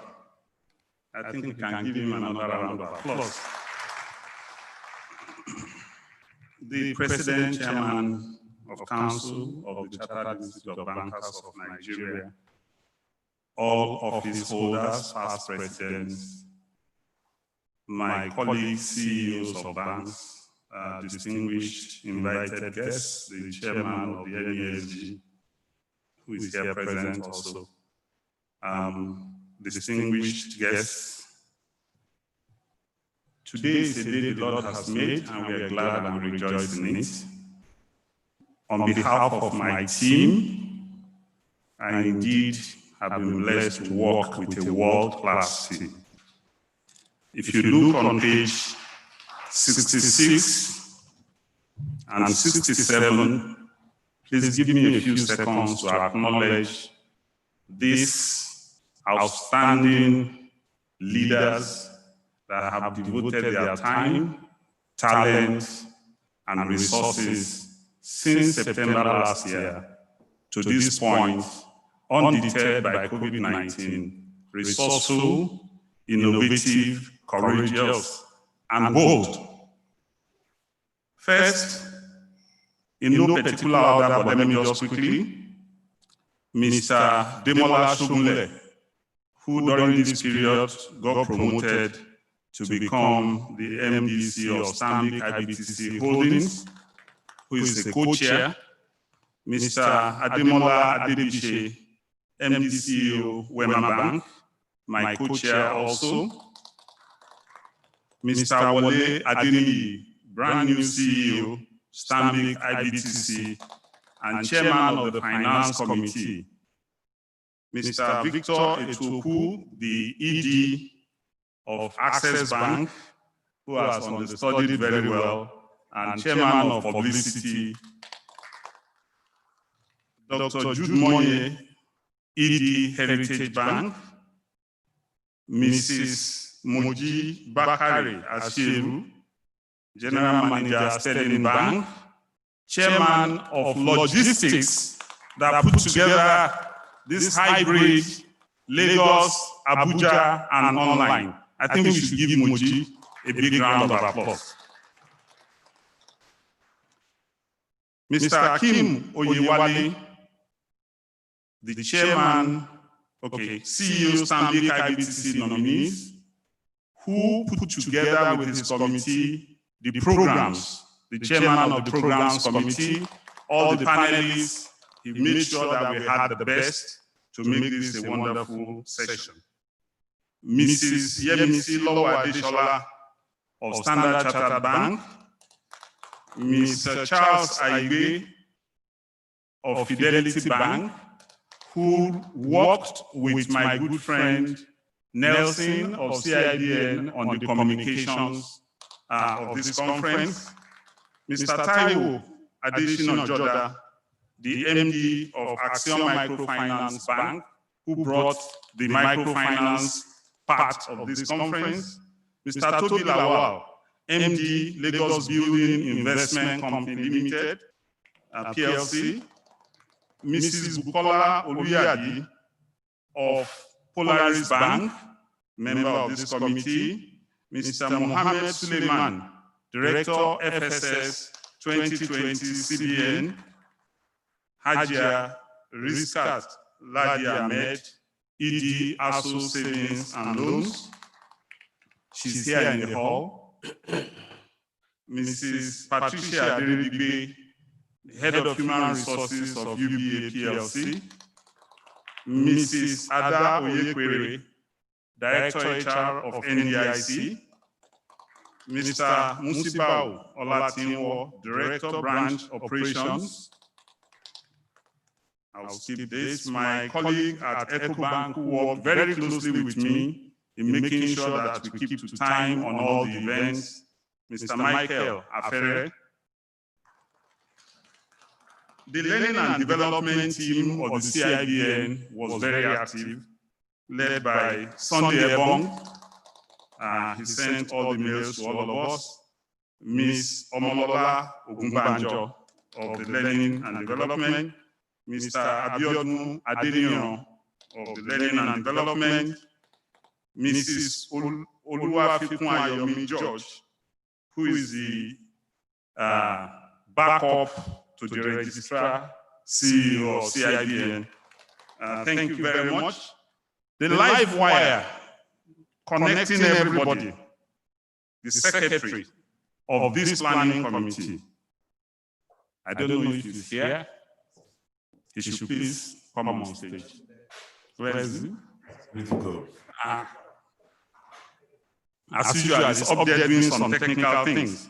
He will join us on stage. Please put your hands together for Tunde Akpeno. Of course, we had the full privilege of the person I call the World Registrar, Mr. Sheye Awojobi, FCIB, Registrar Chief Executive of CIBN. And of course, the pillar, human pillar, always guiding us with full support, the President and Chairman of Council of CIBN, Mr. Bayo Olubemi, FCIB. I will not end because at every meeting we pray before we start and we pray when we finish. All glory to God, who's made everything beautiful in His season. Thank you very much. And ahead, I must acknowledge that I'm privileged that I'll be handing over to a friend, a brother, who I can acknowledge openly. We started this journey in the accounting profession together in 1988. So I've known him for more than 32 years. We were students together, we were professionals together. We traversed Africa together. the Group Managing Director, CEO, my good friend and brother, Herbert Wigwe, FCIB. Congratulations, Herbert. Thank you very much. Thank you, Patrick. Thank you. Thank you.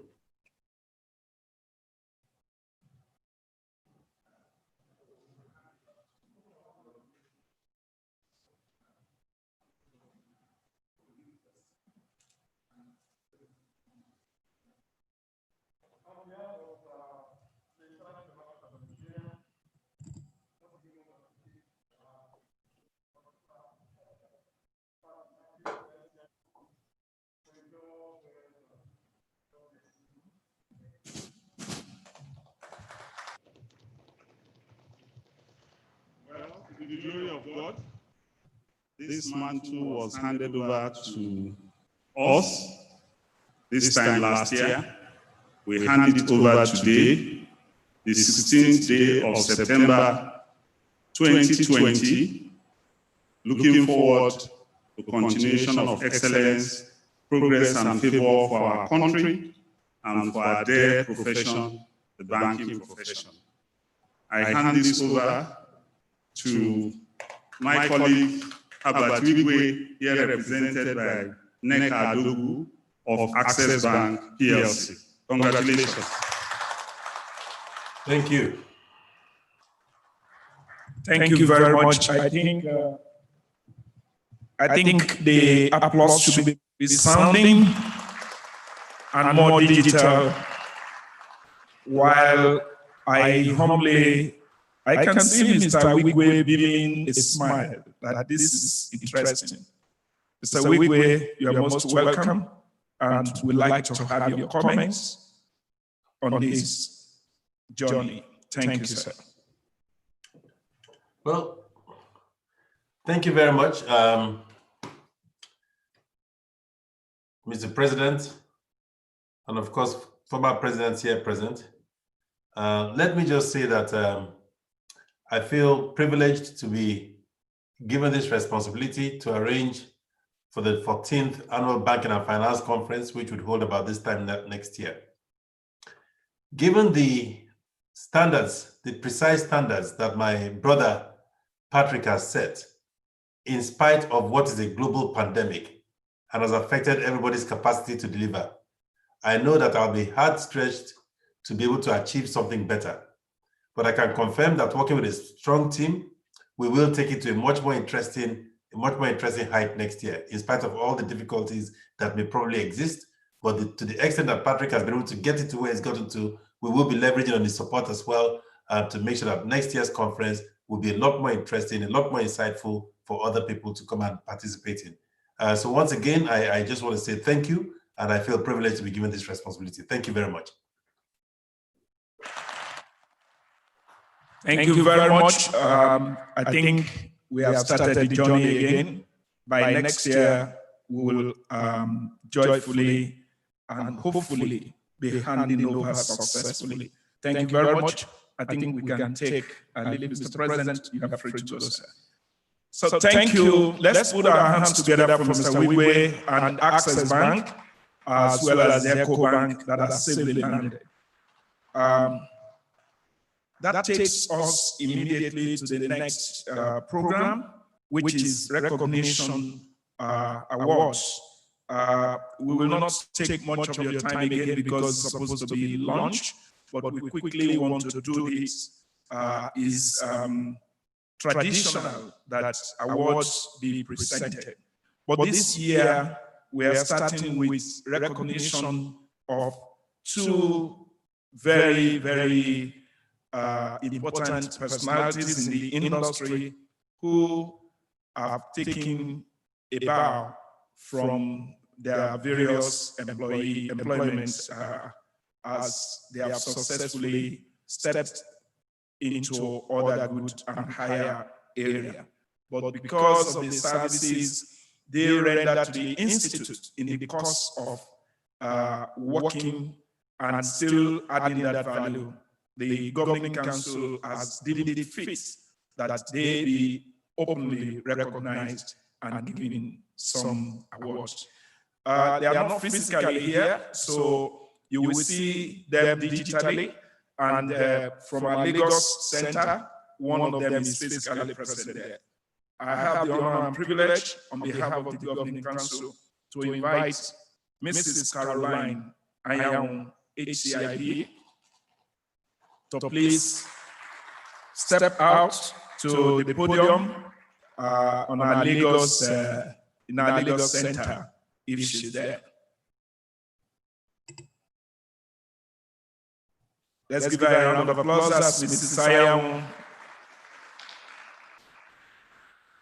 Mrs. Caroline Ayang, HCIB, former Chief Risk Officer and Group Deputy Managing Director, Diamond Bank PLC, an active member and committed one to the Institute's cause. She was the committed member of the Finance and General Purpose Committee of the Institute within the year 2016 to 2018, as well as currently within the year 2018 to 2020. A resourceful member of the CIBN Governing Council within the year 2016 to 2018, as well as within the year 2018 to 2020. She currently still sits as the chair of the Otumba Mrs. Debola Oshibagun National Essay Competition Committee to date. This is the committee that organizes the National Essay Competition for all students of banking and finance in all tertiary institutions in Nigeria.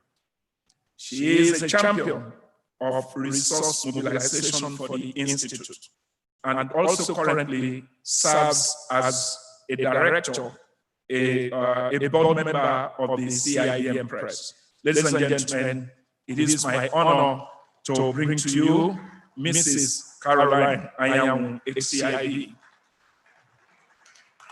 While Mr. President I will invite you to come to the podium, but you have already appointed a representative. You may choose to sit because you have able lieutenants handling Lagos. I'd like to invite a member of the Governing Council, Mrs. Fumilayo Balogun, FCIB, to please present the plaque of award on behalf of Mr. President to Mrs. Ayang in Lagos, while we watch with admiration. Let's put our hands together for the presentation of flag.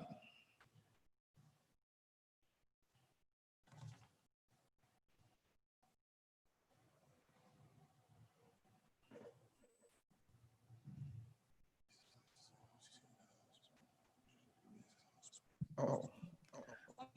I'm told that Mrs. Ayang is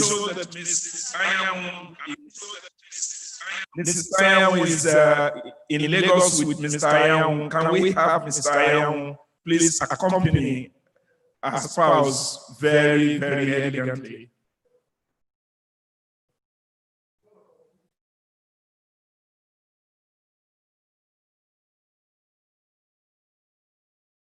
Chartered Institute of Bankers of Nigeria, and the President and Chairman of Council, and the entire management and staff of the Institute, I there present this to you for your service, in recognition of your service to the Institute.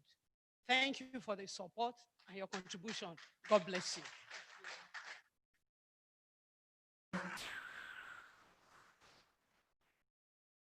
Thank you. Madam, would you want to make a few comments? Mrs. Ayang, please, would you want to make a few comments so that we can take the advantage?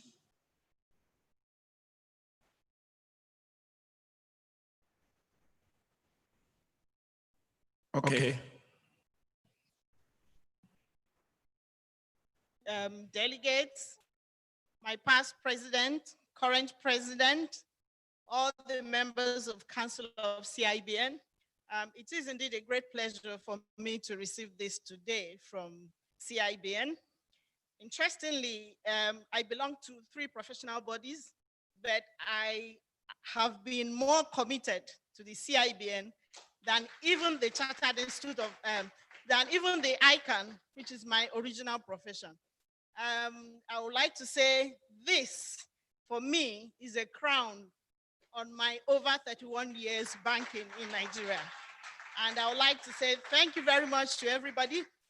I worked with the current president in the Finance and General Purpose Committee.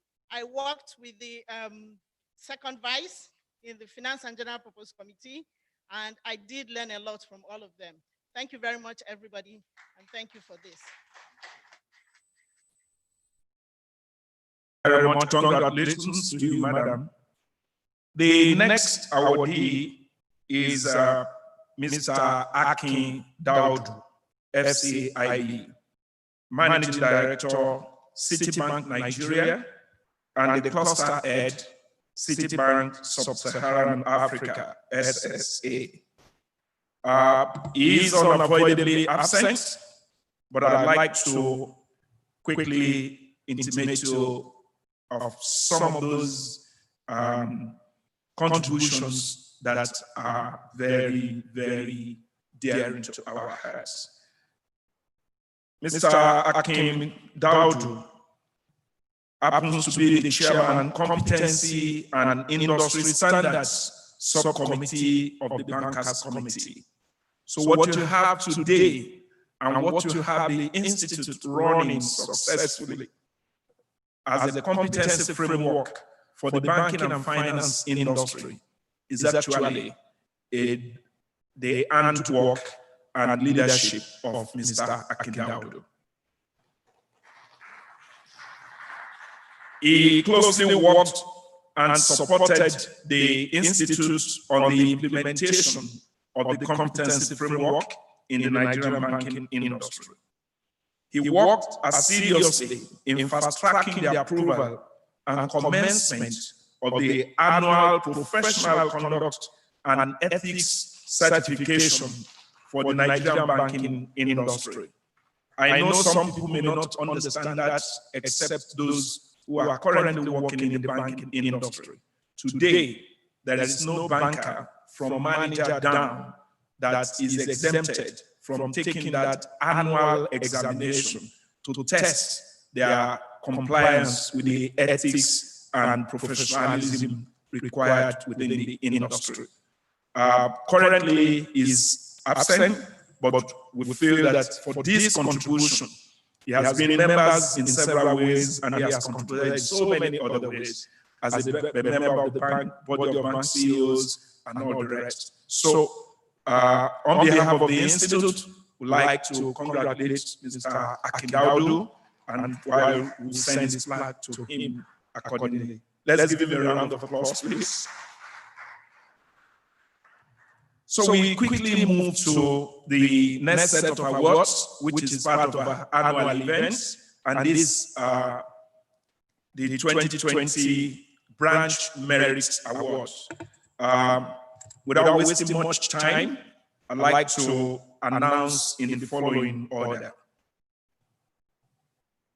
Best Branch in Membership Drive, the third position goes to Abuja branch. We have the branch chairman of Abuja. If he's happy with this position, may he please stand up and step to the podium. The branch chairman is here. As he steps out, I've been seeing him all along. Professor Waleke. He just stepped out. Can we have representative of Professor Waleke on the podium here? We are trying to be COVID compliant.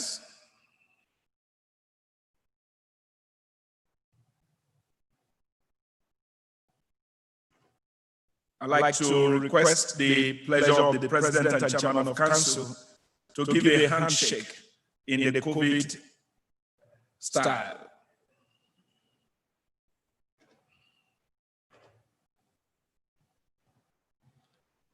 Let's give him a round of applause, please. Thank you very much.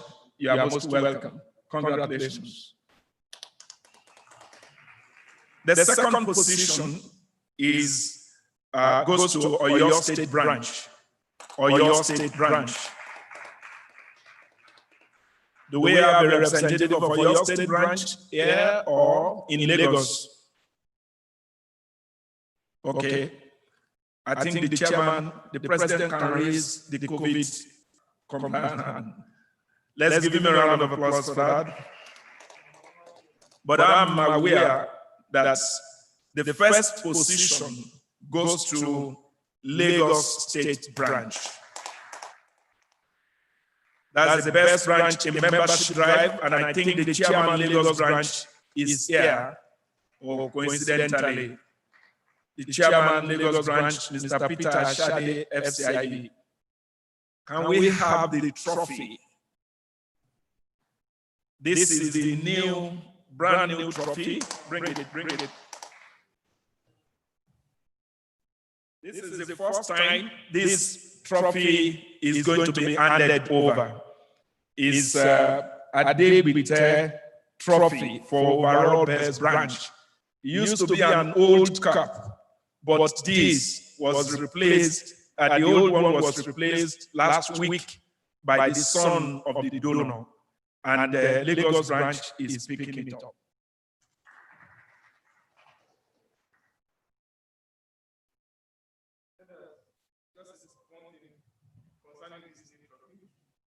Last year when Lagos State won, and we were handing the then trophy over to them, I saw it dangling, and it was very embarrassing.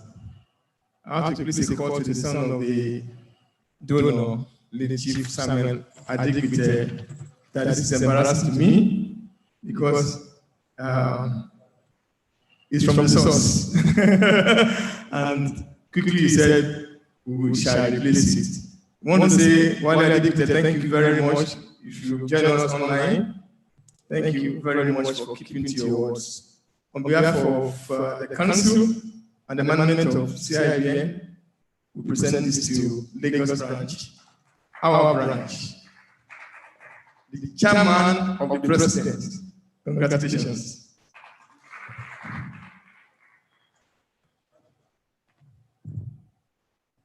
May I request the office holders and past president to please join Lagos branch.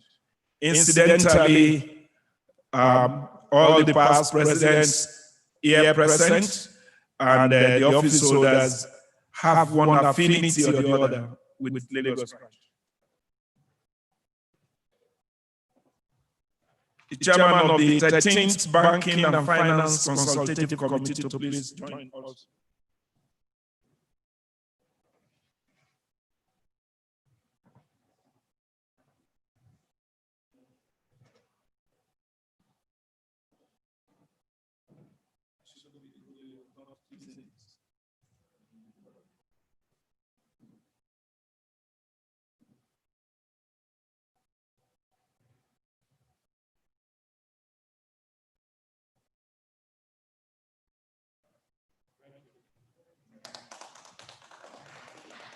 Thank you. The best branch, I think the president can still hold on, sir. You may have your seat, sir. Thank you. The best branch in organization of activities and stakeholders engagement. The third position goes to Ogun State branch.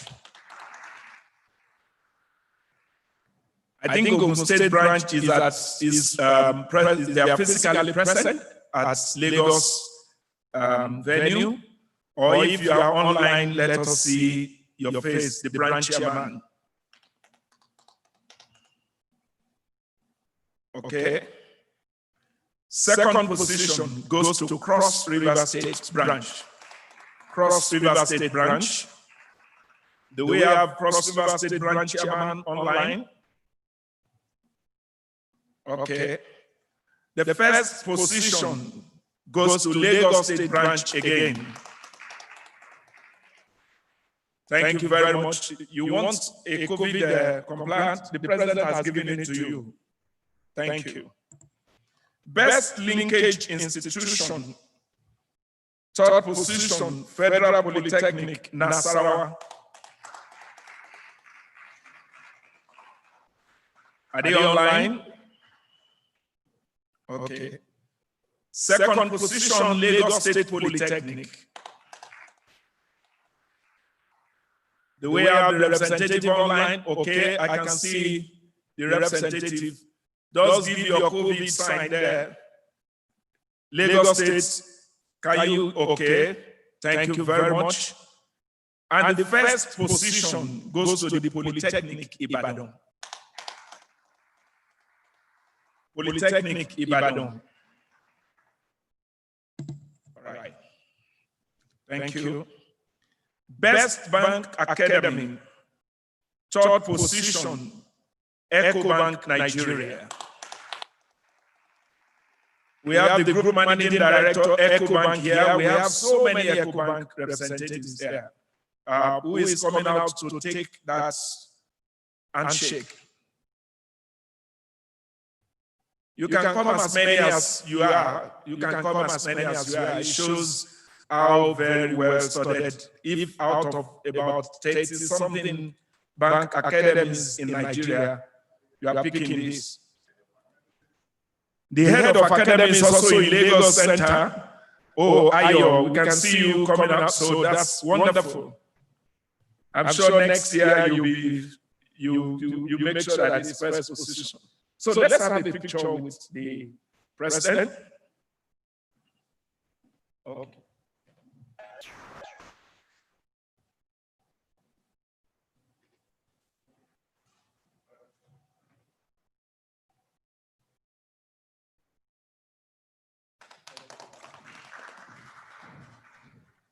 Second position, Standard Chartered Bank. Standard Chartered Bank. Thank you very much, Ayo. We appreciate you. Standard Chartered Bank, second position. Do we have Standard Chartered Bank online? Okay. First position goes to Access Bank. Okay. Yes. Access Bank PLC Academy. It's Access Bank in Lagos. Okay.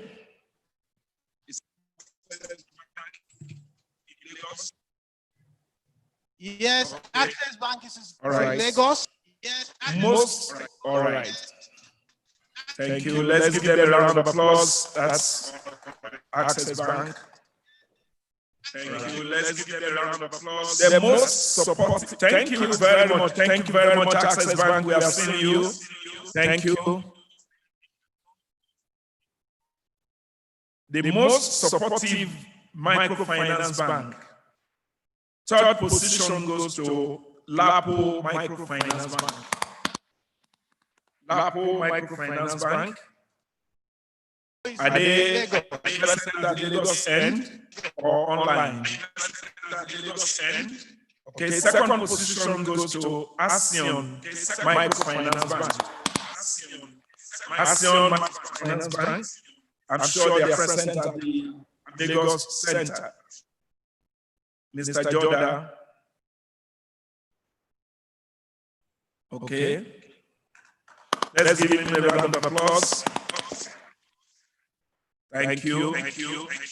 The first position goes to MPF Microfinance Bank. MPF Microfinance Bank.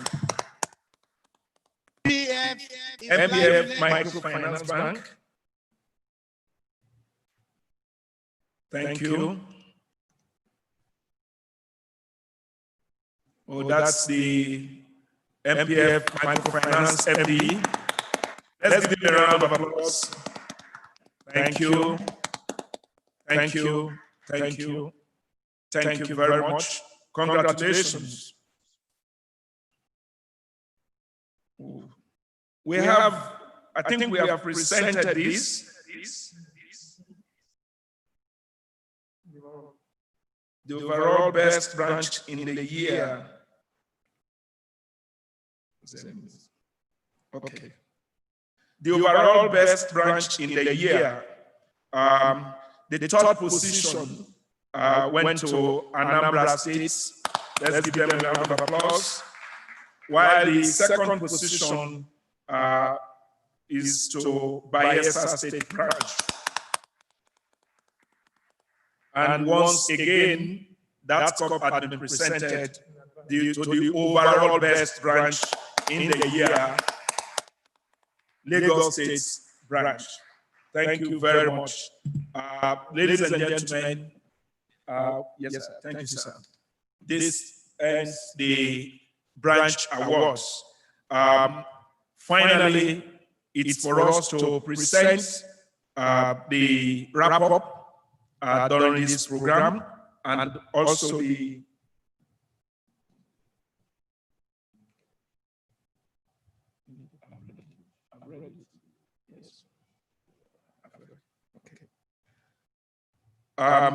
the communique for this is expected to be presented, just the executive summary of it. Can we have it, please?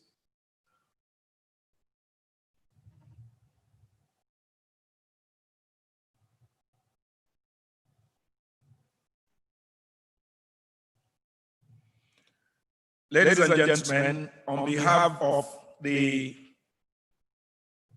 Governing Council, the President and Chairman of Council, the office holders, and on behalf of the Consultative Committee of the 13th Annual Banking and Finance Conference, held at Transcorp Hilton Hotel, Abuja, on 15th to 16th September 2020, I present to you the executive summary of the communique. The 13th Annual Banking and Finance Conference of the Chartered Bankers of Nigeria was successfully held at the Transcorp Hilton Hotel, Abuja, Nigeria, from the 15th to 16th September 2020.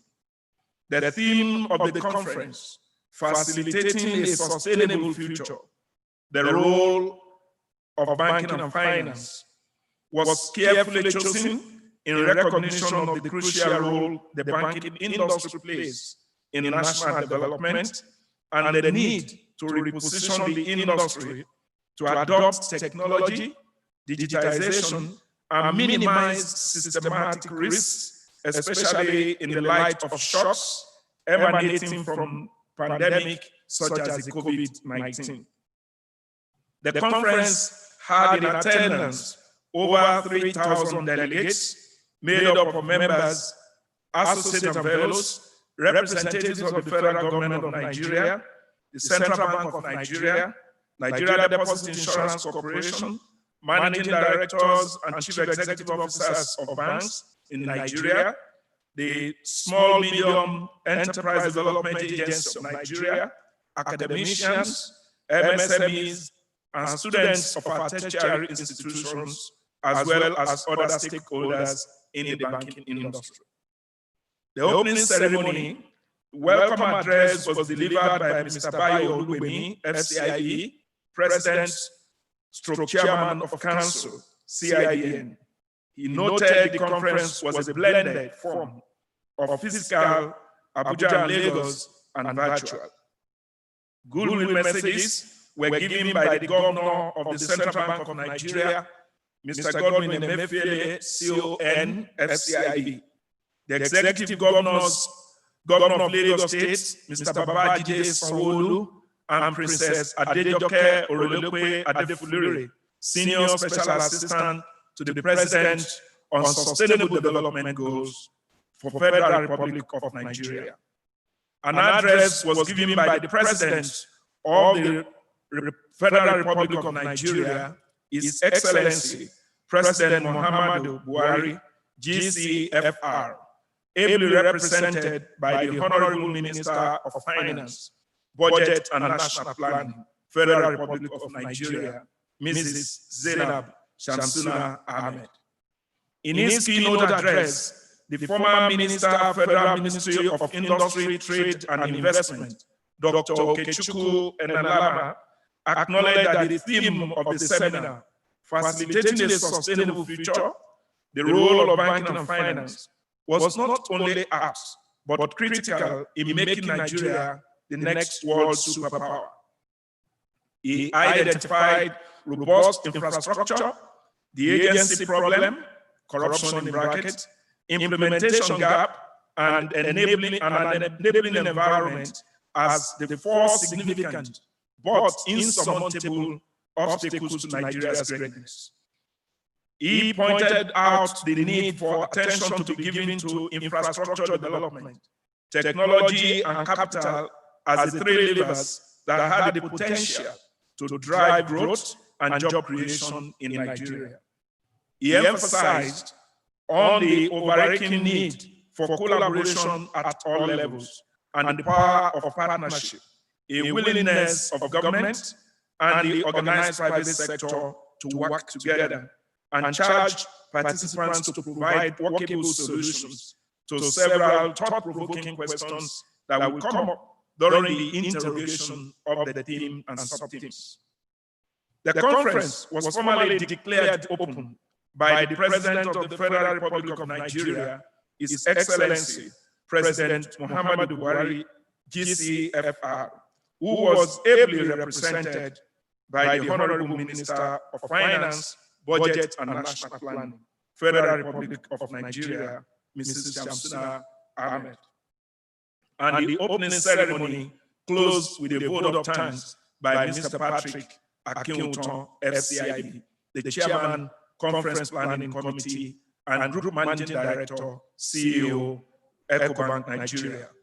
The business sessions and parallel interactive sessions spanned the 2 days of the conference. A total of 7 papers were presented in 5 sessions and 2 breakout sessions.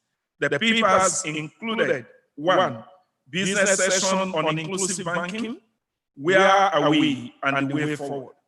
2, risks of facilitating a sustainable future. Are the banks prepared? 3, the impact of finance on emerging sectors, spotlight on MSMEs, manufacturing, creativity, and agriculture industries. 4, the impact of finance on emerging sectors, leveraging digital by the banking industry. 5, innovations and subscription and disruptions, how fintechs are defining our future. 6, leadership and competence, repositioning the banking industry for relevance. 7, green banking and economic growth. High points and resolutions. Generally, the major high points were as follows. 1, there is need for stronger collaboration between 1, government, market players, and regulators in the financial sector, ensuring policies are working not at cross purposes. 2, startups and fintechs and mainstream banking in addressing identity consolidation and enhance the customer experience in a bid to attract the youth. 3, mainstream banking and the postal services as a platform to increase potential access points to reach the rural unbanked. 4, mainstream banking and microfinance institutions to increase the extension to credit to MFBs and exclude services provided by MFBs from the mainstream banking. 2, the need to take a further look at banking charges that have discouraging impact on customers in the rural areas, such as the USSD charges. 3, need to identify cybercrime types and actively strengthen the cybersecurity infrastructure, as well as increasing awareness programs in the rural areas, especially in the area of identifying potential cybercrime activities. 4, there is need to creatively develop mobile-driven products to address the needs of customers, especially in the area of loans, provision, insurance, and pensions. 5, the CIBN needs to carry out more advocacy role for MFIs, especially the MFBs. For example, the CIBN could encourage the CBN to channel its facilities through the MFBs as against through just neutral MFB. 6, the usefulness of agent banking cannot be overemphasized. There is need to strengthen the relationship between the agent banks, MFI, and the mainstream banking to strengthen the operations of agents to increase financial inclusion. 7, banks should strive to promote sustainable practices as encapsulated in the Nigerian Sustainable Banking Principles and the SDGs. 8, banks need to intensify efforts, including providing the unbanked and vulnerable groups, such as women and youth, with access to banking services and credit facilities. 9, environmental and social impacts should always be put into consideration in designing banks' business and operating models. 10, the CIBN needs to serve as a catalyst in fostering increased stakeholder engagement in the sectors to identify the specificity of their finance needs and mediate with the banks to provide appropriate financing. 11, the banks need to work with CBN to develop a more robust credit record and credit scoring system. 12, there is need for adequate capacity building to close the wide gap in various sectors in the bid to produce credit-worthy businesses. 13, there is need to coordinate efforts in decreasing the cost of manufacturing. 14, CIBN needs to take on the advocacy role in encouraging banks to develop 1, creative credit that can be accessed by the various critical sectors, taking note of the peculiar challenges of these sectors, such as warehousing financing, seed financing, agro-processing financing. And 2, long-term capital financing with friendlier interest rates and longer moratorium. And 3, agri-friendly finance, taking into consideration the peculiarities of the agri value chain. Highlight 15, the regulators need to work with industry players to design new tools and processes and revisit the means by which they regulate some financial services. 16, evolving technology will change the structure of the labor market, job description, work models, threats, and vulnerabilities. 17, the CIBN needs to bring together critical stakeholders to begin conversation with a view to developing homegrown innovative payment systems and strategies. 18, branchless financial services need to be strengthened to meet evolving customer needs. 19, there is need to identify innovative identity management system, leveraging on facial recognition. 20, given the huge resources available for those who want to invest in green projects globally, it is imperative the Nigerian banking sector plug in and tap from the available global resources, both from economic and as well as the environmental perspectives. 21, banks may require commencing reskilling the workforce, taking into cognizance issues such as 1, artificial intelligence, machine learning, and data science. 2, entrepreneurship as opposed to administrative thinking. 3, communication and engagement in the language of the led. 22, banks need to view profit as an outcome and not a purpose. 23, the Generation Z workforce are here to stay, and banks need to identify ways to engage with them to meet with their expectations and manage them for optimal productivity.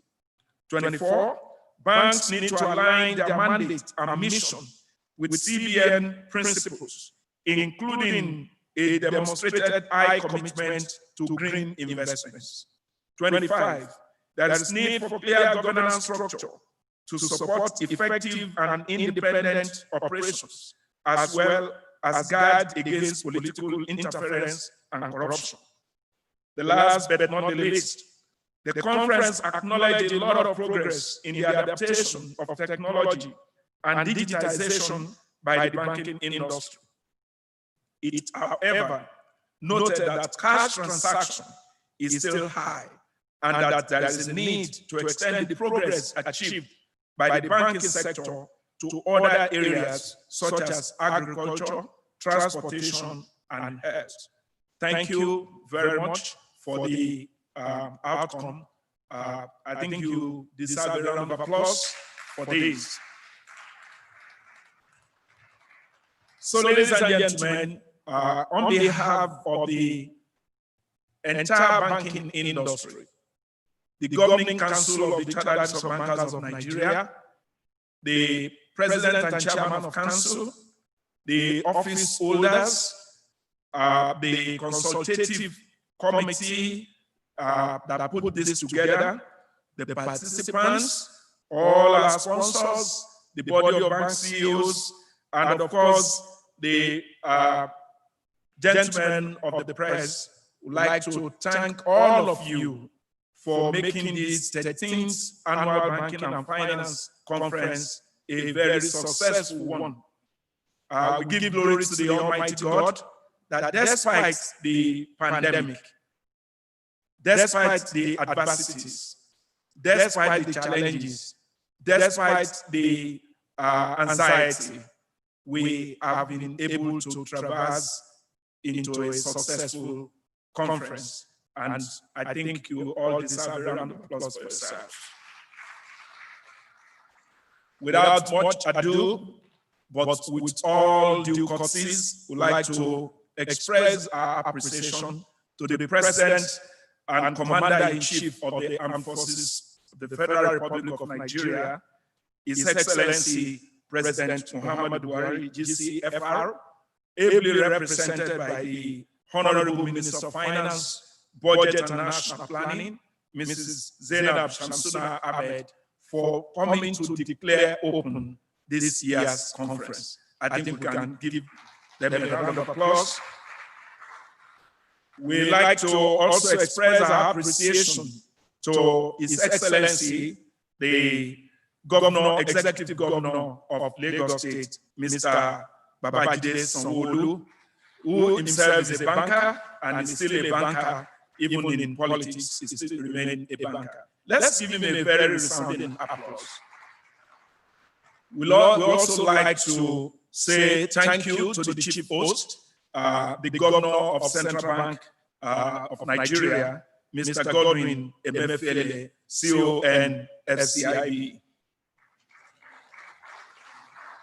Of course, we must express our delight to the Honorable Minister of Federal Capital Territory, Federal Republic of Nigeria, Alhaji Mohammed Musa Bello, who was ably represented by his Chief of Staff, Mr. Bashar Meibonu.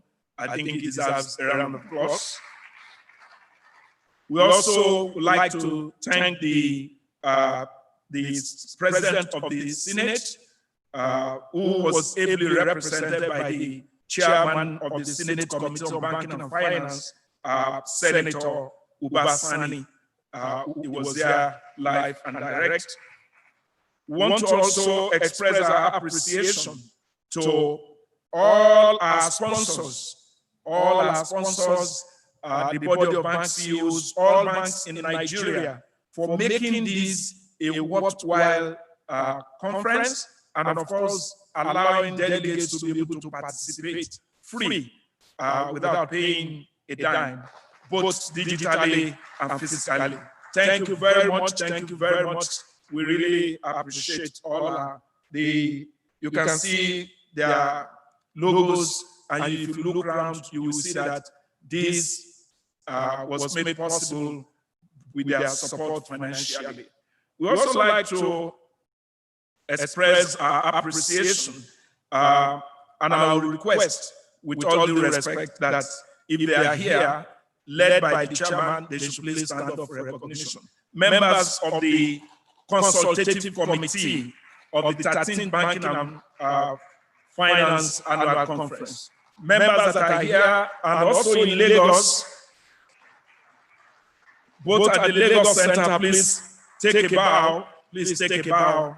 Those members, thank you very much. Thank you very much. Thank you very much. Thank you very much. We really appreciate you. Merci beaucoup. Merci beaucoup. Thank you.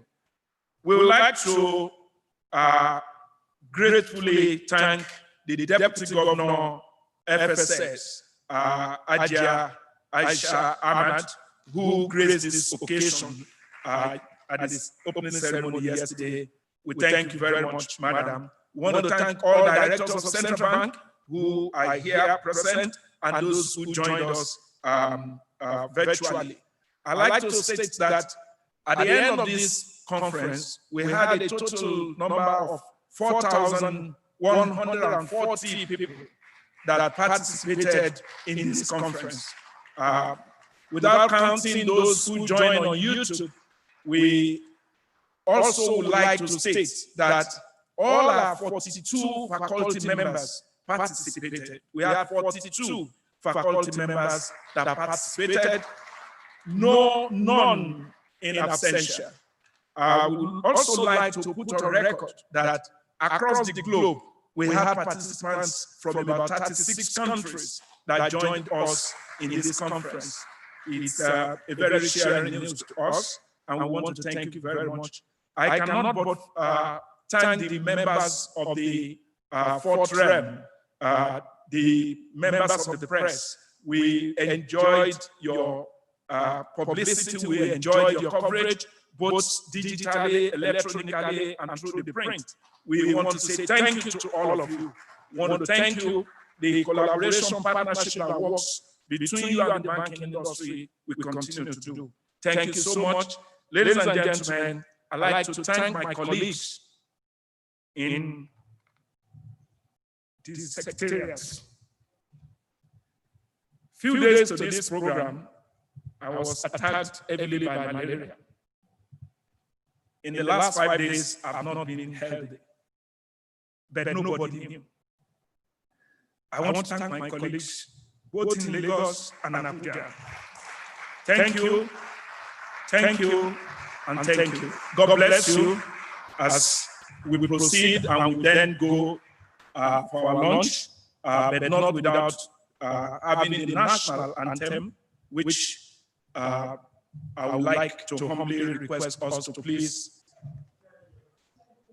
Oh, sorry, the CIBN anthem, then followed by the national anthem. May we please rise to.